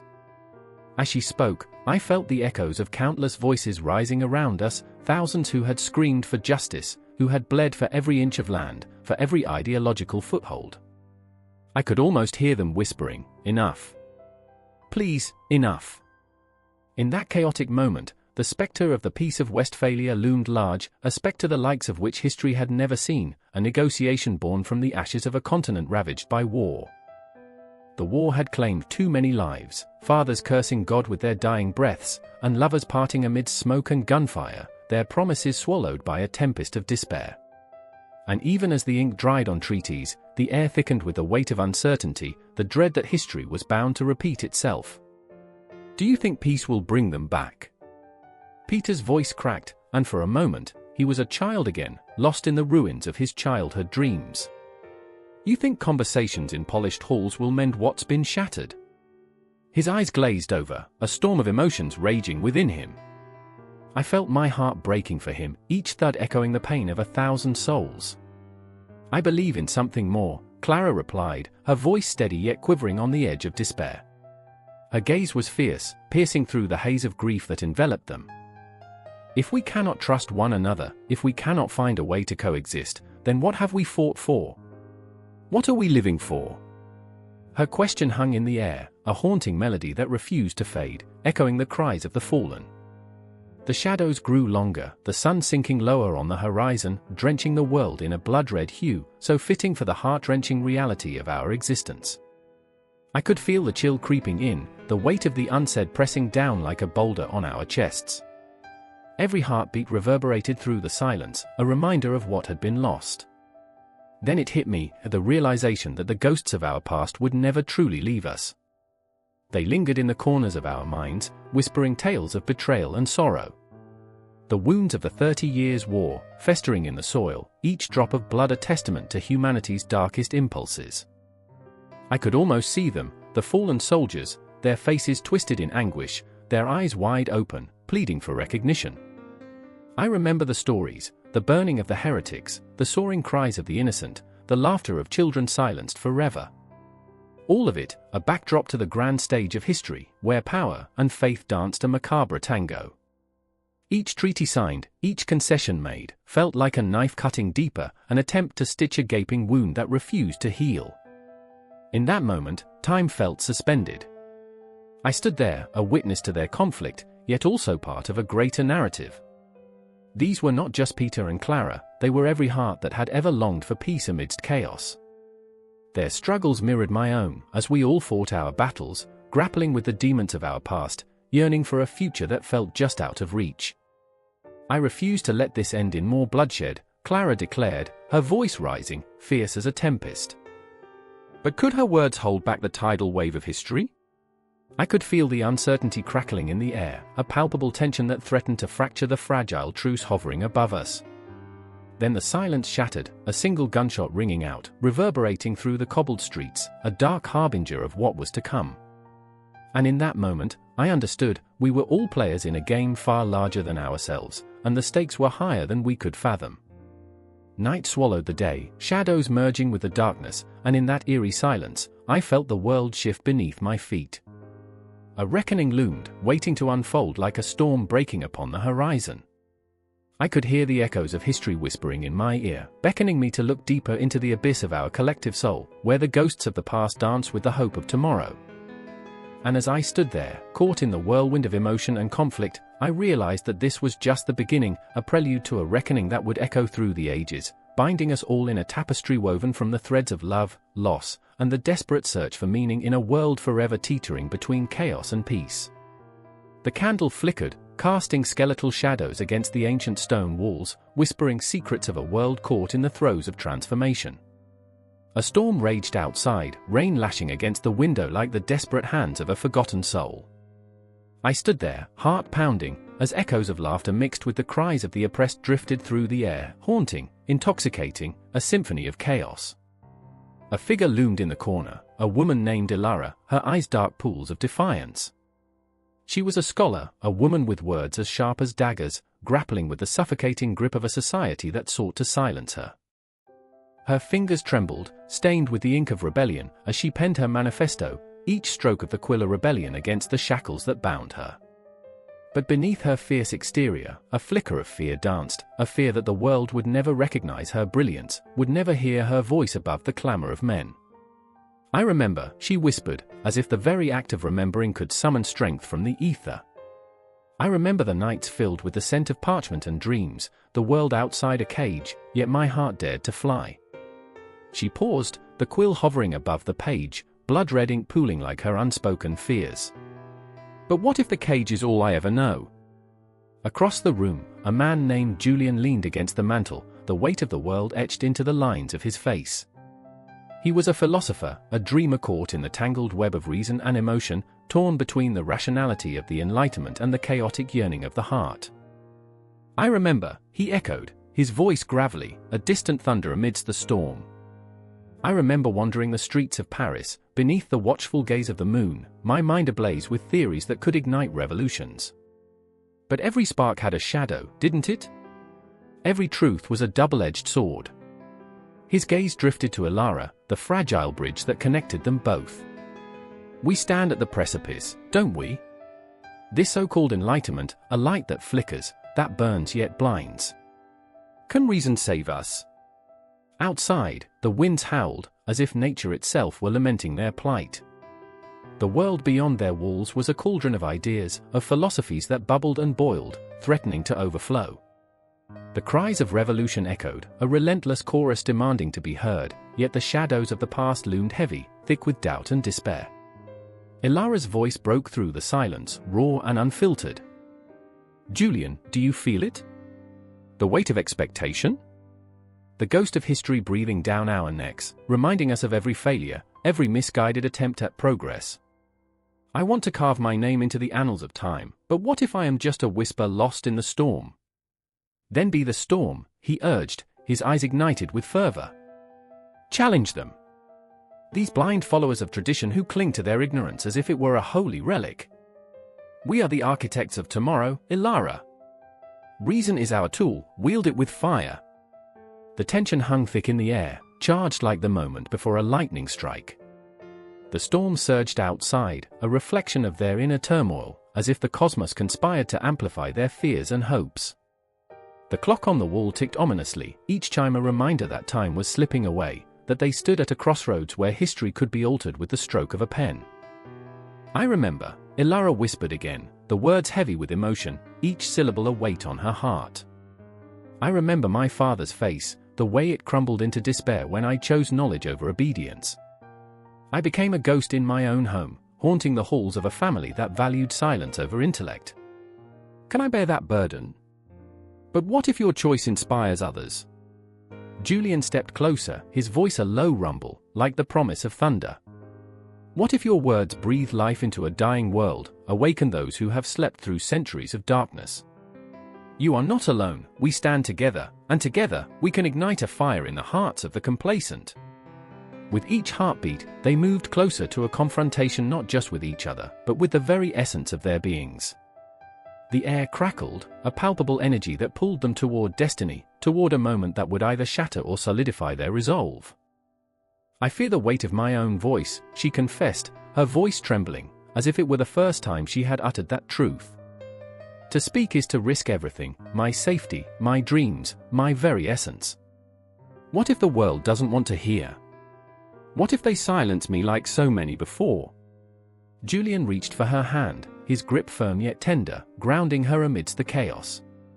"Then we will be the voices they cannot silence.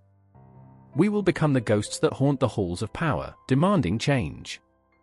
Your fear is a part of you, Ilara, but it does not define you.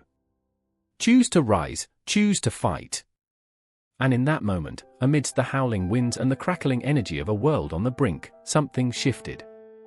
A thread of hope wove through their despair, binding them together, forging an alliance that was both fragile and fierce. Through the storm, through the tumult, they stood, two souls ignited by the promise of reason and the fire of humanity. As their hearts beat in unison, they knew they were on the precipice of something monumental, a dawning of a new age, a birth of modernity. But the clock continued to tick, its relentless rhythm a reminder that time was both ally and adversary. Shadows lengthened, darkness loomed, and outside the walls, the cries for change grew louder. The air hung heavy with anticipation, and from that stormy night, the boundaries of reason and passion blurred, entwining like the very souls of those who dared to dream. What lay ahead was uncertain, but one thing was clear: the winds of enlightenment were stirring, and the fires of rebellion were ignited. Just like the flickering candle, it was poised on the brink, ready to either extinguish or blaze forth, illuminating a world that had long dwelled in shadows. The confrontation was nearing, destiny hovering like a spectre, waiting, watching, on the cusp of transformation. The ground trembled beneath their feet, a low and ominous growl that vibrated through the bones of the earth. In the shadows of a dimly lit hut, a mother clutched her child, heart racing, breath hitching in her throat. The air was thick with the smell of damp soil and fear, a pungent reminder of what was at stake. "Stay close," she whispered, her voice a threadbare assurance as the rumble intensified, echoing with promises of famine and despair.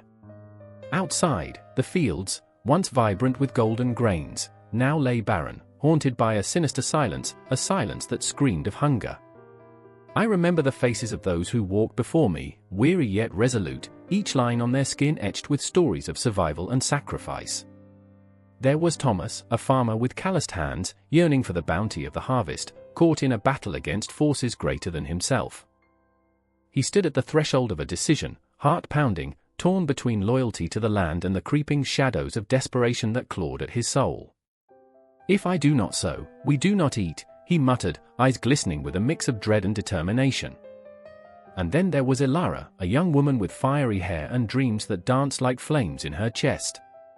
She had watched her brother wither under the weight of hunger, and her resolve hardened like iron.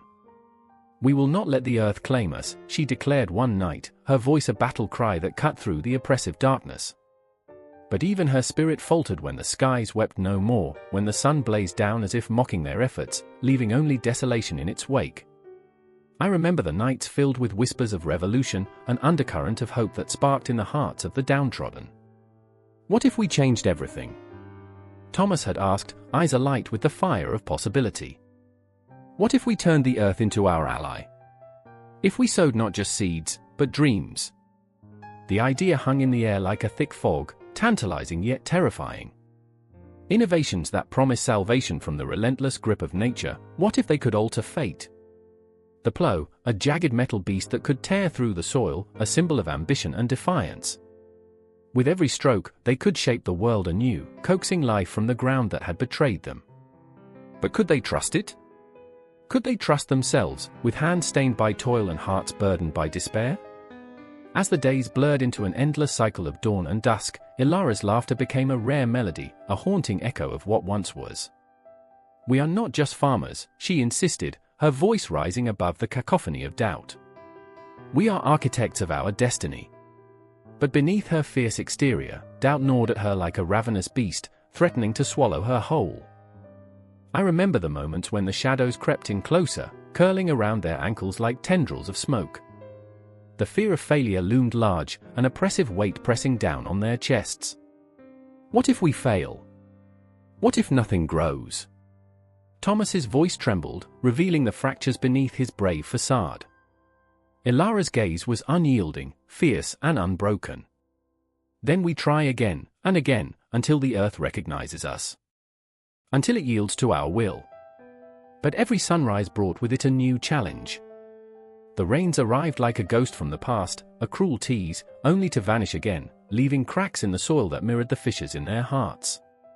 In their desperation, they turned to one another, bonds forged in the fire of survival, yet strained by the weight of ambition. I remember the glances shared in the twilight, the unspoken words that trembled in the air. Thomas, standing at the edge of his field, fingers gripping the plow, felt the earth's heartbeat, a slow and steady rhythm that matched the one in his chest. "I cannot live like this," he confessed, voice barely a whisper, as the shadows lengthened. "I cannot watch my family starve while I till the ground." Ilara stepped closer, her presence a fierce storm. "Then we fight. We fight against the very nature that binds us." In her eyes, he saw the flicker of hope, the spark that could ignite a revolution. But hope is a fickle mistress. The wind shifted, and as they began to plant seeds of change, the storms of fate unleashed their fury. Rain fell in torrents, muddying their dreams, drowning what little hope they had managed to cultivate. "Everything we've worked for," Thomas choked, his voice laced with despair, as he knelt in the mud, the weight of failure pressing down on him like a boulder. They were at a precipice, each heartbeat echoing the uncertainty of their choices. In that moment, as chaos swirled around them, they stood at the crossroads of history, one path leading to despair, the other to an uncertain future shaped by their very hands. In the depths of that storm, Ilara grabbed Thomas's arm, her grip fierce and unwavering. "We are not alone in this fight. We have each other. We will redefine our existence, not just for us but for every soul that has ever walked this land." The storm raged, but within the tempest, a fire ignited, a shared purpose, a flicker of defiance against the odds. They were no longer just farmers, they were rebels, warriors against the chains of fate. I remember standing among the ruins of their dreams, watching them rise. The agricultural revolution was not just a series of innovations, it became a testament to the human spirit, an unbreakable bond forged in the crucible of struggle and ambition. And as the earth began to yield, they realized they were not merely fighting for survival. They were sowing the seeds of a new era, a legacy that would ripple through time, forever altering the fabric of society. The sun broke through the clouds, casting a golden hue over the drenched fields, illuminating the scars of their battle. Hope shimmered on the horizon, beckoning like a distant star, but the struggle was far from over. They would rise and fall, again and again, a cycle of life and death, despair and hope. In this moment, in this fleeting breath of existence, the echoes of their fight would resonate through the ages. And the earth, once a graveyard of dreams, would witness their transformation, an agricultural revolution fueled by the very essence of humanity. As the sun dipped below the horizon, shadows danced across the fields, whispering secrets of the past and the promise of tomorrow. It was a continuation of their story, a loop that would entwine with others, forever binding souls in the relentless pursuit of growth and renewal. The battle was not over, it had only just begun. The night was alive with whispers, the kind that crawled under your skin, making you shiver with a mixture of dread and exhilaration. The stars hung low, thick as secrets in the velvety sky, and in the heart of the city, a clock tower struck midnight with a mournful clang, echoing through the cobblestone streets. I stood there, a spectre amongst the shadows, feeling the weight of a world teetering on the brink of madness. The air smelled of smoke and something sweetly rancid, a reminder that lives were either saved or lost in a heartbeat. I watched as Galileo paced like a caged lion, the flickering torchlight casting anxious shadows across his furrowed brow. His hands gestured wildly, as if trying to grasp invisible ideas, truths that felt both exhilarating and terrifying. "They think I am a fool," he hissed, the sound sharp as broken glass. In that moment, he was no longer just a man, he was a hurricane of thoughts, visions colliding with the immovable walls of tradition. "But I see the stars." His voice trembled with a longing that clawed at my chest, a mixture of desperation and fervor. And there was Maria, the quiet observer, caught in the web of her own unfulfilled dreams. She stood at the edge of the square, her heart drumming a frantic rhythm against her ribs. Maria had always been the one who understood the unspeakable, the one who felt the pulse of the universe in her fingertips. She craved knowledge, yet here she was, chained to societal expectations, her dreams extinguished by the heavy cloak of propriety. With every word that tumbled from Galileo's lips, her insides twisted with longing. "What if," she whispered to the night, the words hanging like smoke, fragile and ethereal. "What if I could be part of it?" As the clock's echoes faded, the air thickened with tension. Galileo's eyes, wild and alive, locked onto Maria's. He saw in her the spark of rebellion, a yearning that mirrored his own. "Join me," he implored, his voice a velvet whisper, holding the promise of the cosmos. There was a haunting beauty in his desperation, a reflection of a world shifting beneath their weary feet. I felt the chasm between them, a rift of fear and dreams unfulfilled. This was not just a battle for knowledge, it was a reckoning of the soul. But there, lurking in the shadows, was the spectre of authority, Cardinal Bellarmine, a man whose very presence dripped with the weight of centuries. He emerged from the dark like a thunderstorm, his eyes cold and calculating. "You would play God, Galileo." His voice rolled through the air, a heavy fog pressing down on hope. "You risk not just your life, but the very fabric of our faith." I could feel the heat of conflict, the raw energy surging between them, a cosmic dance of defiance and authority. I remember standing there, heart racing, caught in the riptide of their confrontation. Each breath felt like a gasp for survival. Maria, caught between desire and fear, stepped forward. "What is faith if it shackles the mind?" she challenged, every syllable a rebellion against the silence that had suffocated her for years. Her courage, like a beacon, illuminated the dark corners of doubt. And then, the world shifted dramatically, the stars blinked, and time itself held its breath. Galileo turned, eyes blazing, a tempest of conviction. "Let them call me a heretic." His voice rang out, a clarion call that danced on the edges of danger. "I will not be bound by ignorance." It was a declaration that hung in the air, electric and potent, a battle cry for all those who dared to dream beyond the horizon of what was accepted. The tension snapped, tightening around us like a noose. Maria felt it, the swell of hope and despair crashing against her heart.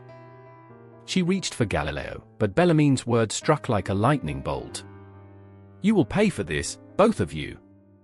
The warning hung heavy, a ghostly echo that would haunt them long after the night had faded. But there was no turning back now. The city around us held its breath, the cobblestones whispering ancient tales of rebellion and conformity, of hope and despair. I could sense the weight of history pressing down, as if the earth itself were poised to erupt. And in that moment, I remembered. I remembered the dreams that die in silence, the voices that go unheard, and the unquenchable thirst for truth that burns deep within us all. A flicker of courage ignited in Maria. "We are the architects of our own futures," she shouted, her voice a wild, untamed wind. It was a call to arms, a plea to the very fabric of the universe to bear witness to their struggles. In that moment, she was more than just a woman, she was a force of nature, embodying the spirit of the scientific revolution, a spirit that would not be extinguished. And as they stood together, two souls aflame with passion and conviction, I felt a profound shift in the very fabric of existence. The stars above seemed to shimmer in agreement, as if the cosmos itself were nodding to the heartbeat of humanity, echoing back their fears, their dreams, their truths. But the darkness still loomed, and in the distance, shadows curled with the promise of retribution. The confrontation was inevitable, the clash of ideas and ideals was merely a prelude to the storm that was gathering. I felt it, the looming dread, the impending clash of fervent belief against the cold steel of tradition. The world was changing, but at what cost? As the echoes of their voices faded into the night, the city remained alive with tension, each heartbeat a drumroll of anticipation. There was no resolution, only the lingering feeling of impending chaos, of possibility hanging in the air like a charged spark. And the clock continued to tick, relentless and unforgiving, a reminder that time waits for no one. The revolution was brewing, a tempest of new understandings swirling in the dark, and I was there, caught in the whirlwind, unable to turn away. The furnace roared like a beast awakening from a long slumber, its red-hot jaws devouring coal and exhaling a thick, acrid smoke that choked the early dawn. A girl named Clara, barely 13, stood at the edge of the factory floor, her heart pounding a frantic rhythm in her chest. She could taste the soot in the air, bitter and sharp, as her fingers trembled on the frayed fabric of her apron. Each breath felt like inhaling the shadows of 1,000 lost dreams, the weight of despair hanging thick around her.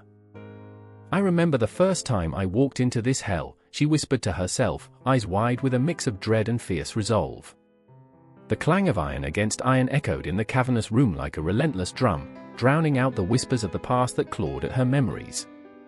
She remembered the sunlit fields back home, where laughter danced like fireflies in the twilight. Now, those days felt as distant as the stars. Across the room, a man named Thomas toiled with a fierce intensity, his muscles straining against the relentless demands of the machine. He was no stranger to suffering, scars crisscrossed his hands like a map of his life, each one a testament to the sacrifices he had made. A father of 3, he had once dared to dream of a better life, to cradle his children in warmth and security. But here he was, chained to the machinery, a cog in the relentless wheel of progress. The flames in his soul flickered, threatened to extinguish under the weight of despair, but still he pushed on. Keep going, he muttered, more to himself than anyone else. The rhythm of the factory pulsed around him, a haunting symphony of production, an anthem of exploitation. With each kick of the gears, he felt his spirit buckle. Yet the thought of his children, their innocent faces, drove him, a desperate ghost haunting him, urging him to fight against the tide of industry that threatened to swallow them whole. And then there was Eliza, a woman of fierce intellect and quiet rebellion.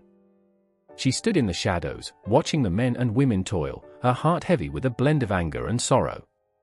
She had a mind that thirsted for knowledge, yet here she was, shackled to the expectations of her gender, the confines of her birth. The very fabric of society seemed to conspire against her, trapping her within its invisible walls. "Why can't they see?" she whispered, her voice trembling with the weight of her frustration. "Why can't they see the chains they've forged?" The world outside was changing, a whirlwind of ideas and philosophies, yet inside this factory, time stood still, a cruel trick played by progress. The smokestacks rose against the grey sky like the fingers of a dying god, grasping for something, anything, beyond this relentless grind.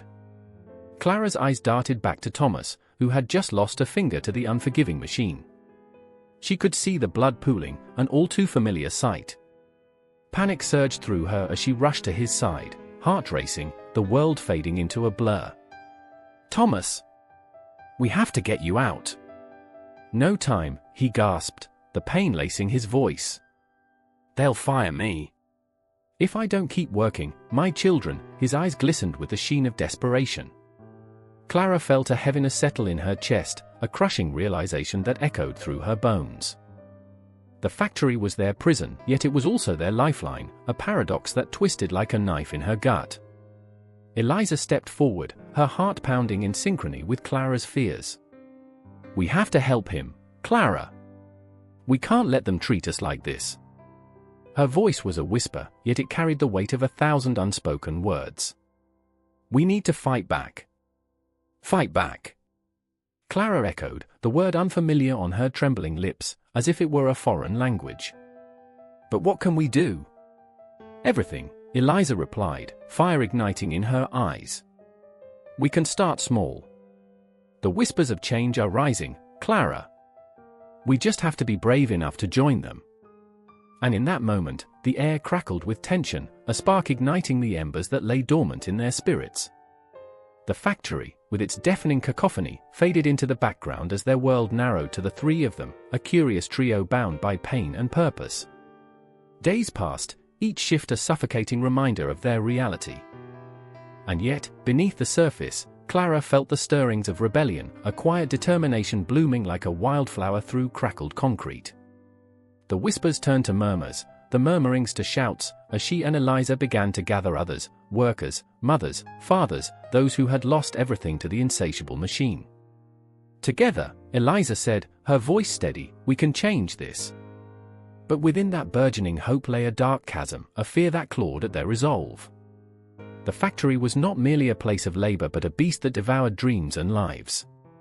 Each night, Clara would close her eyes, haunted by visions of the machinery, the gears that ground life into dust, the cries of the lost echoing through the chambers of her mind.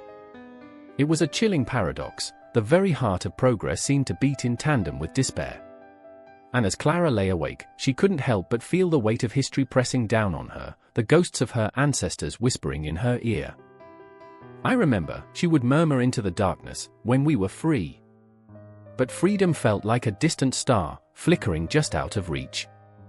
Then, on a storm-laden night, everything changed. A strike erupted, like thunder cracking the sky, as workers united in defiance. The air was electric with a sense of purpose, but the fear was palpable.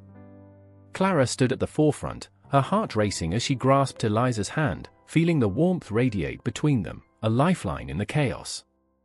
"Now," Eliza breathed, her voice fierce despite the tempest raging outside. "Now we fight." All around them, a sea of determined faces surged forward, the clash of wills and machinery intertwining in a dance of desperation and hope. And in that moment, amid the chaos, Clara felt alive, alive in a way she had never felt before, as if the shackles of her existence were finally breaking free. As the sun rose on the horizon, illuminating the factory in an otherworldly glow, hope flickered anew. But the road before them was fraught with uncertainty, a winding path echoing with the laughter of children, the cries of the oppressed, and the whispers of change. It was a journey without end, a perpetual cycle of resistance and resilience, where the human spirit wrestled against the forces of greed and indifference. And as Clara, Thomas, and Eliza stood together, their hearts pounding in unison, they knew this was just the beginning. The Industrial Revolution had ignited a fire within them, a flame that would burn brightly against the darkness, forever shifting the very fabric of society and economy. The echo of iron against iron fills the air, a chaotic symphony of clashing swords and raw desperation. The moon hangs low, a pale eye observing the carnage below, a silent witness to the end of an era. I stand amidst it, heart pounding, each thud resonating with the cries of the fallen. Blood seeps into the earth, a dark promise that whispers of what has been lost and what lies ahead. The shadows dance eerily, flickering like the uncertain flames of hope in this twilight. I remember the smell of burning flesh. I remember the laughter of children, laughter that now twists into shrieks of terror. In this moment, I am both a spectator and a participant, the lines blurring as I plunge deeper into chaos. My hands tremble, coated with the grime of war, but it's not the battlefield that unsettles me, it's the hollow gaze of my brother, Elias, across the fray, his face etched with fear and defiance. His eyes, once filled with dreams of a brighter tomorrow, now hold only the weight of despair. "Do you see them?" he shouts, voice cracking under the strain, pointing towards the enemy, a mass of faces, twisted with rage and desperation. They are not monsters, they are reflections of ourselves, lost souls seeking a glimmer of salvation in the ashes of a crumbling world. It's a reminder that survival often demands a price we're too broken to pay. I want to scream back, to tell him that we can still change the course of this night, that we can rewrite our legacies in blood and fire. But the truth chokes me, a truth clawing at the edges of my mind, demanding to be acknowledged. My heart aches for my sister, Miriam, who clings to the idea of peace like a child clutches a tattered doll. "We must find a way to end this," she insists, her voice a fragile whisper beneath the roar of conflict. Peace is worth fighting for. But what does peace mean in a world where hope is as fleeting as the wind? The memory of her laughter, bright and unyielding, lingers heavy in the air, a ghost of what we once were. I remember the stories we shared, tales of knights and shining armor, of a time when valor reigned over chaos. But those stories seem hollow now, mere echoes of a forgotten past. The night stretches on, each moment stretching thin as tension crackles like static in the air. I glance at Elias again. He bites his lip, a habit I used to find endearing, now a sign of the storm brewing within him. "We can't let them take away our future," he declares, igniting a flicker of defiance within me, a spark fighting against the encroaching darkness. But as the clash of swords surrounds us, I feel that spark flicker, threatened by the shadows that creep ever closer. Time feels suspended, a cosmic clock ticking down, each second pulling us toward an uncertain fate. I can almost hear it, the steady ticking, counting down to the moment when our choices will either shatter us or forge us anew. The stars above seem to blink, indifferent to our plight, while the earth below drinks deep of our despair. In a moment of stillness, a breath catches in my throat.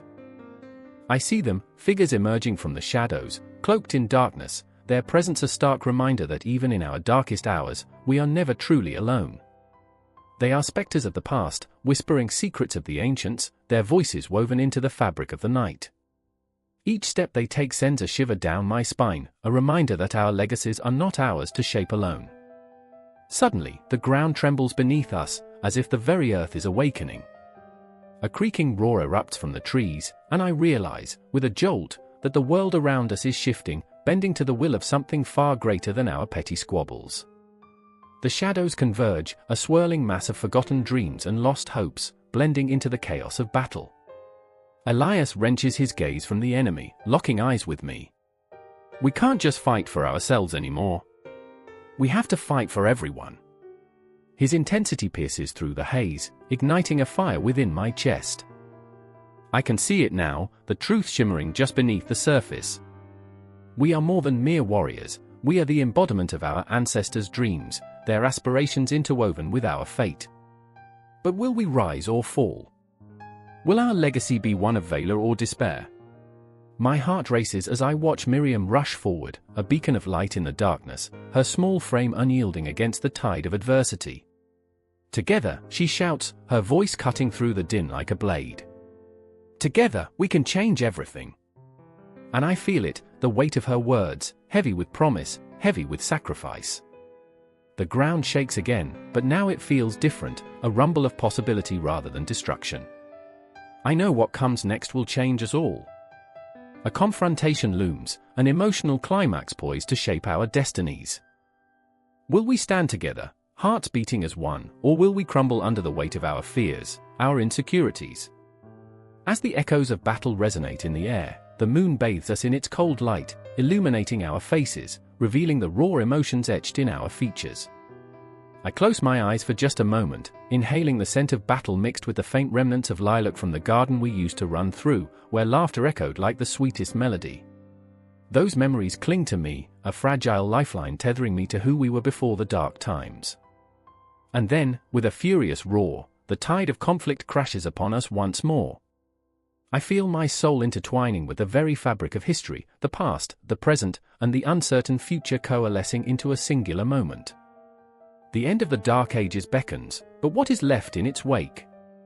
As the sun threatens to rise, illuminating our scars and dreams, I realize our story is just beginning. In this foreboding dance of shadows and light, the legacy we choose to forge will echo through time, shaping the world for generations yet to come. I take a step forward into the fray, heart pounding with an ancient rhythm, and no matter how this night unfolds, we are alive, and our story is still being written.